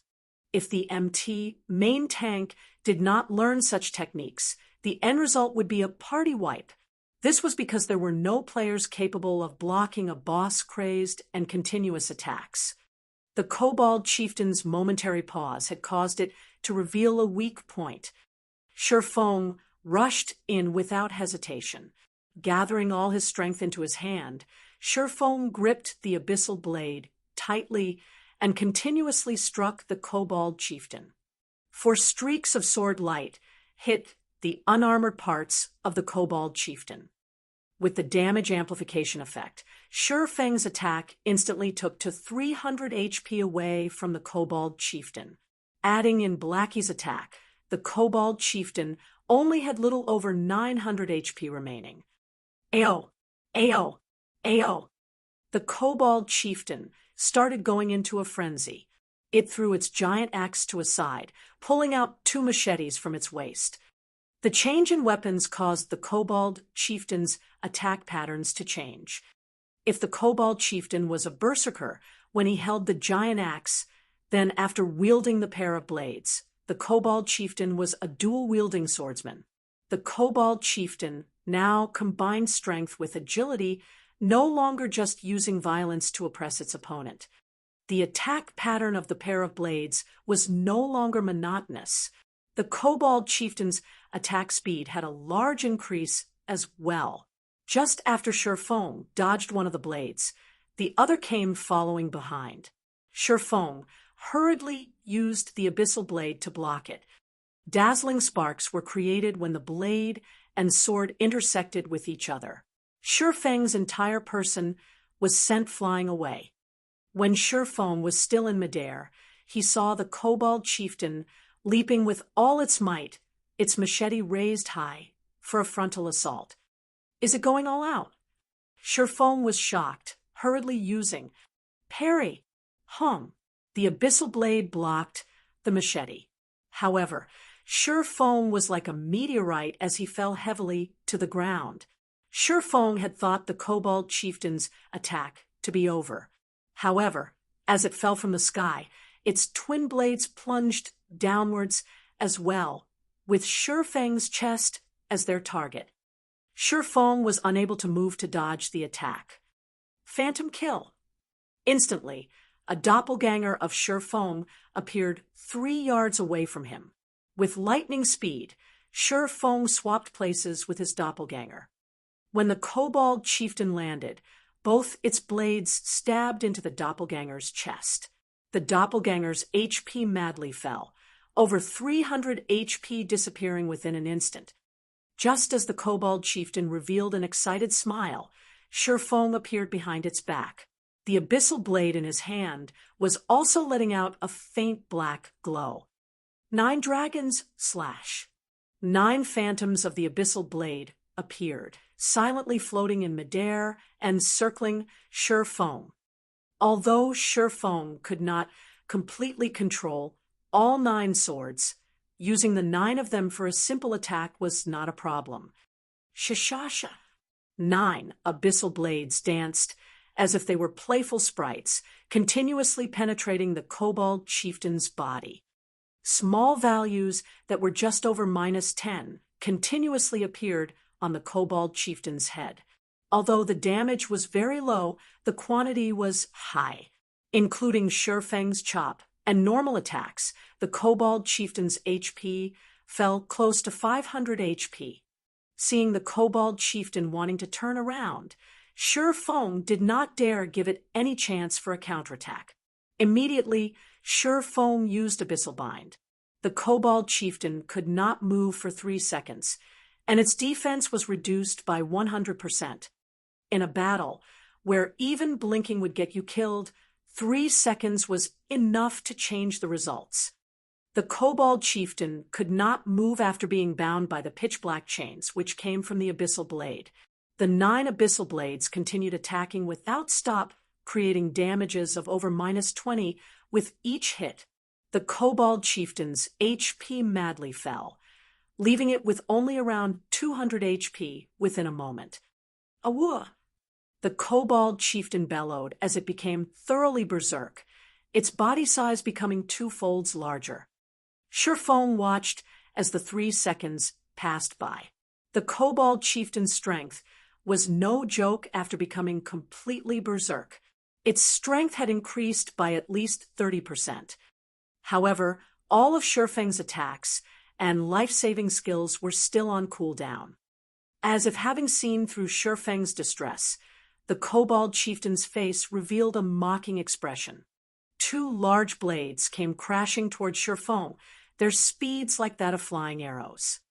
At the moment of life and death, Shi Feng noticed a kobold miner respawning from the corner of his eyes. Immediately, Shifeng activated gravity liberation, followed by wind blade. With lightning speed, Shifeng dodged the chop from the twin blades and rushed towards the kobold miner's front. Ayo! Ayo! Ayo! When the kobold chieftain saw the near-death Shifeng actually dodging its attack, its strong legs abruptly stomped on the ground, pushing it straight towards Shifeng. Blackie felt chills down his back as he watched Shifeng fighting. Regardless, his mouth never stopped chanting curses, sending out one dark arrow after another. However, the kobold chieftain's speed was too fast. Trying to hit it was just too hard. Fortunately, there was more than a 20-yard distance between the kobold chieftain and Shifeng.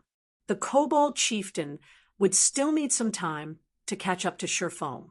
Within this period, Shifeng might even be able to kill off the kobold chieftain with the 9 phantoms of the abyssal blade.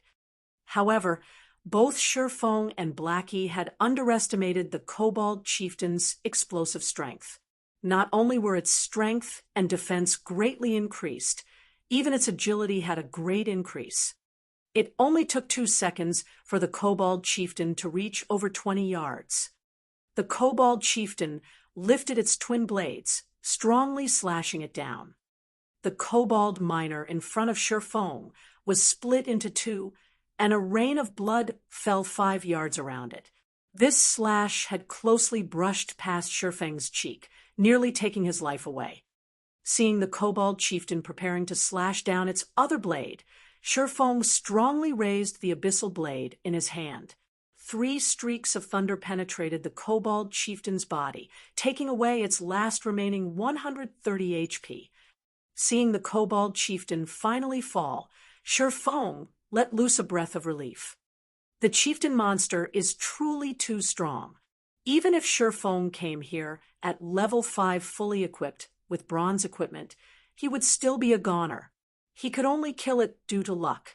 Compared to a level 2 Thundering Flash, the level 4 Thundering Flash only had a cooldown of 24 seconds. The cooldown had finished just in time, allowing Shifeng to escape death. System: Level 5 Kobold Chieftain killed. Level difference of 5. EXP obtained increased by 500%. Obtained 2350 EXP. Shifeng immediately rose to 76% of Level 1. System: Congratulations for becoming the first player to kill a chieftain monster. Kobold Chieftain's item drop increased by 200%. Reputation in Starmoon Kingdom increased by 10 points. Suddenly, the Kobold Chieftain's body started expanding. Its size continued increasing until its body exploded with a boom, scattering a pile of items all over the floor. Chapter 19, Evil Whip. Chapter 19, Evil Whip. When the Kobold Chieftain exploded, items scattered all over the floor.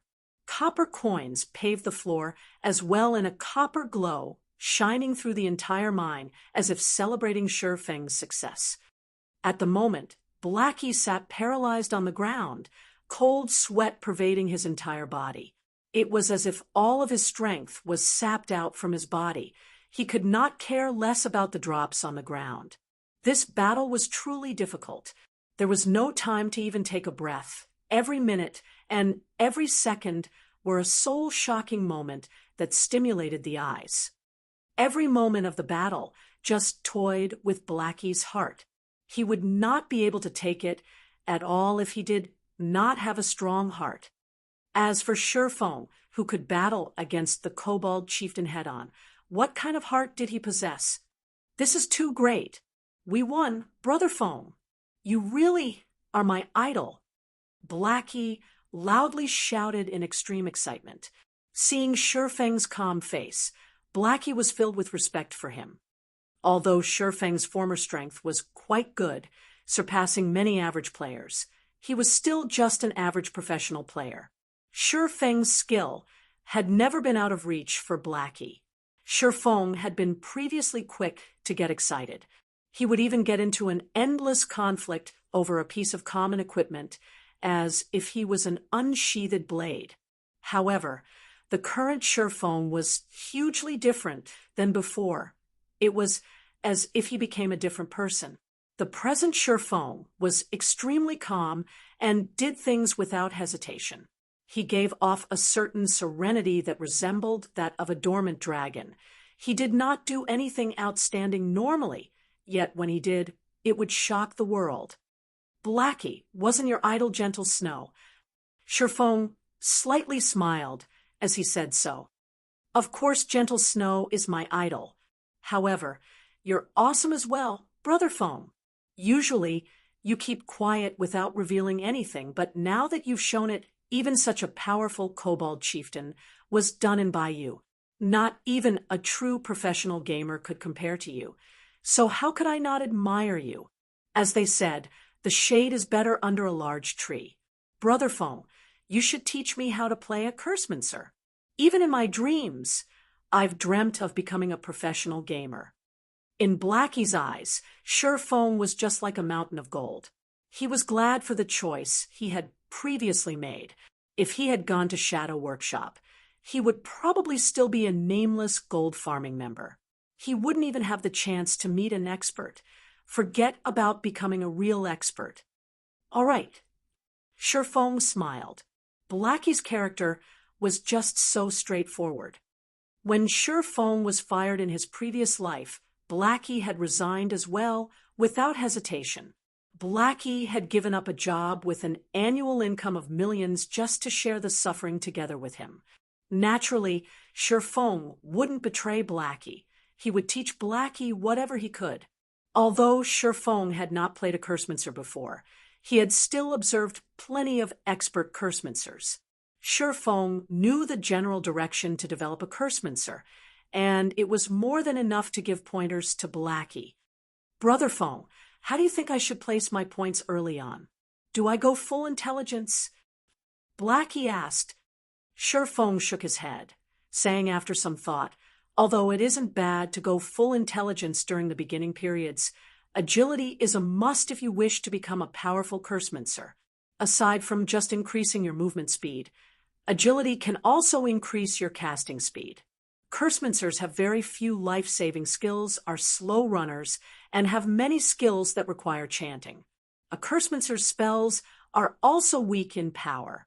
They mainly rely on curses to deal damage. However, unlike elementalists, who are literal cannons, time is required for a cursemancer to unleash that damage fully. Hence, after adding intelligence up to 20 points, you should place half of your free ability points into agility. This will ensure your safety, as well as allow you deal more damage. In Sherfeng's previous life, there was an extremely powerful cursemancer. That person had broken the traditional point allocation method of a cursemancer by adding a large amount of agility. Not only could he deal damage both quickly and fiercely, but he was even more powerful in PK. He had destroyed assassins that were counters to mages. Even in death, those assassins had not landed a single hit on that cursemancer, breaking the law that stated mages would die if they were closed in by a melee player. After that incident, many cursemancers had started adding agility, causing assassins to be endlessly depressed as they became bullied constantly by cursemancers. Blackie nodded his head. He felt that Sherfeng's words made sense, saying with a smile, "All right then. After my intelligence reaches 20 points, I'll go full agility." After finished discussing how to add points for a cursemancer, Sherfeng and Blackie started picking up the drops. The kobold chieftain deserved to be a chieftain-ranked monster. Adding on that it was the first kill, its drops were extremely bountiful.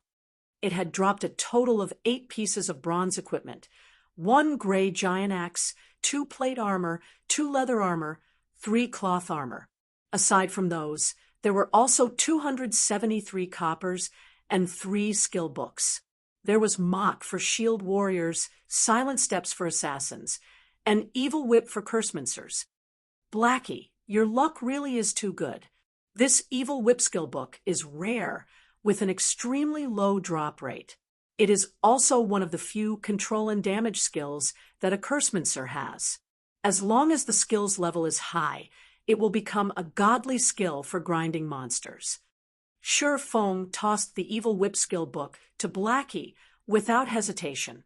He also gave 2 of the level 2 cloth armor to Blackie. Evil Whip. Cast time 3 seconds. Use 5 thorns to bind a target in a fixed area. As long as the target exits the area and breaks the thorns, every thorn will cause a base damage of 20 points with an additional 30% spell damage. Cooldown, 20 seconds.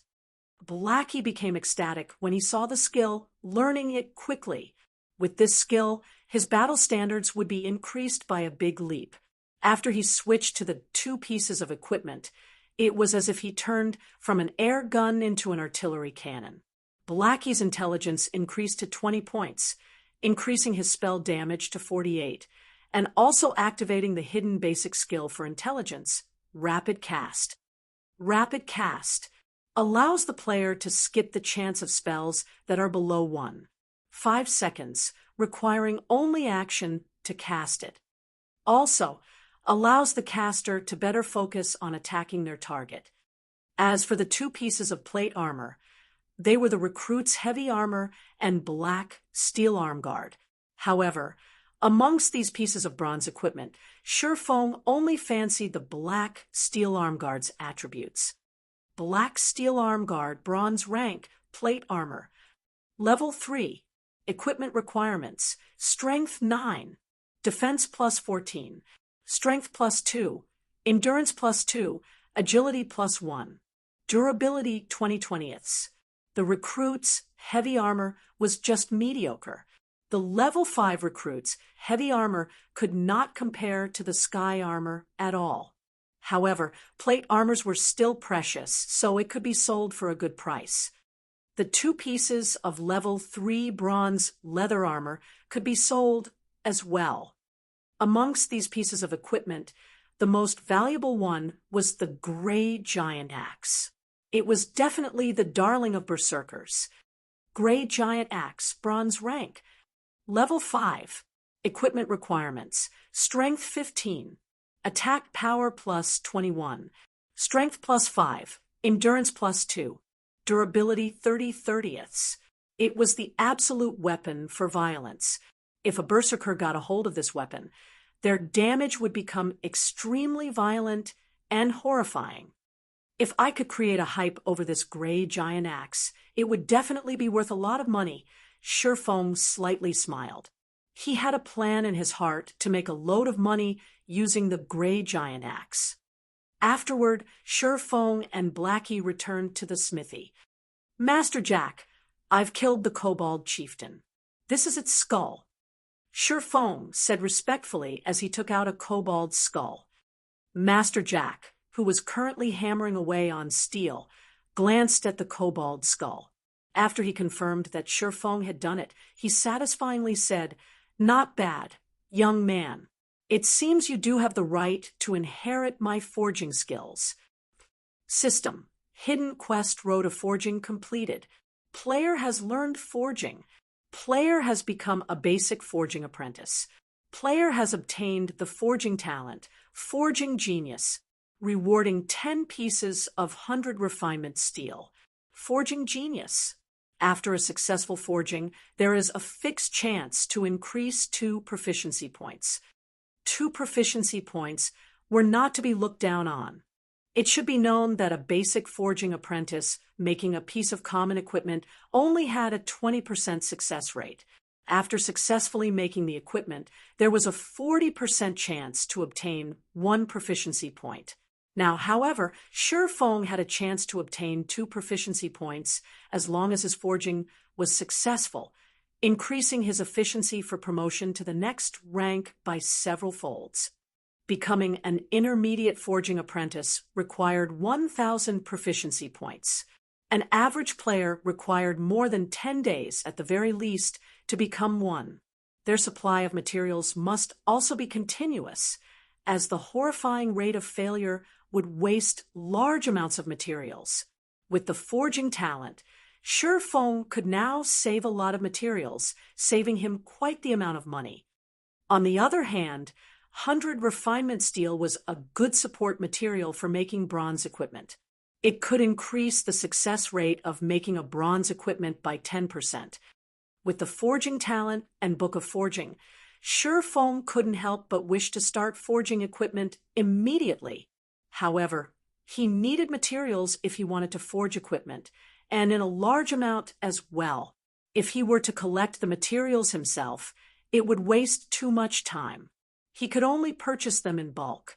However, that required a lot of money. Not only that, making common equipment would not earn him any money, but instead cause him to lose it.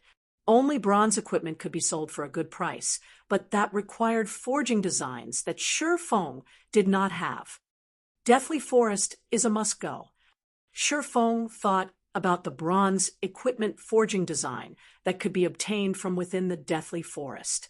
The equipment that could be forged using the forging design was both cheap to make and had very good attributes.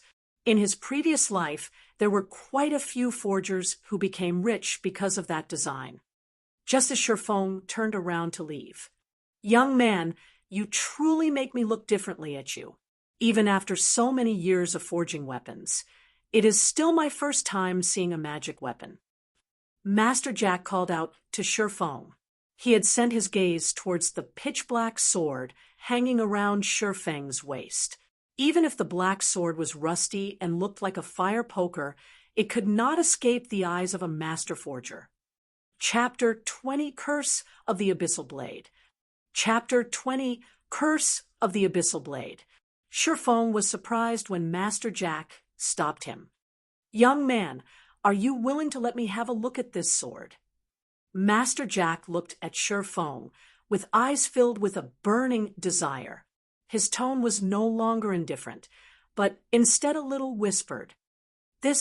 Shi Feng was at a loss at Master Jack's sudden initiative request. However, it seemed logical after Shi Feng gave it some thought. The preciousness of a magic weapon, not to mention a famed sword forged by a master smith, went without saying. A famed sword was the lifelong pursuit of every master forger. They would definitely want to experience it after seeing one. Seeing Shi Feng hesitating, Master Jack quickly said, "You can be at ease. I only wish to see it, and I won't let it be for nothing. If you have any requests, do mention them." When Shi Feng heard this sentence, he became extremely excited. This was a master forger. Just by simply forging, he could create a piece of equipment of mysterious iron rank, secret silver rank even. His request was just to have a look at Shi Feng's sword. Shi Feng agreed, without hesitation. He passed the Abyssal Blade over to Master Jack. NPCs couldn't steal items from players, so he was completely unworried whether or not Master Jack would do away with the Abyssal Blade. He would allow Master Jack to look at it however he wished afterward. Shi Feng would ask for a secret silver one-handed sword. By then, he would be able to fully display a swordsman's true strength. Master Jack held the Abyssal Blade that looked like a fire poker, both praising the delicateness of the blade and marveling at its strength. After looking at it for over 10 minutes, Master Jack unwillingly returned the Abyssal Blade to Shi Feng. "Young man, this is a good and infinitely powerful sword. However, the curse on this sword is extremely evil. The more you unleash the power of this sword, the stronger the curse will get. At the very end, its wielder will become trapped in the endless abyss. It will be too difficult if you wish to control this sword with your strength, and the curse will easily devour you," Master Jack earnestly cautioned. Shi Feng knew about this point. Otherwise, he wouldn't have hesitated for such a long time before binding the Abyssal Blade. "Master Jack, do you perhaps have any methods to weaken the curse?" Shi Feng asked. Although he knew some weakening methods, he did not have the ability to carry them out right now. "Young man, you should know that the Master Smith Aulises forged this sword.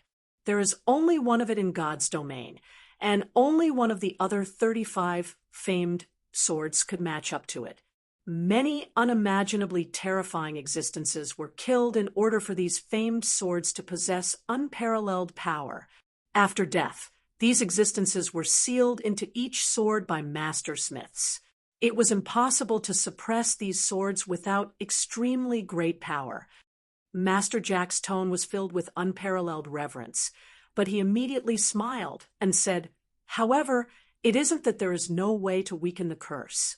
May I ask what kind of method is there?" Shifeng quickly asked. "If you wish to suppress a great power, you would need an equally great power to do so. The power sealed within the sword is a curse. If you wish to weaken it, you will need to have sufficiently great luck." Master Jack lamented, "In the continent of God's domain, some stones have gathered the luck of God's domain. These stones are named lucky stones. As long as you have a lucky stone, then you could counterbalance the curse. Although this piece of stone could be found throughout the whole continent, there are only a very few people who could obtain it. Even I have not seen it before. Trying to find one is truly too difficult. If you can find a piece of this stone, then I can help you weaken the curse on your sword." Seeing Shifeng's slack expression, Master Jack shook his head in consolation, saying, "Young man, you have to know that the lucky stone is extremely rare. You shouldn't feel discouraged. It is normal not being able to find one. Only those who are blessed by God can obtain a lucky stone, and they are people that we cannot compare to." "Master Jack, is it this piece of stone?" Shifeng slightly smiled as he took out the dark green colored star crystal. "Right, this is a lucky stone." Master Jack nodded his head after seeing the dark green colored star crystal. However, he became stunned a moment later. He was looking at Shifeng as if he were looking at a monster. Shifeng shrugged his shoulders, indicating that it was nothing. Shifeng had been sluggish before because he found out that Master Jack was able to use the lucky stone to suppress the abyssal blade. It should be known that there was quite a few master forgers in the Star Moon Kingdom. However, the number of master forgers capable of using a lucky stone to suppress the curse of a magic weapon could be counted on a single hand. Shifeng had never thought that the Master Jack in front of him would be one of them. "Master Jack, can you weaken the curse now?" Shifeng asked with anticipation. After a few moments, Master Jack finally recovered to his previous calmness. Pretending to be indifferent, he said, "Okay, no problem. I can finish it within half an hour."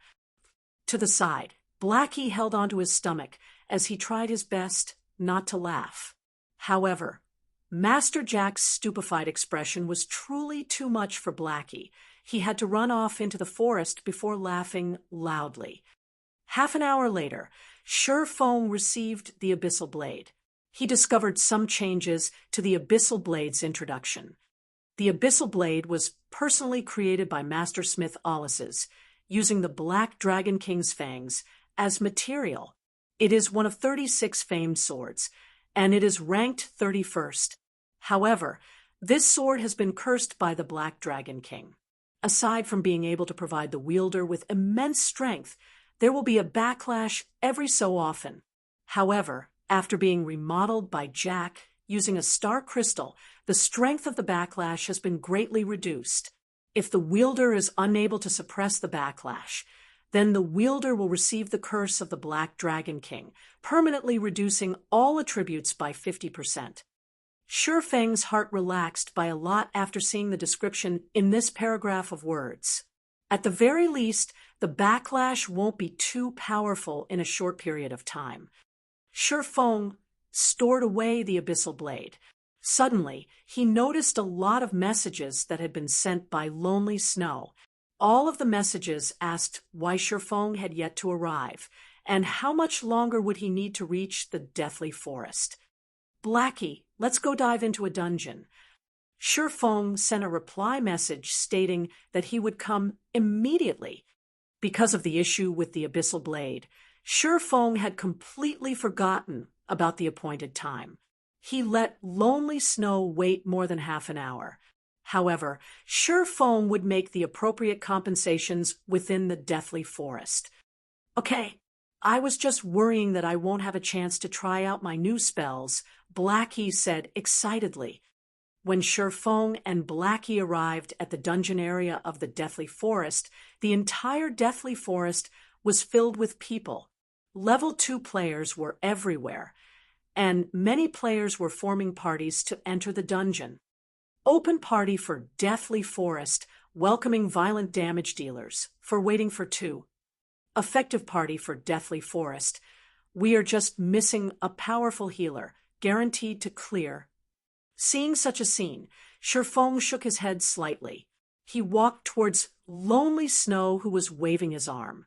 In Sure Feng's previous life, the players had been stuck at the Deathly Forest for a long time.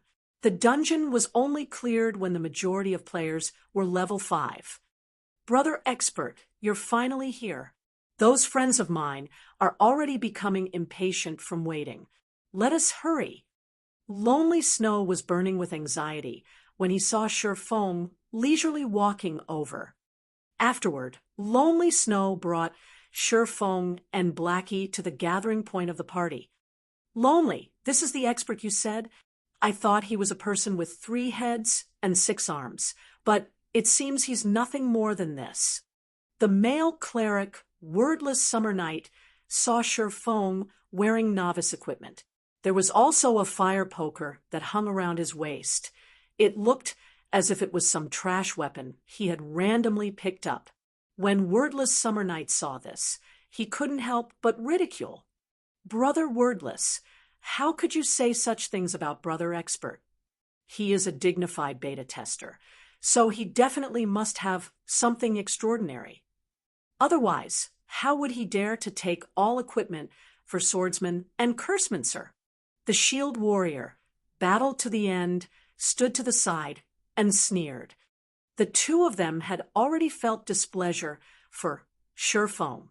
This was because Sure Fong had wanted to take away all plate armor and mage equipment immediately after joining.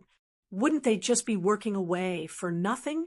If it were not for their boss wanting to have a look at Sure Fong, they would have long since invited other players and dove into the dungeon. Now that they saw Sure Fong in such poor equipment, they could criticize him and force him to leave. Lonely Snow wanted to retort, as Sure Fong was someone he had personally invited. However, Sure Feng's equipment did not give Lonely Snow any chance to do so. He could only stare in silence. All right, let's party up. A lot of people have already entered the Deathly Forest. If we don't dive in, we won't have a chance at competing for the first kill.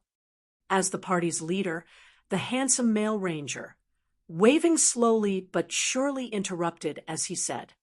Blackie wanted to argue back, but Sure Fong stopped him. Sure Fong thought nothing of the 2 people's ridicule. No matter what he said, he and Blackie had left them waiting for more than half an hour. So couldn't he just let them speak a few more sentences? Just as they finished partying up, the shield warrior furiously said, "Crap, this noob is just level 1. He's just here to swindle equipment. Boss, Deathly Forest is a level 2 dungeon. If we let a level 1 noob enter the dungeon, aren't we just waiting to get wiped?" Wordless Summer Night looked towards the ranger, waving slowly, showing his displeasure. Lonely Snow was equally shocked when he saw Sure Feng's level. It should be known that many players had already risen to level 2. How was it possible for a beta tester not to reach level 2? Boss waving slowly looked toward Sure Fong. Before this, he still had some hope for Sure Fong, but now it was all gone. He suddenly said in a cold tone, "Did you die once before this?" "Nope." Sure Fong shook his head, honestly saying, "However, entering Deathly Forest at level 1 is enough. Then you can go now. We don't need such an expert like you here. We hope you can understand." Waving slowly coldly said, his brows slightly wrinkled, "Boss, this must be a misunderstanding. How about we try it out first?" Lonely Snow explained. "Try it out. Wordless Summer coldly laughed. Then who will be responsible when we die? You should know that we still lose experience if we die in a dungeon. Although it is low, that is still 10%. Can this noob repay such a loss? Wordless, don't make it hard for Lonely. Waving slowly repeatedly said, Lonely, I know you are trying to cover for this swordsman, but I have to take responsibility for our party. I will only find veterans to enter the dungeon. I will not waste time partying up with a novice. You have 2 choices now. 1 is to follow us into the dungeon. 2 is to leave the party together with them. I will leave the party. Sure Phone did not want to embarrass Lonely Snow. He immediately left the party, turning to leave. Blackie will party up with other people and enter the dungeon. All right. Blackie smiled with a hee-hee, leaving the party without a second thought. Humph, humph. The expert's identity has been seen through. At least he has some self-awareness to leave after knowing he can't swindle equipment anymore. The shield warrior grinned and jeered. Lonely, you really are gullible. Such a noob would trick only you. You need to learn properly from Boss Waving slowly in the future. Lonely Snow's face turned livid after hearing this. However, he did not feel that he was mistaken. Sure Phone was definitely an expert. Boss Waving slowly, sorry for this. Lonely Snow chose to leave the party. He was prepared to join Sure Phone in order to determine whether or not his judgment was correct. Waving slowly was immediately stunned.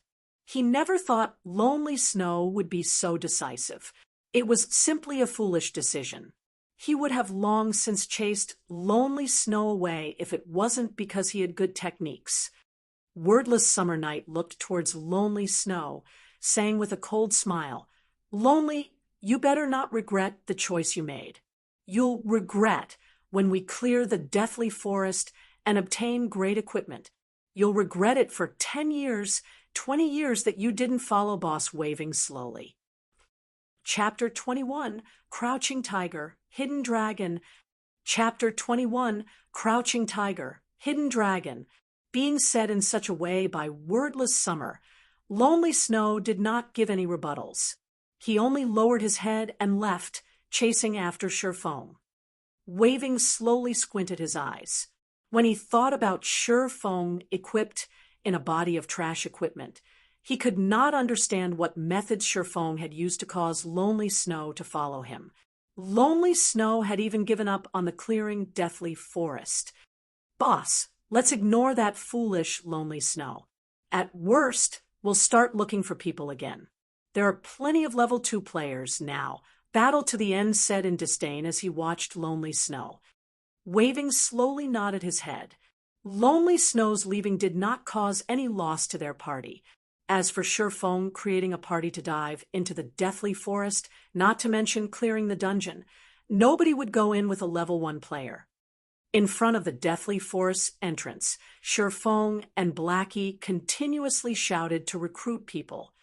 Open party for Deathly Forest, no rigid requirements. Okay, as long as you're a veteran gamer. 2 waiting for 4. Sure Phone shouted. When everyone heard of it, many level 2 players had run over. It was because Sure Feng's requirements were very low.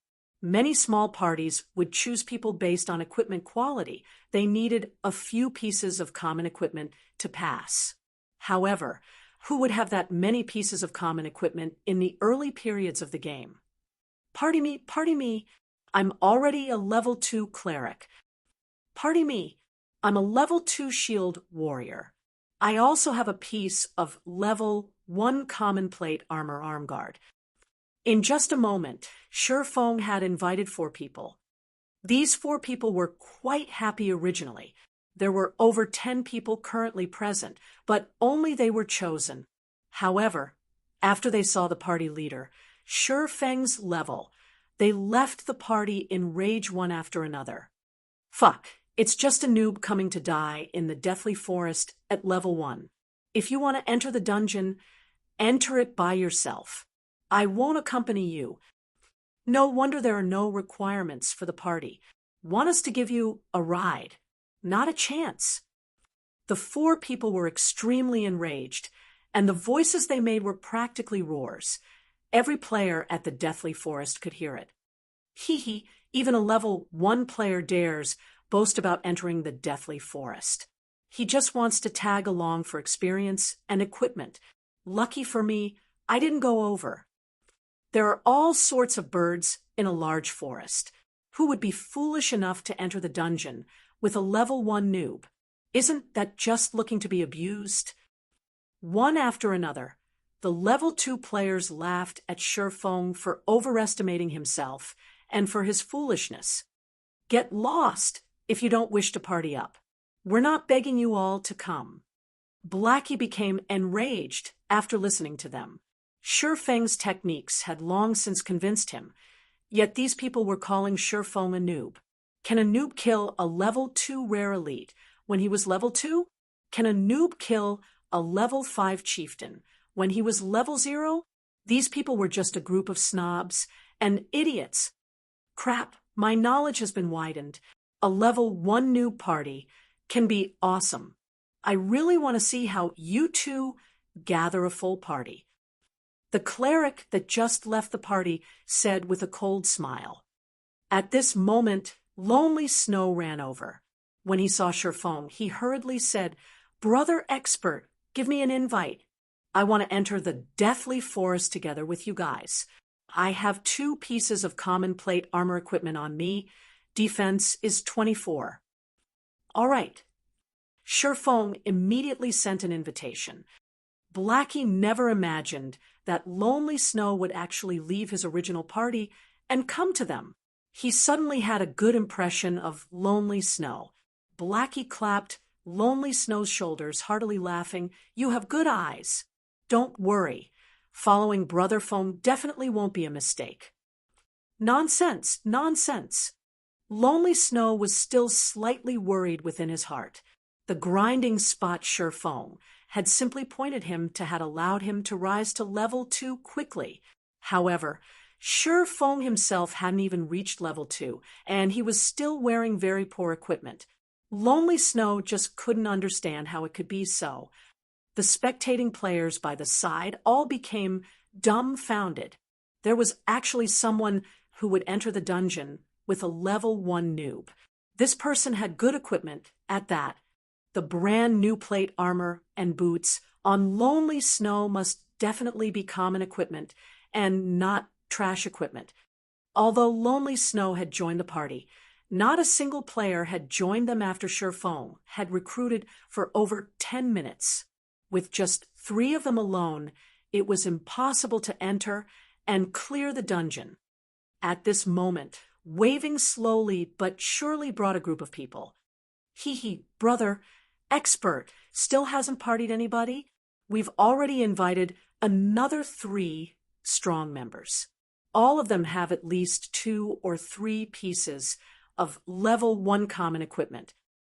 The cleric, Endless Summer Night, said to Shurfeng in ridicule. Waving slowly only sent a glance toward Shurfeng, then moved his sight towards Lonely Snow, saying, "You won't have a future if you follow him around. Before we enter the dungeon, you could still consider it over properly. I guarantee that you definitely won't suffer a loss." Afterward, Waving slowly shifted his gaze towards Blackie. Previously, all his attention had been on Shurfeng, having ignored Blackie. Now that he took a closer look, Blackie's clothing looked brand new. Blackie was even holding a Blackwood staff. His equipment should be quite good, and he was also level 2, so his techniques should be good as well. "You're not bad as well. Why don't you join our party? You should know that we are an elite party. It's not something average players could compare to. If we're together, leveling, grinding, and dungeon diving will be easy." Waving slowly looked at Blackie with a smile. "Get lost. Trying to poach me over just based on your little party?" Blackie scolded as he pointed his Blackwood staff at Waving slowly. At the same time, he had selected to display the halo effect of the bronze equipment, saying, "It's just 2 to 3 pieces of common equipment. I have 3 bronze equipment and 2 common equipment. Waving slowly, and the others were shocked. They never thought Blackie was that powerful. He actually possessed 3 pieces of bronze equipment. During this period of time, a person having 2 to 3 pieces of common equipment was considered an expert. As for having a piece of bronze equipment, that person would definitely be an expert.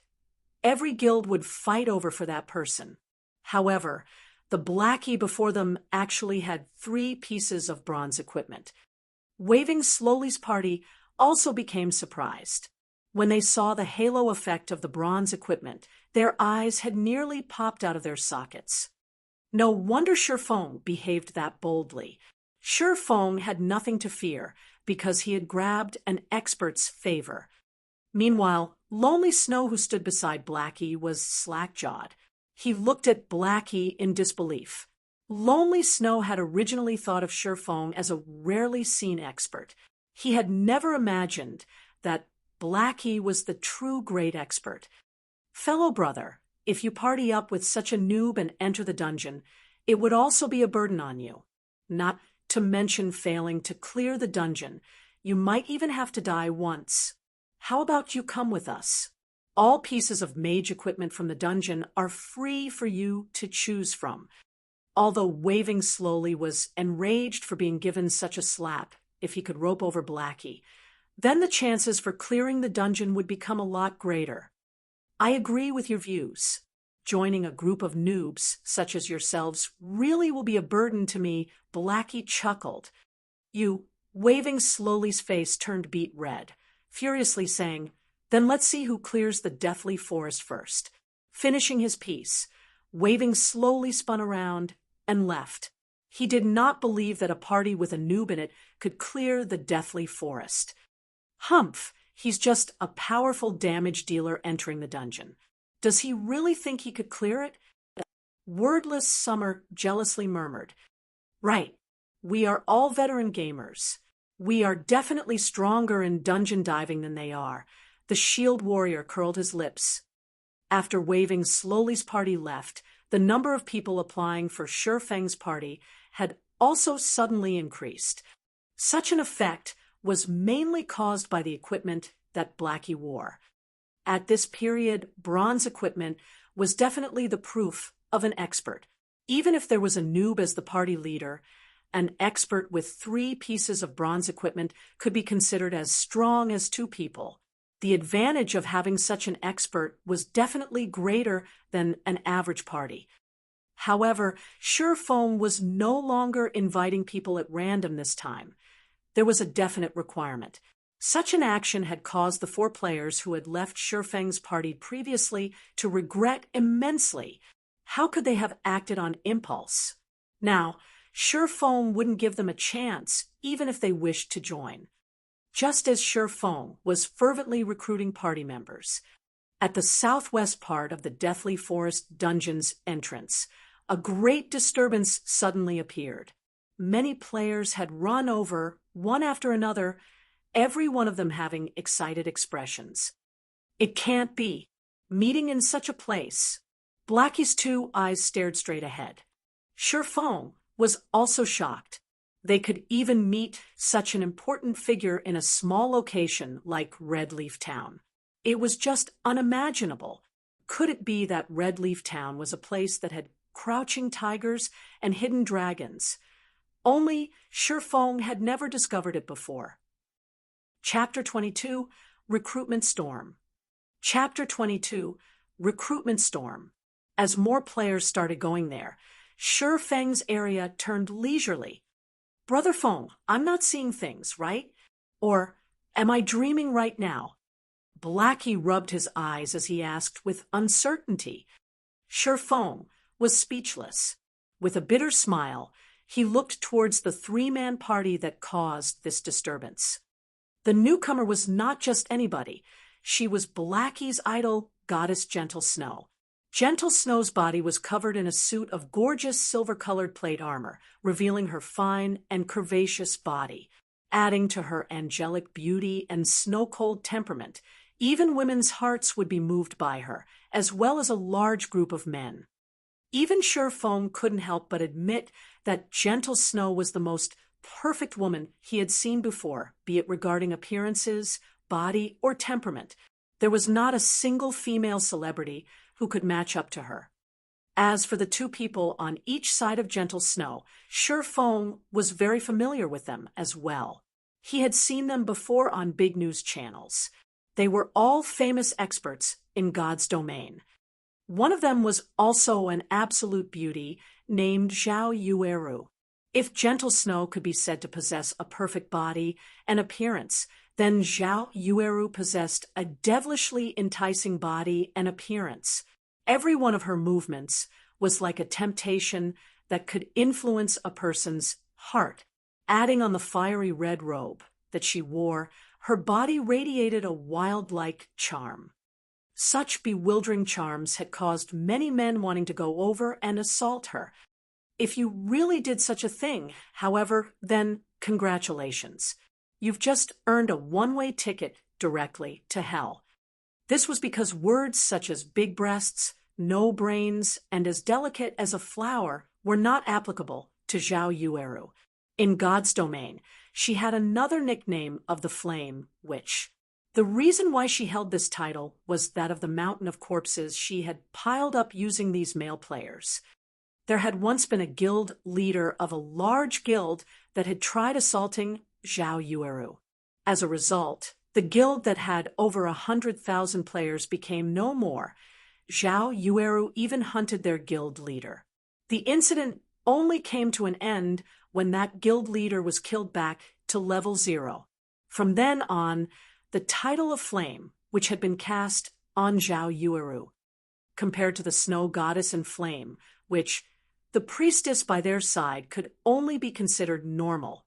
She was not overly beautiful, her techniques were not bad, and she was also within the top 100 rankings of Starmoon Kingdom's priest leaderboard.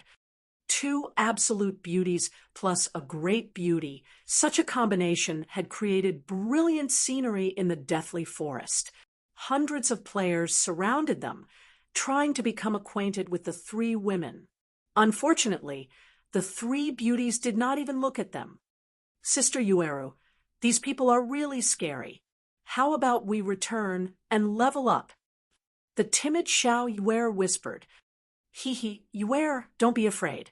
With Gentle Snow here, even if you give these hateful, vulgar men 10 times the courage, they wouldn't dare come over here, Zhao Yueru said with a smile, proudly sticking out her chest. Gentle Snow only nodded her head in reply. Regarding these salivating, vulgar men, she did not even place them in her eyes. Although the drops from elite monsters are not bad, the drop rate for skill books is higher at the Deathly Forest. If we don't grind for a few more skill books, we will level up very slowly in the future, Gentle Snow quietly said. Zhao Yueru nodded her head in agreement. Although the three of them had killed quite many elite monsters, the number of skill books that dropped was very little. Until now, the three of them had yet to learn even 3 skills. It was really affecting their strength utilization and grinding efficiency. Effective party for Deathly Forest looking for a healer and MT3 waiting for 3. After taking a few looks, Sure Feng continued shouting. Although Gentle Snow and Zhao Yueru were indeed attractive, Sure Feng was no longer a child. He had seen plenty of beauties, especially after he became Shadow's captain. Many beauties would willingly throw themselves at Sure Feng. As for Gentle Snow and Zhao Yueru, it was good enough to just look at them for pleasure. Such beauties were not something Sure Feng could have thoughts about. His main goal right now was to get down to business. However, Sure Feng's shouting did not yield any replies. Not a single player had even glanced at him. All of them were staring and salivating at Gentle Snow's group of 3. Even Blackie was no exception. His eyes had nearly popped out of their sockets from staring. Sure Feng sighed, helplessly shaking his head, and continued shouting and recruiting people. Crap, what is this fool blabbering about? Do you really think anybody would commit suicide together with you in the dungeon? Quickly scram. You level 1 noob. Stop distracting me from looking at beauties. Quite a few players started to express their discontentment. 2 high-quality beauties had already shown up, yet instead of trying to get closer to them, Surephone was actually making noise here. What would you do if those beauties were scared off? That person is interesting. He can actually attract the hostility of so many people. Did he do something immoral before? Xiao Yuer revealed a crescent moon-like smile, giggling as she pointed at Surephone. Zhao Yueru aimed her eyes over as well. She felt nothing special from Surephone. He was even dressed in tattered clothing. Zhao Yueru felt that Surephone was just trying to seek attention from the crowd. She suddenly said in disdain, "He is definitely doing so to grab our attention. Let's not bother with him," and quickly party up 3 people to dive the dungeon. Regarding the number of men who had tried to attract their attention, there were just too many of them. Zhao Yueru had seen all kinds of methods these men had used before, and Shifeng's method was not a rare sight at all, but instead outdated. Gentle Snow did not voice out any opinions, only taking a look at Surephone. She felt an odd feeling coming from Surephone. This was the spirit of a hidden sword. Gentle Snow was especially concerned about the fire poker hanging around Shifeng's waist. "Gentle Snow, what happened to you?" Zhao Yueru curiously looked at Gentle Snow. She did not understand why Gentle Snow would keep staring at the extremely ordinary Surephone. "It's nothing. Maybe it's just my imagination. We should hurry up and recruit some people to dive the dungeon." Gentle Snow shook her head, no longer looking at the fire poker at Shifeng's waist. Originally, Shifeng's party already had trouble recruiting for people. However, because of Zhao Yueru's single sentence, nobody else had paid attention to Shifeng's party, even if his party had an expert present. Surephone expressed his helplessness when seeing the hundreds of players queuing up in front of Zhao Yueru. The 3 women's arrival had really bad timing. "Brother Phone, why don't we go over there as well?" Blackie shamelessly suggested. "Scram, what do you take me for?" Surephone rolled his eyes at Blackie. This fellow was just too shameless for getting friendship after finding love. Instead, Lonely Snow was the better one. He was a truly honest man. In the beginning, Lonely Snow had only taken a few glances, but stopped after giving out a few praises. He had even helped Surephone in recruiting people by his side. Blackie did not dare to speak again after being scolded by Surephone. He could only silently look on in envy at those players in the queue. Over 10 minutes later, Surephone still had not recruited a single person. Similarly, Gentle Snow's party had also not recruited a single person. However, in Shifeng's case, it was because nobody had come to join his party. Whereas for Gentle Snow's party, it was because the players that wanted to join did not match up to their specifications. One party was in heaven, while the other was on earth. Surephone had no more choices. He could not just continue dragging on in such a way. His time was precious. He could only make exceptions in recruiting. Efficient party for Deathly Forest. We have an expert leading the party, clear in 1 try, no limit to levels, looking for healers and damage dealers, 3 waiting for 3. However, Shifeng's words had caused many players to send over looks of disdain. Even if you were trying to attract attention, you should have a lower line. Currently, there had already been tens of level 2 players who had died out of the dungeon. Every one of them had said the Deathly Forest was impossible to clear. On the other hand, Surephone said his party had no level limits. Then wasn't he trying to say that he only needed 1 person to clear the Deathly Forest? Was this possible?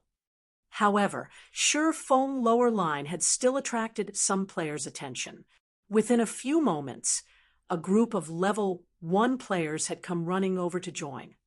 Chapter 23, Tyrant Bear. Chapter 23, Tyrant Bear. Tens of level 1 players came running over. The area in front of Shurfeng's party had also started becoming lively. This person is really something. He is so desperate to enter the dungeon that he would even want level 1 noobs. Did he not know that there has already been a level 2 elite party that had returned after dying? Who cares about him? A noob is a noob after all. We won't be able to understand their thoughts. The long queue of level 2 players started laughing one after another at Shurfeng's actions. They all wanted to watch Shurfeng become a joke. Those guys are really interesting. Even I don't have much confidence in clearing the Deathly Forest, yet they actually want to clear it with a group of level 1 players. Zhao Yueru's lips curled up slightly, revealing an exuberant smile as she looked in Shurfeng's direction. Her voice carried a hint of ridicule and disdain. Gentle Snow also sent a glance towards Shurfeng from a distance. Shurfeng's temperament was both calm and confident. He did not become angry from being laughed at. Every one of his movements was very mature, not much different from the experts in God's domain she had seen before.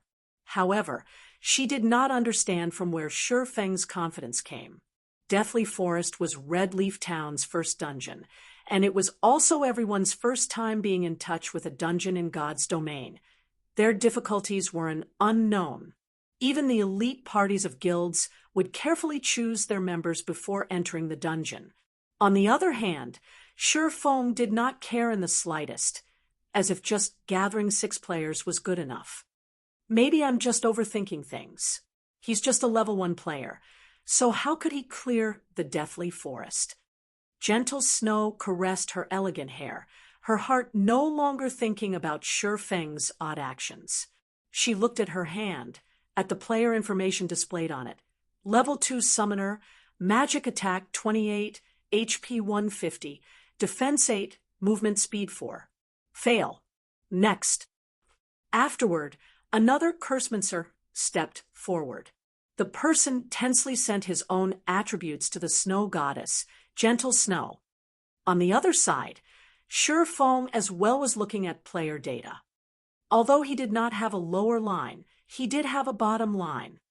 The equipment and levels of these level 1 players were much worse than the level 2 players that Gentle Snow's party were recruiting. However, they were still players. As long as they did not simply add their 8 free attribute points early on, the chance of clearing the Deathly Forest with a 6-man party was very high. As for those shield warriors and guardian knights who solely added strength or weapons job, but did not add agility, all of them were rejected. Big brother, please party me. Although I am just a level 1 guardian knight, I have a piece of level 0 common equipment. Also, all 8 of my attribute points are still available. I can completely add them based on your requirements. A youth named Kola pleaded, his eyes filled with expectations. Shurfeng was slightly surprised. A guardian knight that did not add any attribute points could actually reach level 1. It was a masterpiece. It had to be known that guardian knights had very low attack, making the killing of monsters difficult. Normally, they would party up to kill monsters. To increase grinding efficiency, they would add a few points of strength. Otherwise, leveling up would be too slow. Guardian Knight Kola. When Shurfeng looked at Kola's face, and also his tall and muscular body, he felt that it was somewhat familiar. Suddenly, he entered into deep thought. His memory seemed to have such a person in it. That's right. It's Tyrant Bear. Shurfeng managed to remember it. Tyrant Bear's name was Kola. Tyrant Bear was the core MT of the first-rate guild Brilliant Stars.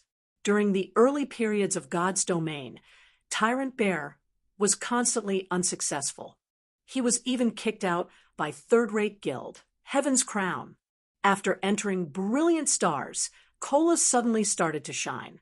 He turned from being a normal party's MT into the core elite party's MT in the guild.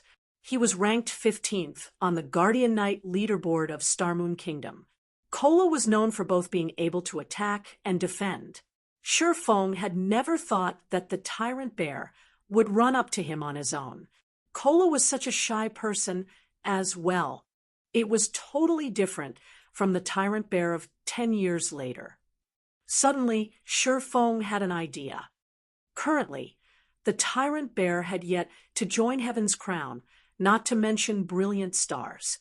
If Shifeng could poach Kola over and turn Kola into his own MT, then wouldn't dungeon diving in the future be a lot easier? Big brother, I guarantee that I will absolutely listen to your commands when inside the dungeon. Please consider it over. Kola's tone carried hints of begging. Shifeng had nearly let loose a laugh. The great Tyrant Bear would actually speak in such whispered tones just for a position in the dungeon. However, Shifeng still held it in. The level 1 players that had come here all held hopes of getting lucky. The other parties that entered the Deathly Forest with level 2 players were already no good, not to mention level 1 players like them. If they could enter once into the Deathly Forest and fortunately obtain 1 or 2 pieces of equipment, then it would be of great help to their future development. At that time, entering into a large guild would become much easier. All right, I can add you in. Shifeng's face turned grave as he said, however, you should know that bringing a level 1 noob like you into the Deathly Forest isn't easy. I can't just carry you through the Deathly Forest, and then after you get equipment, you join some other elite parties. Wouldn't I just be striving for nothing? When Shifeng finished his speech, quite a few level 1 players had suddenly sent over looks of disdain. Weren't you also a level 1 noob? However, Shifeng did not care about what these people felt. He continued saying, I wish to form a stable party. Even if we need members, it would be with stability as the priority. If you wish to enter the dungeon, you need to be prepared for the long term. When I call you for dungeon diving, you must come. You cannot reject because you have some other matters. So what will be your choice?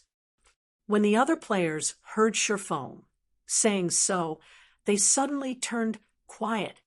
Shifeng's intentions were very clear. If you wish to enter the party, then you won't be able to join other parties in the future, not to mention joining a guild. Everybody knew that entering a guild was the best method to increase your own strength quickly. Currently, they did not have the qualifications to join any of those guilds. So they were here to try their luck, hoping to obtain 1 or 2 pieces of equipment. They might even be able to join those guilds afterward. So how would they be able to give up their chances of entering a good guild just to enter a dungeon? Kola had also never imagined that Shifeng would give such a demand. However, it was still reasonable. You couldn't just expect other people to bring you up, then leave when you become strong. However, Shifeng lacked the persuasiveness when he said these words. At this moment, Blackie stood out and furiously said, just looking at you noobs, there is nobody that would want you down in the dungeon. And you still wish to join a guild in the future and enjoy their benefits? Are you thinking yourselves as experts, or are you taking us for idiots? Kola thought what Blackie, the expert, had said made sense. Even a level 2 expert with 3 pieces of bronze equipment was in this party, whereas Kola himself was just a novice noob. So, what right did he have to complain? Many thanks for Big Brother Expert's pointers. Little Brother will definitely strive to fulfill his own role. Kola continuously thanked Blackie.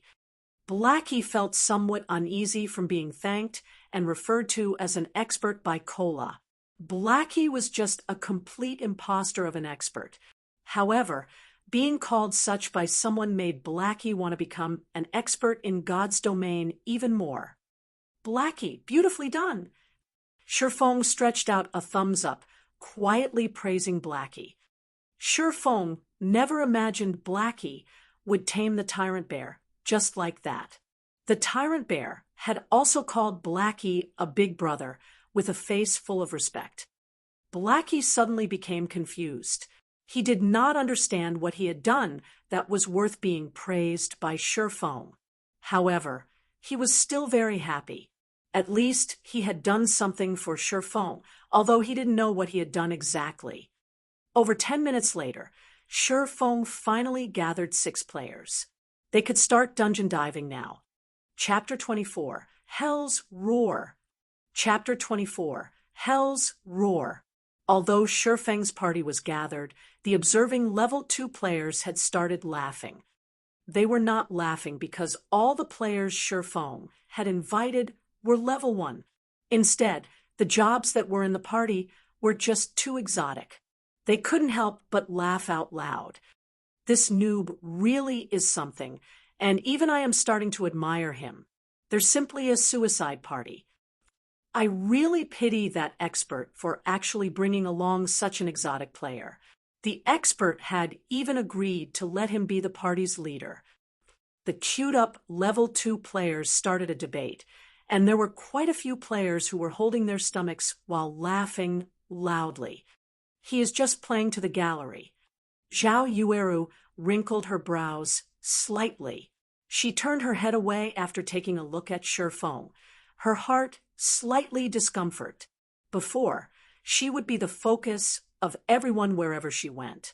Today, however, everyone's attention was on an inconspicuous noob like Sherfeng.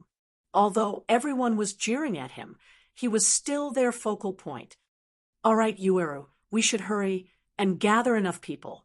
If we waste any more time, we will be left behind by the frontline players. Although Gentle Snow felt that Sherfeng seemed to be an expert regarding levels, methods of recruiting people, and such, he was just too far from being referred to as an expert. As for the notion of inviting Sherfeng into their guild, it was no longer present now. They're Ouroboros' only accepted experts. Got it. Zhao Yueru turned towards the swordsman in front of her. With a little vengeance, she directly said, "Data's not bad, but too bad.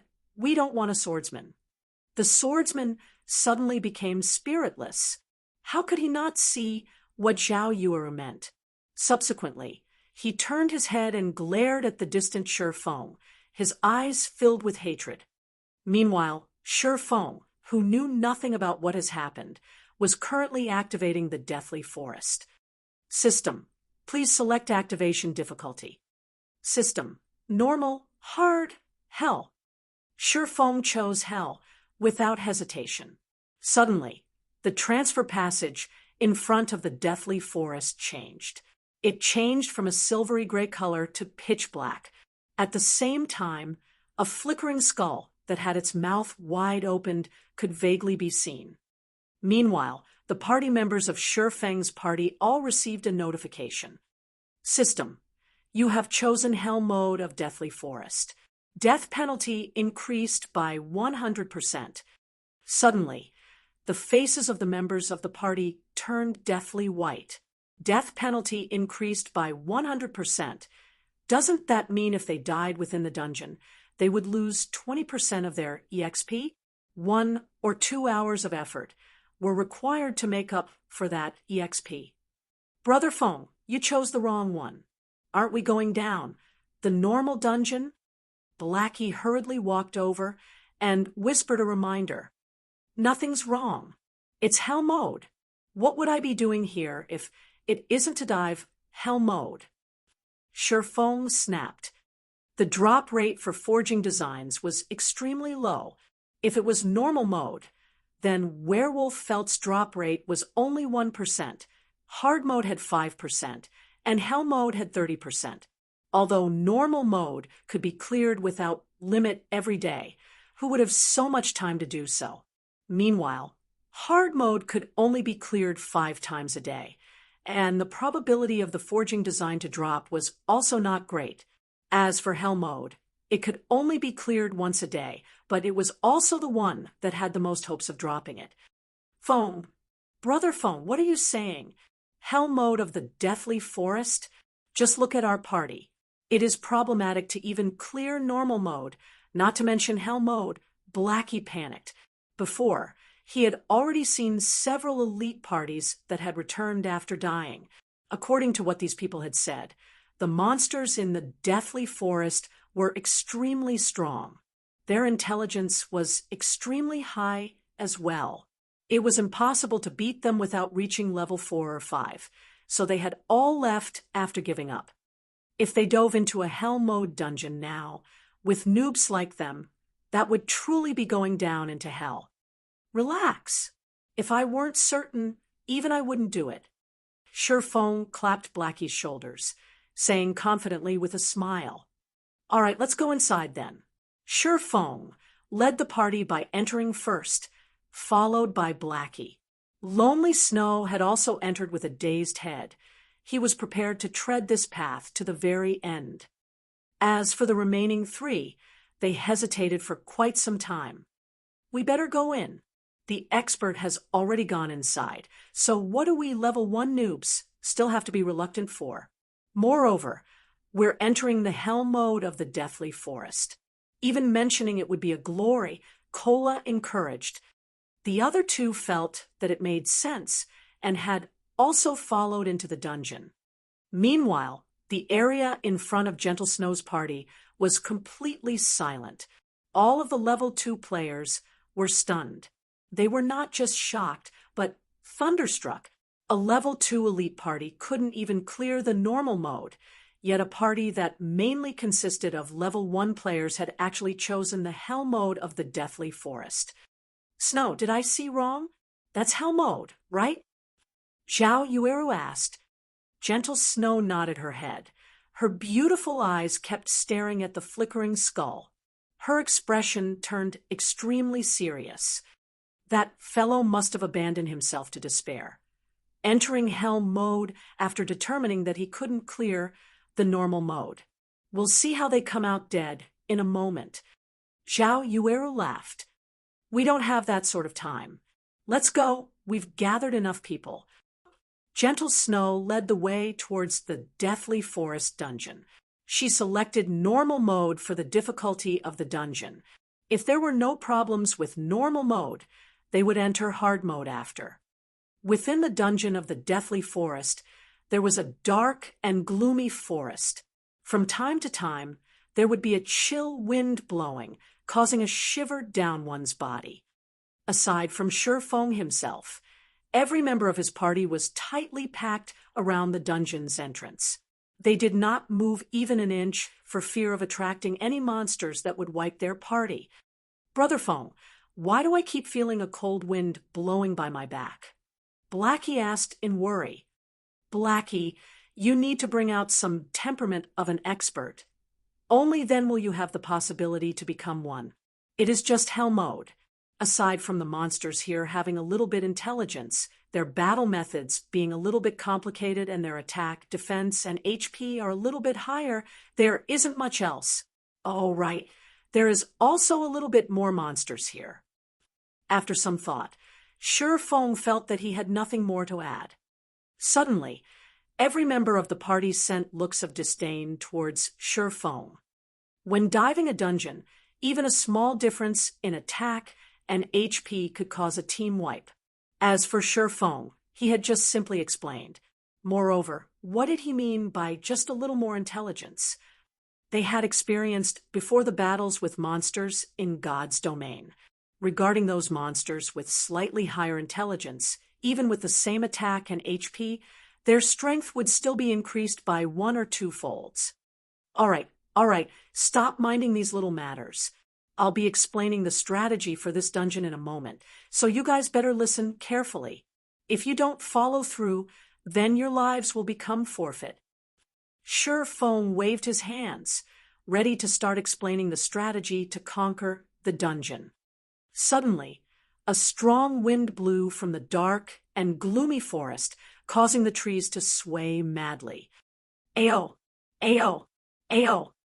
After the howling wind came a furious roar that resounded throughout the entire deathly forest. Countless birds were scared, flying off into the sky. Blackie, and the others were stunned by such an imposing aura. They were just youths around the age of 20. They had never experienced any great hardships, not to mention being tempered through life or death situations. It was their first time facing such a lung-piercing roar. Compared to hearing the traditional roar of a tiger in the forest, this roar was much more shocking to the human heart. "This thing is what we should pay attention to," Shifeng calmly said at this moment. The largest difference between hell mode and hard mode was this roar. Although it did not have a specific name to it, the players in Shifeng's previous life had dubbed it as Hell's Roar. Chapter 25, Night Ranger. Chapter 25, Night Ranger. Shifeng's words confused the other members. Wasn't it just a roar? What was there to pay attention to? When Shifeng looked at everyone's contemptuous expressions, he couldn't help but gravely say, "Listen, well, you all. Hell's roar is not as simple as what you think it is. In a moment, follow my demands while advancing. If anyone makes a mistake, don't blame me for immediately kicking you out of the party." Being lectured by Shifeng in such a way, the other members all became serious. Nobody wished to leave the party. "In a moment, Cola and I will walk in front. Lonely Snow, you walk in the middle and protect the Oracle. Blackie, you and the Summoner will walk at the back. Remember, you must not break formation regardless of any activities. Without my command, nobody is allowed to be the first to attack. Do you all understand?" Shifeng explained the basics of formations once to the party. The reason Shifeng had allowed the Guardian Knight, Cola, to walk in front was that he let Cola add all of his free ability points into endurance. His HP now reached 310 points. With this much HP, Cola could resist a little longer, sharing some of Shifeng's burden.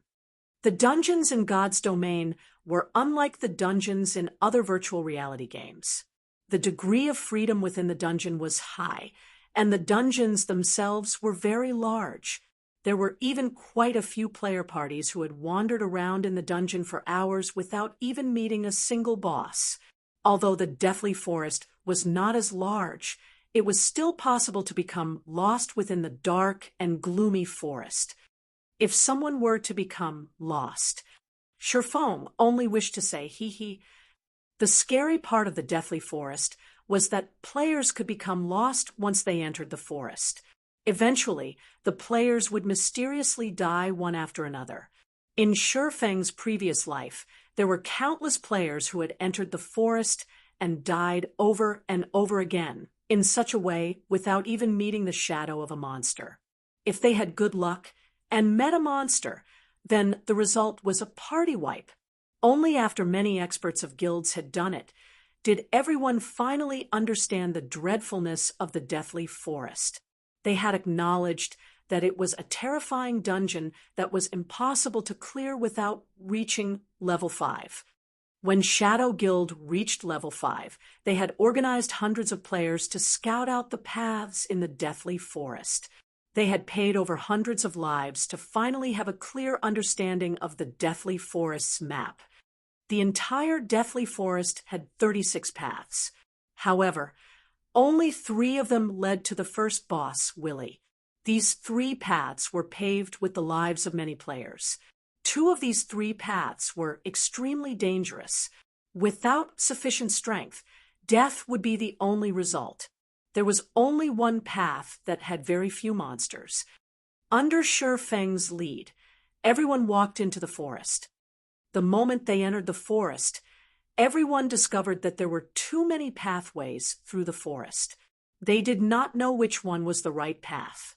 However, Shifeng had chosen one without hesitation. Everyone else closely followed him while being cautious of their surroundings.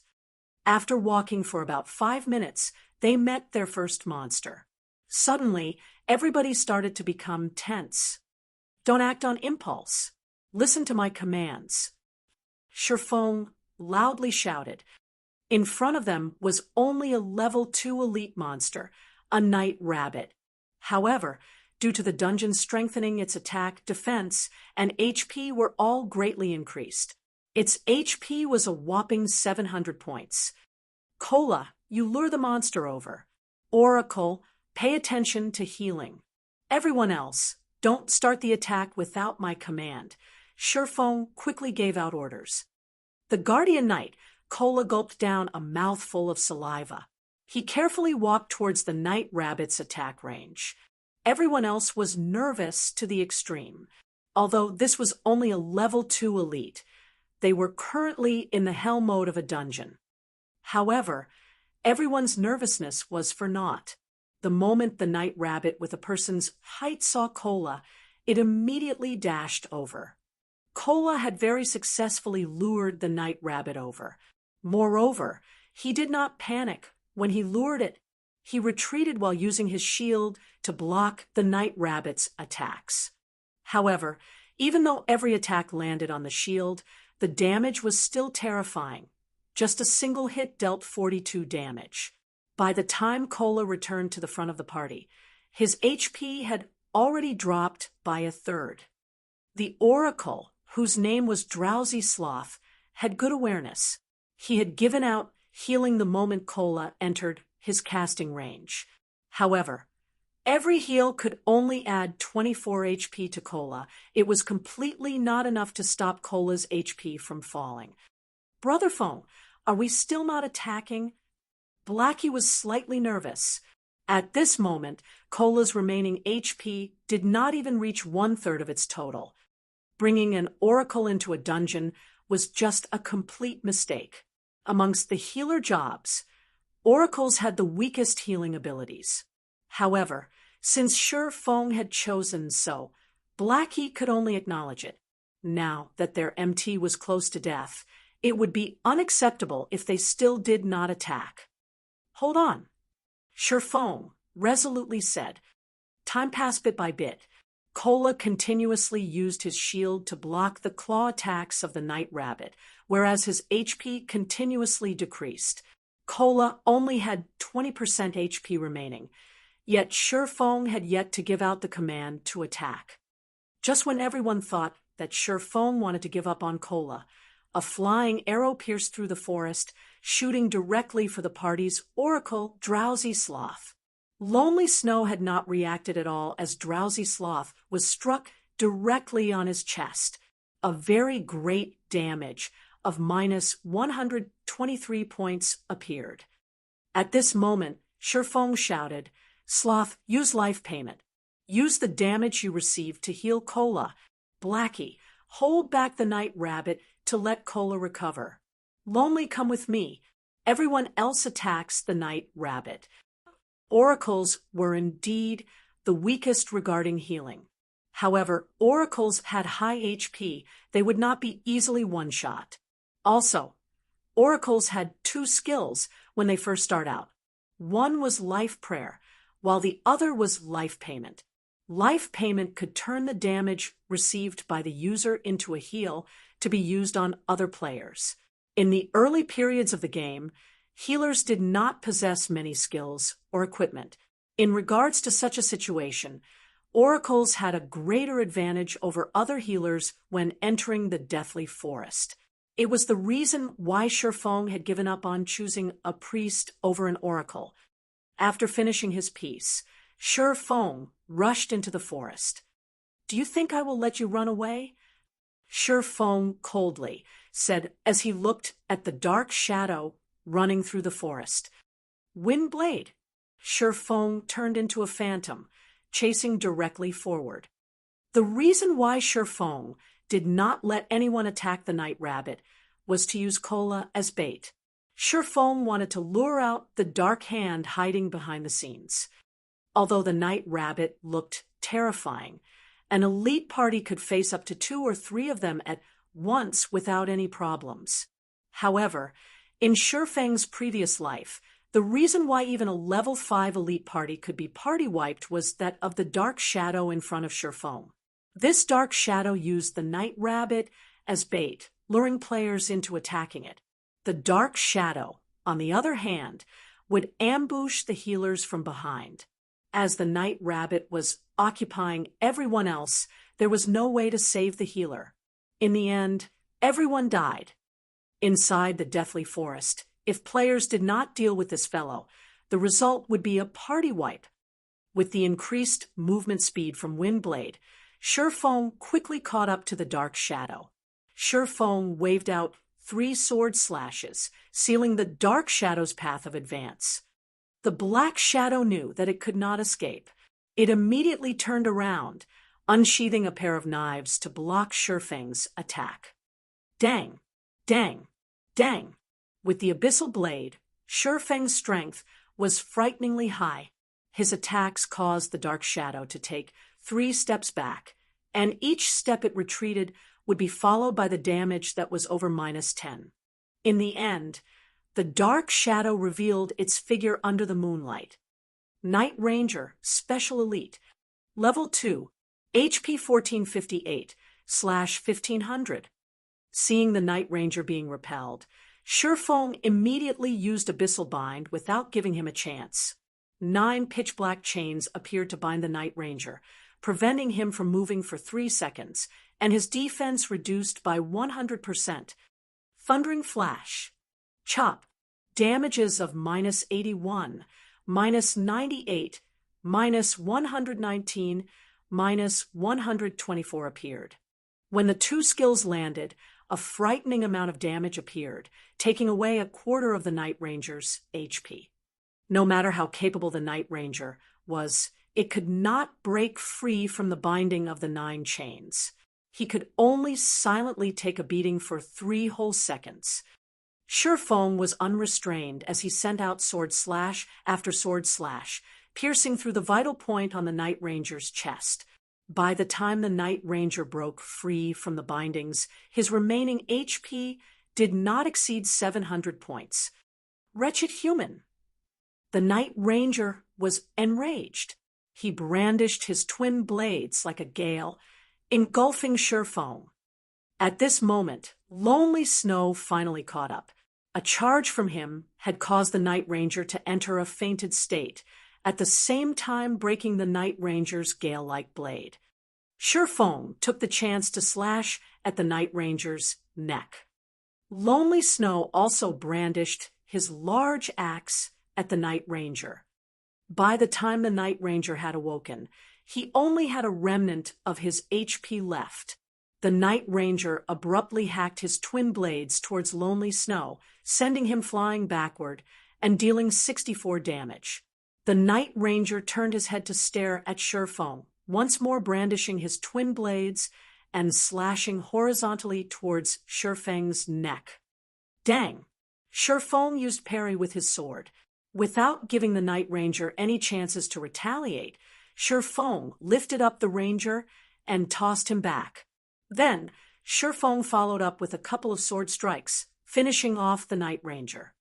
Surefong conveniently picked up the 2 items that dropped, then immediately ran towards Cola's location to provide help. Laying by the side, Lonely Snow became dumbfounded after seeing Surefeng's agile skills. His heart filled with shock. Lonely Snow had even forgotten to follow Surefong to support. There was such a way even to kill monsters. Chapter 26, Miraculous Technique. Chapter 26, Miraculous Technique. By the time Surefong returned to the party, the Elite Night Rabbit only had 1/3 of its HP remaining.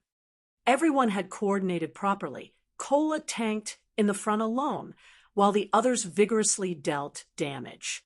However, to control aggro, Blackie did not madly deal damage. Instead, he used Evil Whip to pin down the Night Rabbit, giving Cola some breathing space. Cola's performance was also very good. He steadily tanked the monster, and he also had good control over aggro. Cola was not at the level of a novice, but there was still a long road ahead before he became an expert. Cola, don't always try to block with your shield. It isn't a must to block and attack like the other virtual reality games. You can also dodge to avoid an attack. That way, you could reduce the stress on the healer. For everyone else, focus your attacks on the target. Don't just randomly attack. Aim your attacks at the wild rabbit's claws or other weak points. That way, you can reduce a lot of burden on the MT. Sure Feng did not directly go up to help Kola, but instead, he taught everyone how to battle against monsters. If everyone battled while regarding God's domain as a traditional game, the results would be disastrous. This was because the healing given out was usually far from being able to keep up with the damage received. Some parties would bring an extra healer. However, this would result in the damage being insufficient. The result was still a party wipe. Players only slowly got used to the combat style in God's domain several months after the game opened. The players then would no longer be as cute and simple as they were now. Sure Feng wanted to cultivate everyone to build a foundation for his future workshop. So naturally, he needed to let these people learn the combat styles of God's domain earlier. Everyone thought Sure Feng was also a noob, so they held slight dissatisfaction within their hearts. The expert did not say anything, so why was a noob like him giving out commands? However, Sure Feng's words made sense, so they still consciously did as Sure Feng said. Kola had also started to change his battle style. He was no longer using his shield to block the attacks rigidly. Instead, he retreated a step back when the wild rabbit launched its attack, taking the chance to avoid it. Although Kola still needed to use his shield to block most of the time, it had still greatly reduced the burden on the healer. Such a change allowed killing the night rabbit to become even easier.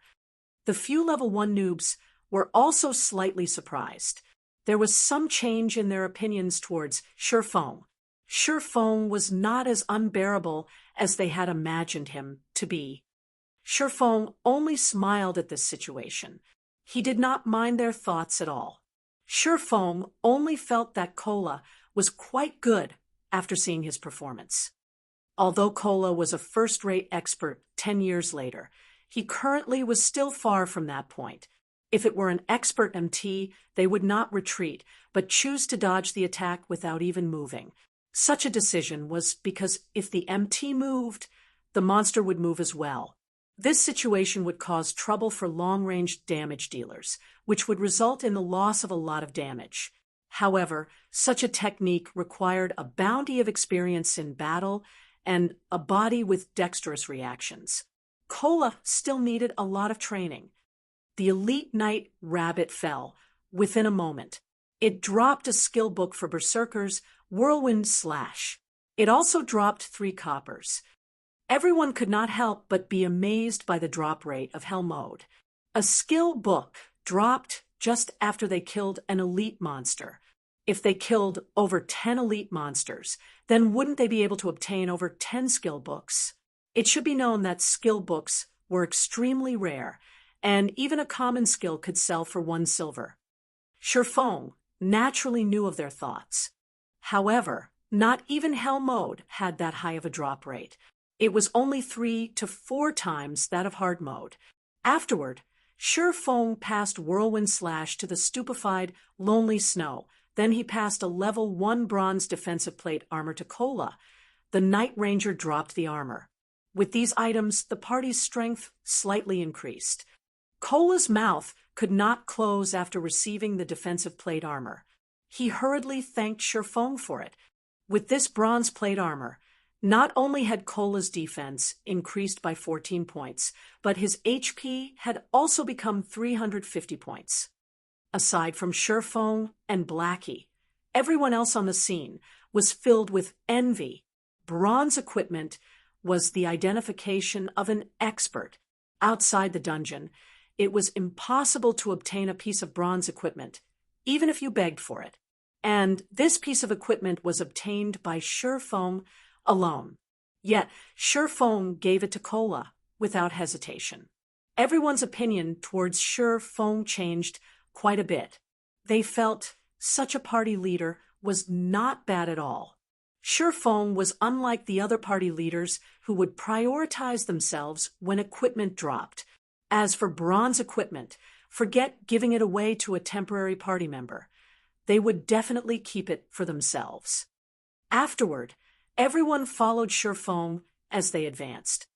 Although the dark and gloomy forest was scary, everyone was no longer as nervous as they were before going through a stimulating fight. From time to time, one or two patrolling elite night rabbits would appear in front of them, and they would also respond to it quickly. When there were two night rabbits, Cola would tank one of them, while Shifeng and Lonely Snow would rush over and kill the other. As for the ranged players, they would prioritize attacking the night rabbit in front of Shifeng.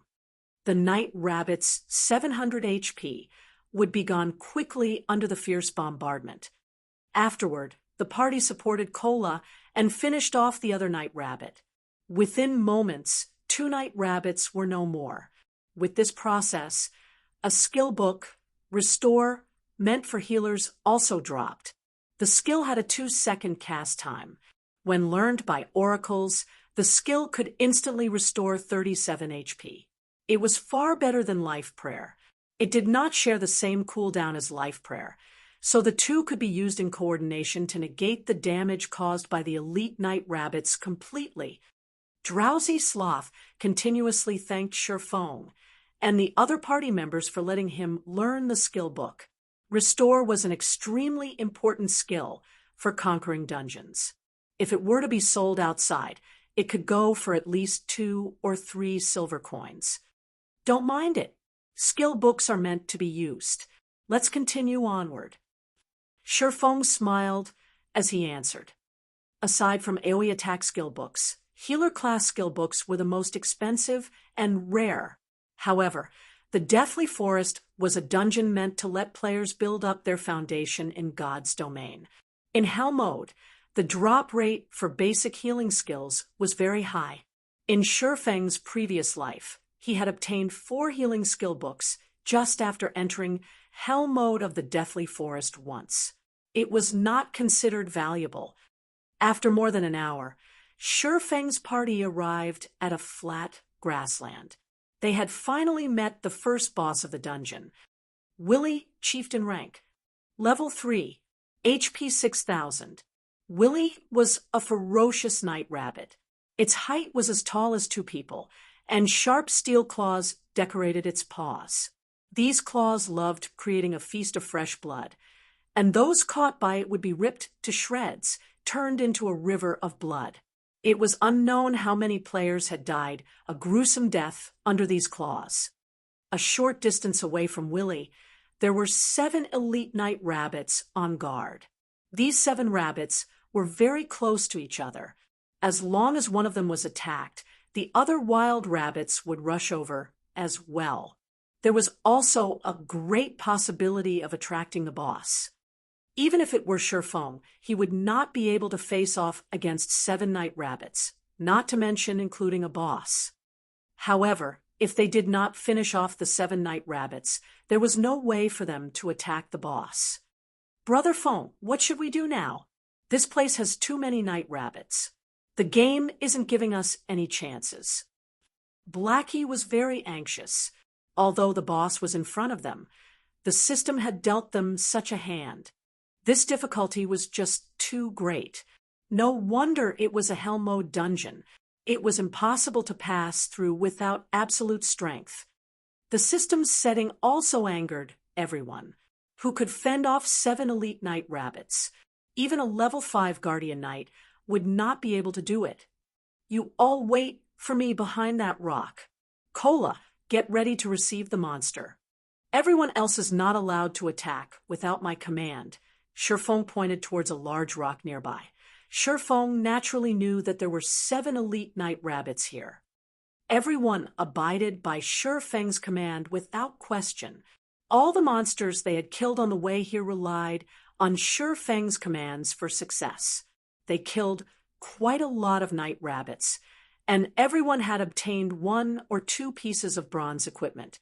Blackie even had 5 pieces of bronze equipment. Their party's strength has definitely surpassed the other elite parties. The credit for such an achievement belonged to Shifeng's commands.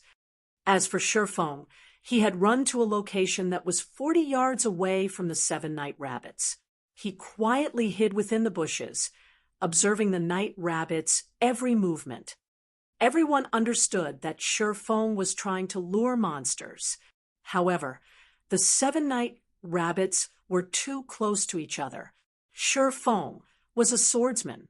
He did not possess any long-ranged attacking capabilities, so how could he lure monsters? Time passed bit by bit. Everyone was extremely anxious. If Shifeng accidentally failed, then it would be a party wipe. However, Shifeng was calm. He moved not an inch as he watched the faraway night rabbits. At this moment, a cool breeze blew past. A dead leaf on the trees was sent flying over.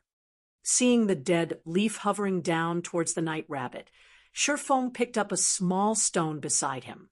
Gently, he tossed the stone over. The direction the stone flew was towards the night rabbit closest to the boss. "We're finished." Everyone understood what kind of outcome this would be.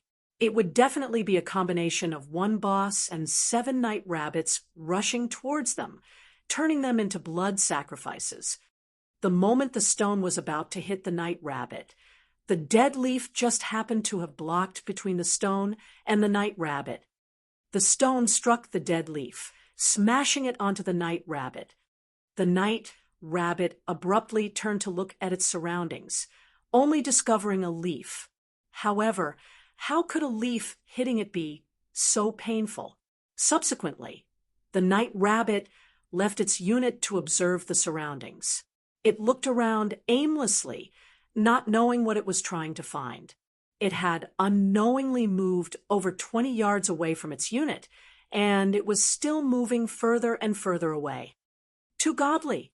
Lonely Snow could not help but exclaim. His eyes had nearly popped out of their sockets.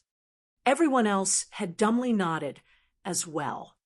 What kind of accurate judgment and aim was required to hit the dead leaf while hitting the night rabbit, and thereby confusing the night rabbit's hatred, causing it to look for its target blindly? Even calling it as an ultimate skill was not excessive. Was Shifeng really a noob? He couldn't be some gaming god here to make a fool of them, right? Summoner, the rest is up to you. Shifeng walked to the rock's location. He looked at the summoner, clapping the person's shoulders as he spoke, smiling. Chapter 27, Shifeng's Improved Party. Chapter 27, Shifeng's Improved Party. Underscore. Hearing Shifeng's comment, the summoner, Gluttonous Mouse, suddenly panicked. He did not understand what Shifeng wanted him to do. If he had performed badly and was kicked from the party as a result, he would regret it until he died. It was hard to find a good party during this time, not to mention a party with an expert leading it. It was impossible to join such a party even if you begged. Relax, I won't let you do anything dangerous. You just have to summon out a flame sprite and follow my instructions. You don't have to do anything else, Shifeng said with a smile, trying to ease the nerves of Gluttonous Mouse a little. Currently, summoners were not strong, mainly due to the incapability of their skills. A summoner's method of attack mainly relied on their summoned creatures, whereas their normal attack was the low-damage magic bullet. However, a summoner with awesome skills could become a one-man army. It was especially true for summoners who could call out powerful elemental creatures. They could kill elite monsters as if they were just playing around. Party leader, rest assured, I'll definitely do it, Gluttonous Mouse loudly said, his tone filled with respect. He was like a student who had met his teacher. Everyone else, distance yourselves from that rock. 20 yards away from it would be the best. Pay attention not to lure the other monsters. Shifeng turned around and said to the other party members, Yes, party leader.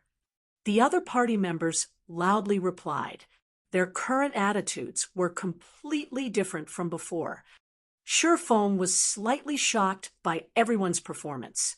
Why was each and every one of them so obedient all of a sudden? However, Feng did not know that the single stone he threw just now had completely shocked every one of them. They were filled with admiration towards Feng's stone-throwing technique. Such skill and accuracy were definitely not something a normal person could do. Professional players might not even be able to do so. Worshipping the strong was a common sight within a game. These level 1 noobs were no exception. At this moment, the gaze everyone used to look at Feng was completely different.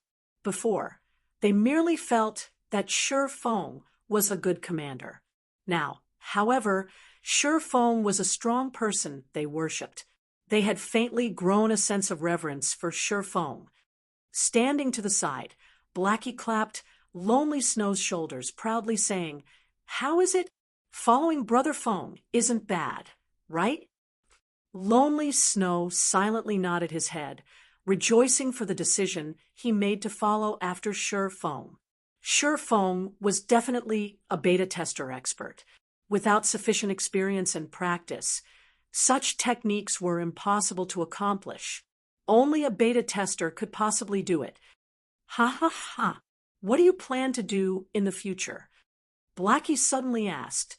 He started to hatch ideas towards Lonely Snow. Blackie wanted to poach Lonely Snow for their workshop, even though the workshop was still non-existent. There was a 100% chance for Cola to join them, but Lonely Snow still did not have any plans to move in such a direction. The future? Lonely Snow had never considered it before. He was but an average player. He did not have any big ambitions, only wanting to earn some cash from playing games. He said, "Honestly, I have never considered it before. I see that your techniques are quite good. Why don't you join us for now?"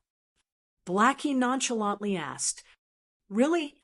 Lonely Snow had anxiety about his future after Blackie's question. He did not know where he wanted to go. If he could party with an expert, then it could not get any better. Of course. However, we still need to look at your future performance. We don't just simply accept people, Blackie proudly said, pretending to be an expert.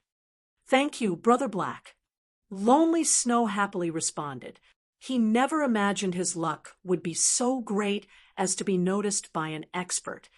Seeing Lonely Snow agree, Blackie released a sigh of relief. Currently, Blackie was just a fox pretending to be a tiger. He couldn't help out Feng much in God's domain, but he could still help out in regards to administration. There wasn't even a shadow of their workshop as of this moment. There was also the debt of 16,000 credits. The workshop's members consisted of only Feng and himself. It was definitely the poorest workshop in history. If this was found out by the others, they would definitely turn around and leave. Now, Blackie could only fake being an expert to lure people to join their workshop. At this moment, Feng was currently explaining the contents of the operation to the summoner. The operation was to let Gluttonous Mouse lure the remaining 6 night rabbits by controlling his flame sprite. Because the night rabbit that was closest to the boss was no more, luring the other night rabbits would not attract the boss. They could lure the monsters with ease. The flame sprite was extremely weak. Its HP was only a pitiful 15 points, and it would die in a single hit. However, its movement speed was extremely quick. Adding to its very small size, trying to hit it would be a difficult task. Start the operation. Mouse, remember to maintain a distance of 4 yards or above while circling around the rock. Feng reminded once more. Gluttonous Mouse nodded his head. Carefully, he controlled the flame sprite to lure the 6 night rabbits. When the sprite entered the 35-yard distance, the nearest elite night rabbit discovered the flame sprite. Suddenly, it turned its body around and rushed towards the flame sprite. The other night rabbits also came rushing along. Seeing the night rabbits taking the bait, Gluttonous Mouse immediately controlled the flame sprite and ran. The 6 night rabbits were in hot pursuit, but their speed could no match for the flame sprite. In a moment, The flame sprite had arrived beneath the large rock. It had lured the 6 night rabbits over and started circling around the large rock. On the other side, Kola had already aggroed the night rabbit that had left its unit. Kola interchanged between blocking and using his new skill, Divine Strike. With the effects of 2 pieces of bronze equipment, a single hit from Divine Strike had caused 26 damage. It was a lot higher compared to the 11 or 12 damage caused by a normal strike. Also, Divine Strike had the added effect of increasing hatred. It became a lot easier to hold aggro. The night rabbit was killed off within a short moment. It dropped 5 coppers. After this night rabbit was handled, only the 6 night rabbits that kept on circling around the large rock remained. I'll lure the night rabbits. Kola, pay attention to pull the monster.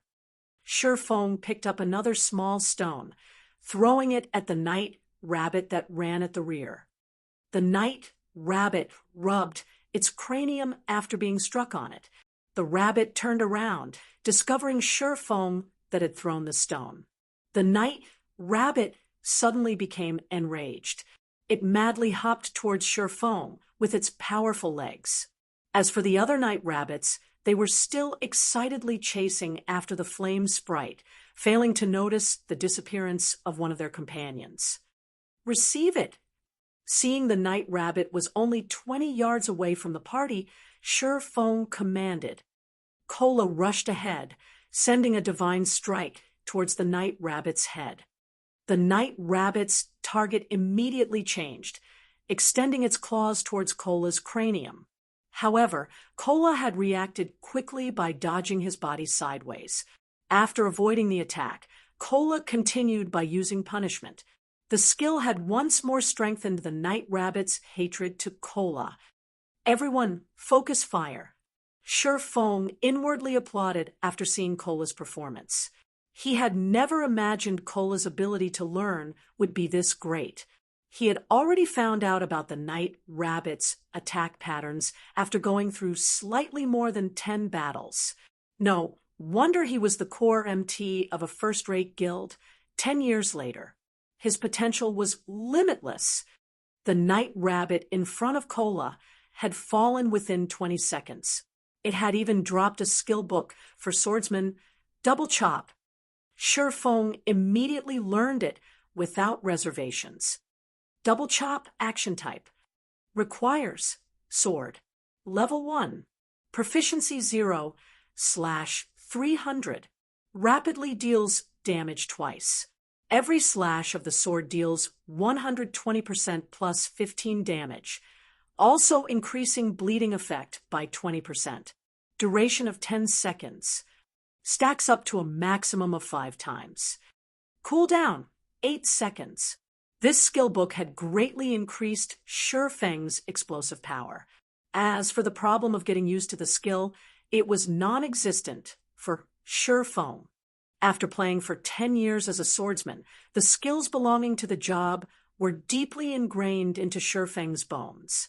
As long as Surefeng got a hold of these skills, he would be able to utilize them to their greatest potential. Surefeng had also lured the remaining 5 night rabbits over, one after another. The party had killed the rabbits one by one, and following the death of the final night rabbit, a golden glow appeared around Surefeng's body. He had risen to level 2. At the same time, the 5 night rabbits had contributed to the party a piece of bronze plate armor for Guardian Knights. The equipment increased Kola's HP to 390 points and his defense to 56. It had also increased Kola's ability to resist against the night rabbit chieftain, Willie. Chapter 28, The Horror of Hell Mode. Chapter 28, The Horror of Hell Mode. With the elites that were on guard all dead, only the boss, Willie, remained on the open field. At this moment, Willie was laying on the ground, sleeping. It would scratch its back from time to time, completely unaware of its missing henchman. Everyone, recover for now. I'll explain the method to raid Willie in a moment. Surefeng wanted everyone to ease up first. It would not be easy to face off against Willie. The fight would require a high degree of concentration because a single mistake would cause everyone to be buried together. Hearing Shifeng's command, everyone sat down to recuperate. They ate and drank to recover to their best state. Shifeng's finger waved and shook as he called up his attribute panel. He had recently reached level 2. Because of the Abyssal Blade, the free attribute points he obtained exceeded other players by 2 points. The choices he could make with his points were slightly more than the average player. In the initial period, it was sufficient for the agility of a swordsman to reach 20 points. However, Shifeng increased his to 30 points. There would be a fixed increase in the body's flexibility when agility reached 30 points. Subsequently, Shifeng added the remaining points into strength, making it easier for him to contend with the boss. Shifeng had on him 3 pieces of bronze equipment, a mysterious iron ring, and a magic weapon. Shifeng attributes had basically reached his own requirements. Character: Yifeng Human. Affiliated Kingdom: Star Moon. Title: Might of 8,000. Job: Swordsman. Level: 2 HP, 520/520. Attack power: 88. Defense power: 39. Attack speed: 15. Movement speed: 13. Attributes: Strength 32, Agility 30, Endurance 24, Intelligence 13, Vitality 13. With such attributes, Shifeng had more confidence dealing with Willie. Seeing everyone recovered, Shifeng started explaining, Willie has 2 skills. One of them is Killing Feast. When used, Willie will ignore hatred and randomly attack the nearest players. Blackie and Lonely, you too have to pay attention to your positioning. The other skill is Death Claws. Cola, you have to distance yourself from the boss before this skill is used. Lonely Snow, pay attention to interrupt the boss. I'll remind you when the time comes. Another point to take note of, Willie is very smart, so don't keep on using the same attack pattern. All right, that's it. If we're ready, then start the battle, Cola. Brotherphone, is there nothing else we have to pay attention to? Blackie walked up to Shifeng's side, whispering. This place was the hell mode of the Deathly Forest. Not everyone was an expert as well. However, Shifeng's explanation was so simple that it made them feel conquering this boss was very easy. However, there were so many elite parties which had died inside normal mode. So how could hell mode be so simple? Party leader, are there no details we need to pay attention to? Everyone was very worried. They all held anticipation in their gazes as they looked towards Shifeng, hoping that he would speak more about the finer details. They were noobs, so there were a lot of things they did not understand. In regards to an expert like Shifeng, the things he felt were common knowledge were definitely not common to noobs like them. Elites could not be compared to a boss. The other elite parties must have definitely died at the hands of the boss. Although their equipment was better than an elite party's, they were still level 1 noobs. They clearly knew their own worth. You guys worry too much. Relax. When the time comes, I'll tell you what you should do and when you should do it, so don't worry about it. Cola, start the fight, and remember to dodge more often. A single healer will not be able to match up to the boss damage. Shifeng smiled. He felt his party members were quite interesting. They were much more serious about the details than he had thought. In his previous life, Shifeng had entered Hell Mode dungeons countless times as the captain of Shadow. There was also no lack of 100-man dungeons amongst those times. So, how could he not know how to guide a few noobs to beat a small boss? Cola had no choice but to go at it hard. Willie abruptly leaped up the moment Cola entered its detection range. Its mouth salivated when it saw Cola, and its 2 pairs of steel claws intertwined to produce sparks. Cola had clearly stimulated Willie's heart of massacre. It lifted its steel claws and hastily dashed towards Cola. Start casting heals. All damage dealers prepare to attack Willy's limbs. Surefoam commanded when he saw Willy's menacing appearance. Just when Surefoam finished speaking, Willy had arrived before Cola. Before Cola could react, its sharp claws had fallen from the sky, slashing at Cola's neck. Pung! Cola instinctively used his shield to block the steel claws, forming 3 brilliant streaks of sparks. There were also 3 claw marks left on the shield. Due to the immense rushing force, Cola was forced to retreat 5 or 6 steps as he stabilized his body. Above his head, a damage of -103 appeared. Before Cola could even attack, Willy once again waved out its steel. This time, Cola was sent flying with his shield, and a damage of -105 points appeared. Only at this moment did the heal land on Cola, recovering 43 HP for him. It was a truly insignificant amount when compared to the damage Cola received. Everyone was shocked. The movement speed and damage of the boss was too horrifying. If Cola did not possess 2 pieces of bronze equipment, or if he did not block the attacks with his shield, he would have simply died from these 2 strikes. Lonely Snow, use Charge on Willy. Blackie, use Evil Whip. Surefoam had long since expected such a situation. He quickly instructed Blackie to use a binding skill. Lonely Snow reacted by using a charge to block Willy's next attack and saved Cola's life. However, Lonely Snow's attack had only caused -11 damage to Willy. He became dumbfounded by it. He had added most of his attribute points into strength, and he even had 2 pieces of bronze equipment on him. Yet, he had dealt such a small amount of damage. It should be known that the boss in front of him had 6,000 HP. Blackie also finished chanting from the side, sending out his Evil Whip. 5 streaks of pitch-black thorns suddenly constricted Willy's legs.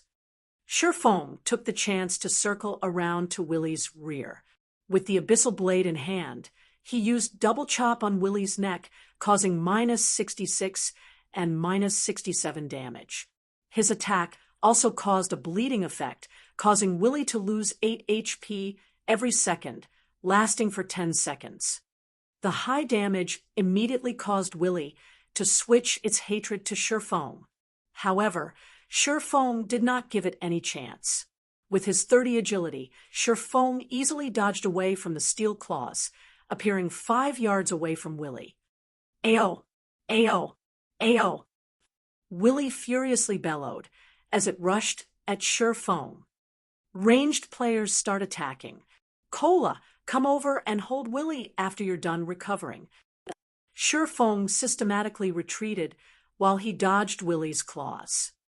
However, the others watching Surefoam were shocked to their souls. This was because Willy's claws would graze by Surefang's cranium every time it attacked, blowing his hair into a dance. Although everyone was shocked, they never stopped attacking. Magic attacks were sent out one after another, whereas Lonely Snow used Whirlwind Slash at Willy's rear. However, not one of those damages had exceeded -20 points. Willy's HP slowly decreased. When it was occasionally struck by Surefoam, its HP would drop by a segment. Willy's HP had fallen to 90% within a moment.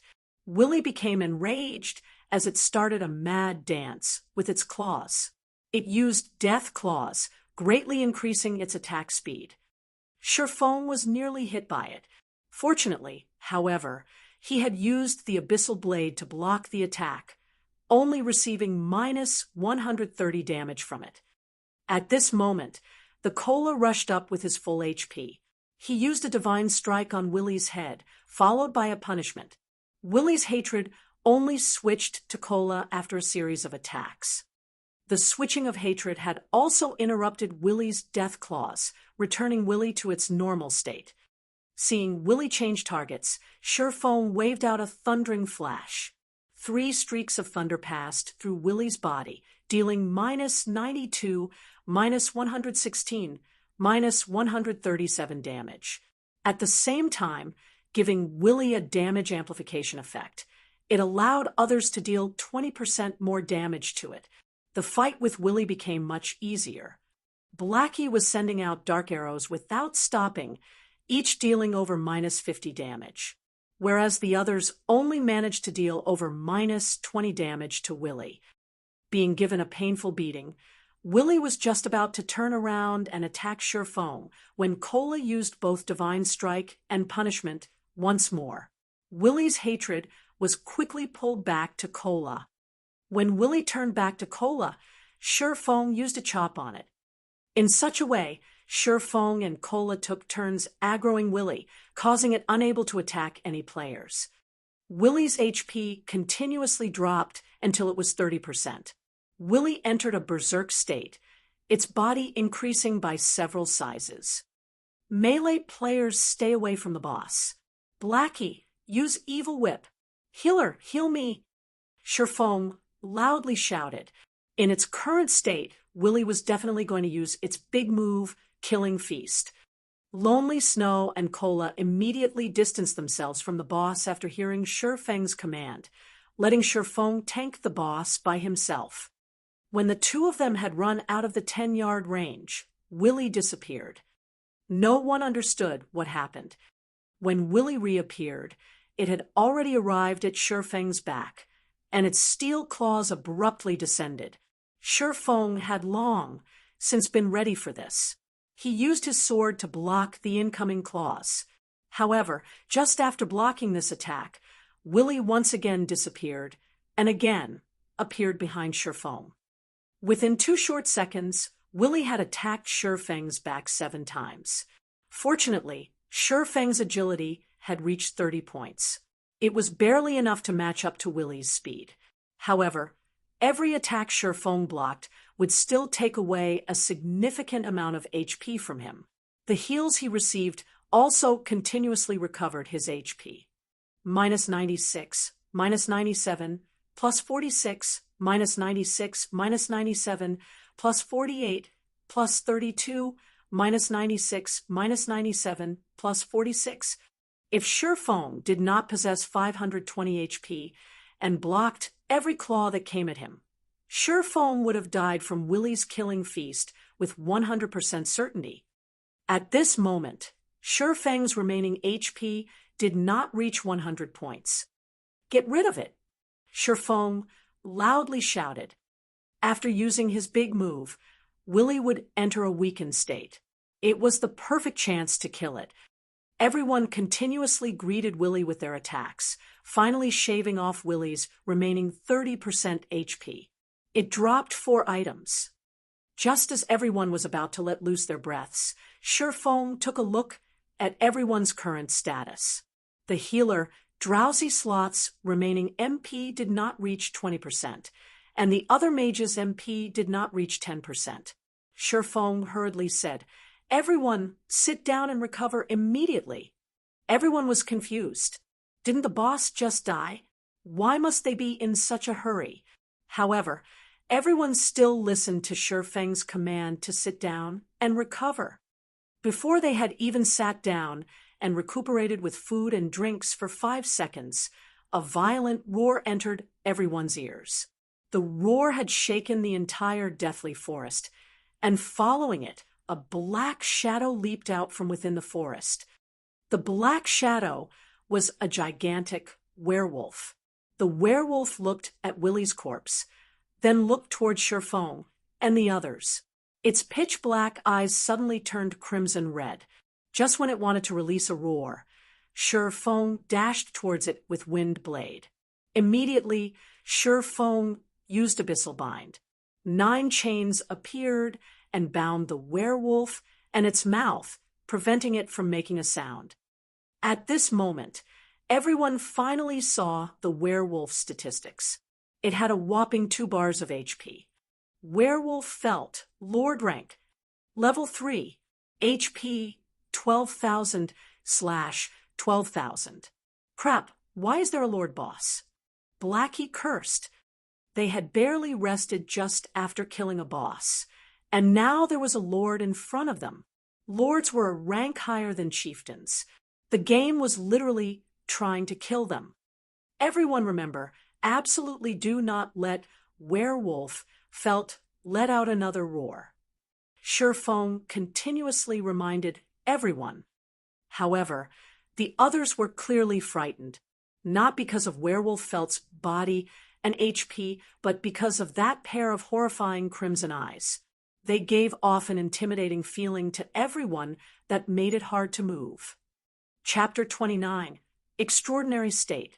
Chapter 29, Extraordinary State. In front of the dungeon of the Deathly Forest, the numbers of level 2 players gathering were increasing.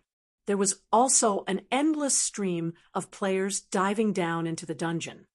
Because there were a lot of level 2 players, there was quite an amount of players who had set up stalls, peddling to the side. Good quality level 0 common equipment. Don't miss it when you pass by. You can only go down the dungeon with good equipment. Equipment is limited. Hurry over and buy. Small HP potions instantly heals 90 HP once. A must-have tool for a battle that is worthy of you. God's domain had been open for over 10 hours now. The players here were all level 2 players. After over 10 hours of battling, they had gathered quite a few items. Many level 2 players had intended to sell the items which they had no use for, switching them for something they could use. Such a situation had caused business to flourish at the Deathly Forest. Although the number of players in front of the Deathly Forest continued to increase, the number of parties entering the dungeon kept on decreasing. Only those parties that were unaware would enter the Deathly Forest. However, after those players had been properly nurtured by the Deathly Forest, they suddenly discovered their previous beliefs to be very naive. Hence, they obediently stood in front of the dungeon. They talked about life with other parties while watching new parties enter the dungeon with a smile. They had also investigated reports of the Deathly Forest together with the experienced parties, mutually improving their strategies to conquer the dungeon. Following wave after wave of players entering and dying out of the dungeon, the Deathly Forest had finally become the sore point of every player in Redleaf Town. Every player who entered the Deathly Forest only had one impression of the dungeon. It was extremely horrifying. Currently, in the resurrection graveyard of the Deathly Forest, 6 streaks of white light flashed into existence, following which 6 figures revealed themselves from within. There is just no way to clear this dungeon. Snow, I think we would be better off grinding monsters or doing quests.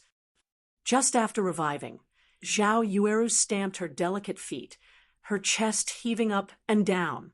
The cuteness of her enraged, yet delicate appearance instantly attracted the attention of a crowd of male players.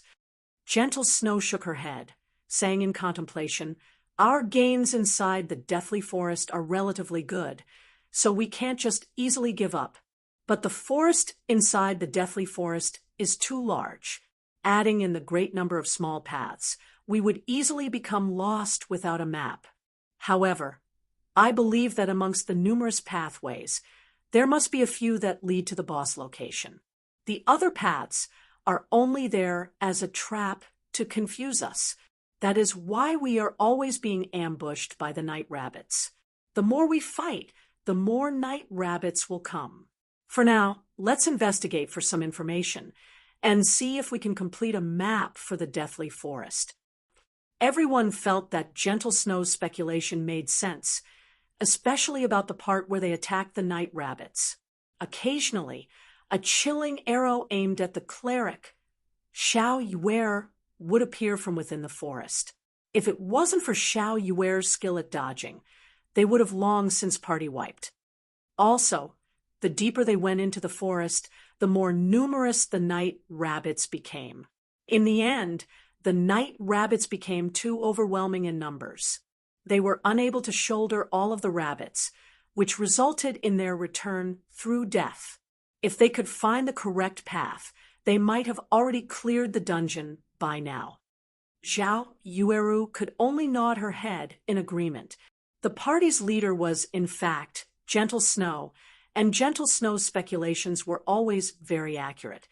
Zhao Yueru could not help but believe in her. Going with the suggestion, Gentle Snow and Zhao Yueru nonchalantly shouted a few times, stating that they wanted to trade information about the deathly forest. It couldn't be denied, the striking effect created by two great beauties calling out.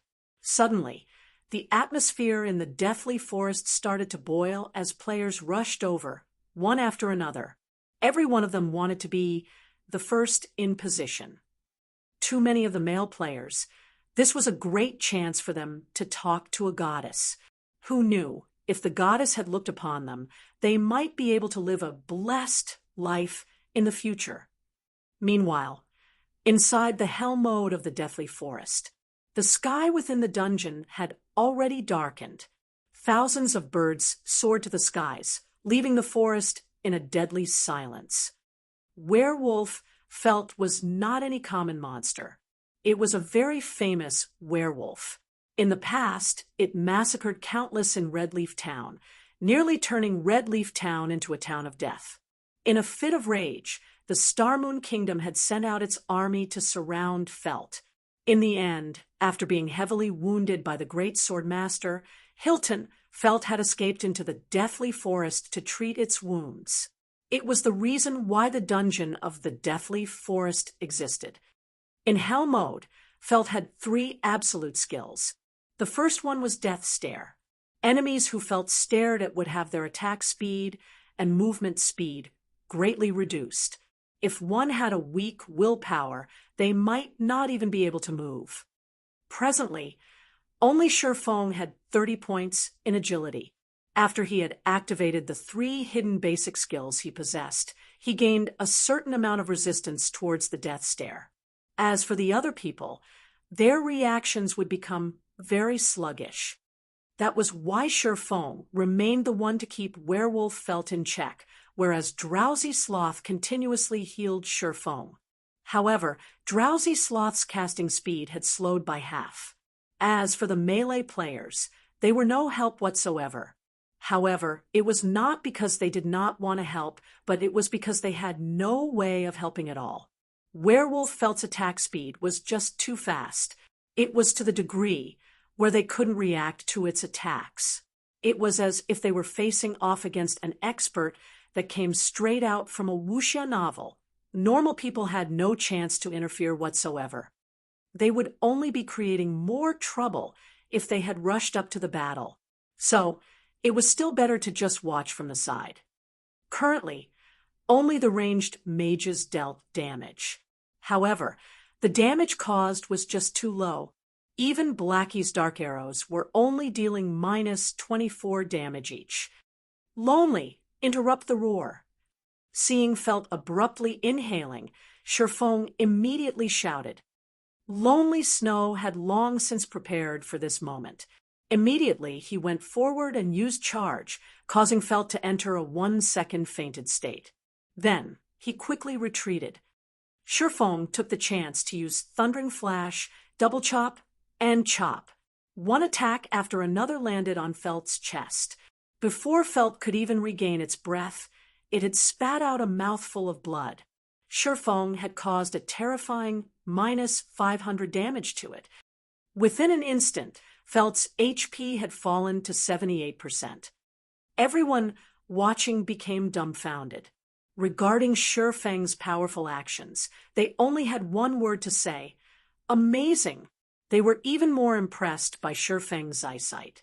He had actually discovered such a weakness on Felt's body. Now, everyone was further reassured that Shifeng was not as simple as he seemed. However, Shifeng did not display any great excitement. Although they had interrupted Hell's roar and avoided a party wipe, this would create a reverse effect. After spitting out a mouthful of blood, Werewolf Felt's condition became much more pleasant. It spun its head around and immediately slashed its sharp claws at Shifeng. The slashing speed of Felt's claws was even a notch quicker than before, filling the sky with the afterimages of its claws. However, Shifeng was not a weakling either.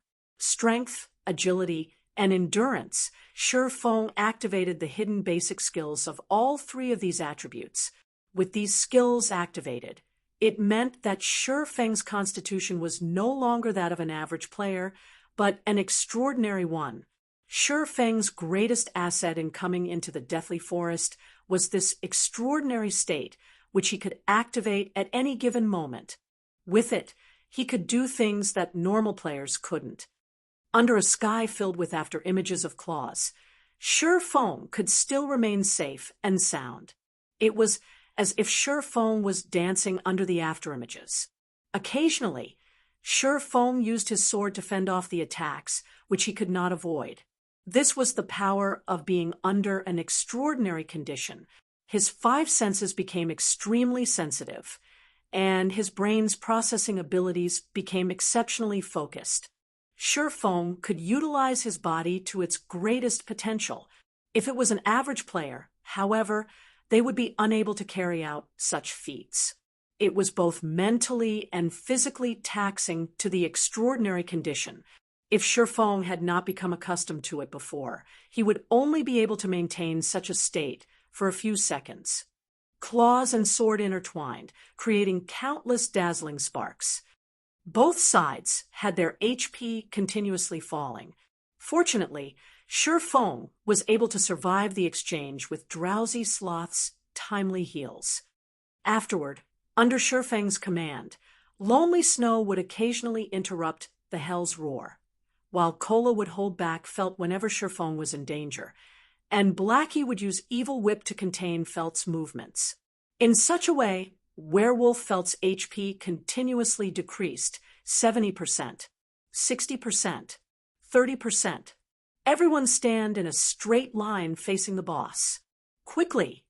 Shi Feng hurriedly shouted when he saw Werewolf Felt's HP nearing 30%.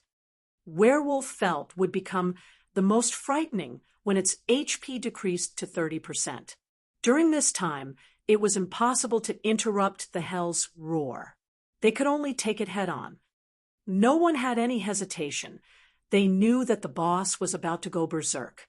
They immediately took action, forming a straight line against Werewolf Felt, while also maintaining a 30-yard distance away from it. The moment Werewolf Felt's HP reached 30%, its fur started changing colors. Within a moment, its fur had become snow white, and 2 streams of blood leaked from its eyes. Its chest also started to quickly expand, as if it was a swelled-up frog. Shi Feng immediately activated gravity liberation, quickly arriving in front of everyone else. Kola, use Protection Blessing on me. Shi Feng loudly shouted. Protection Blessing was able to reduce the damage taken by a party member by 50% for a duration of 6 seconds. It was a life-saving skill with a 5-minute cooldown, and right now was the perfect moment to use it. Protection Blessing of Guardian Knights and Shield Wall of Shield Warriors. These 2 skills had a high drop rate inside the Hell mode of the Deathly Forest. Before, the reason why Shi Feng had wasted time on clearing out some unnecessary night rabbits was all to obtain this skill, Protection Blessing.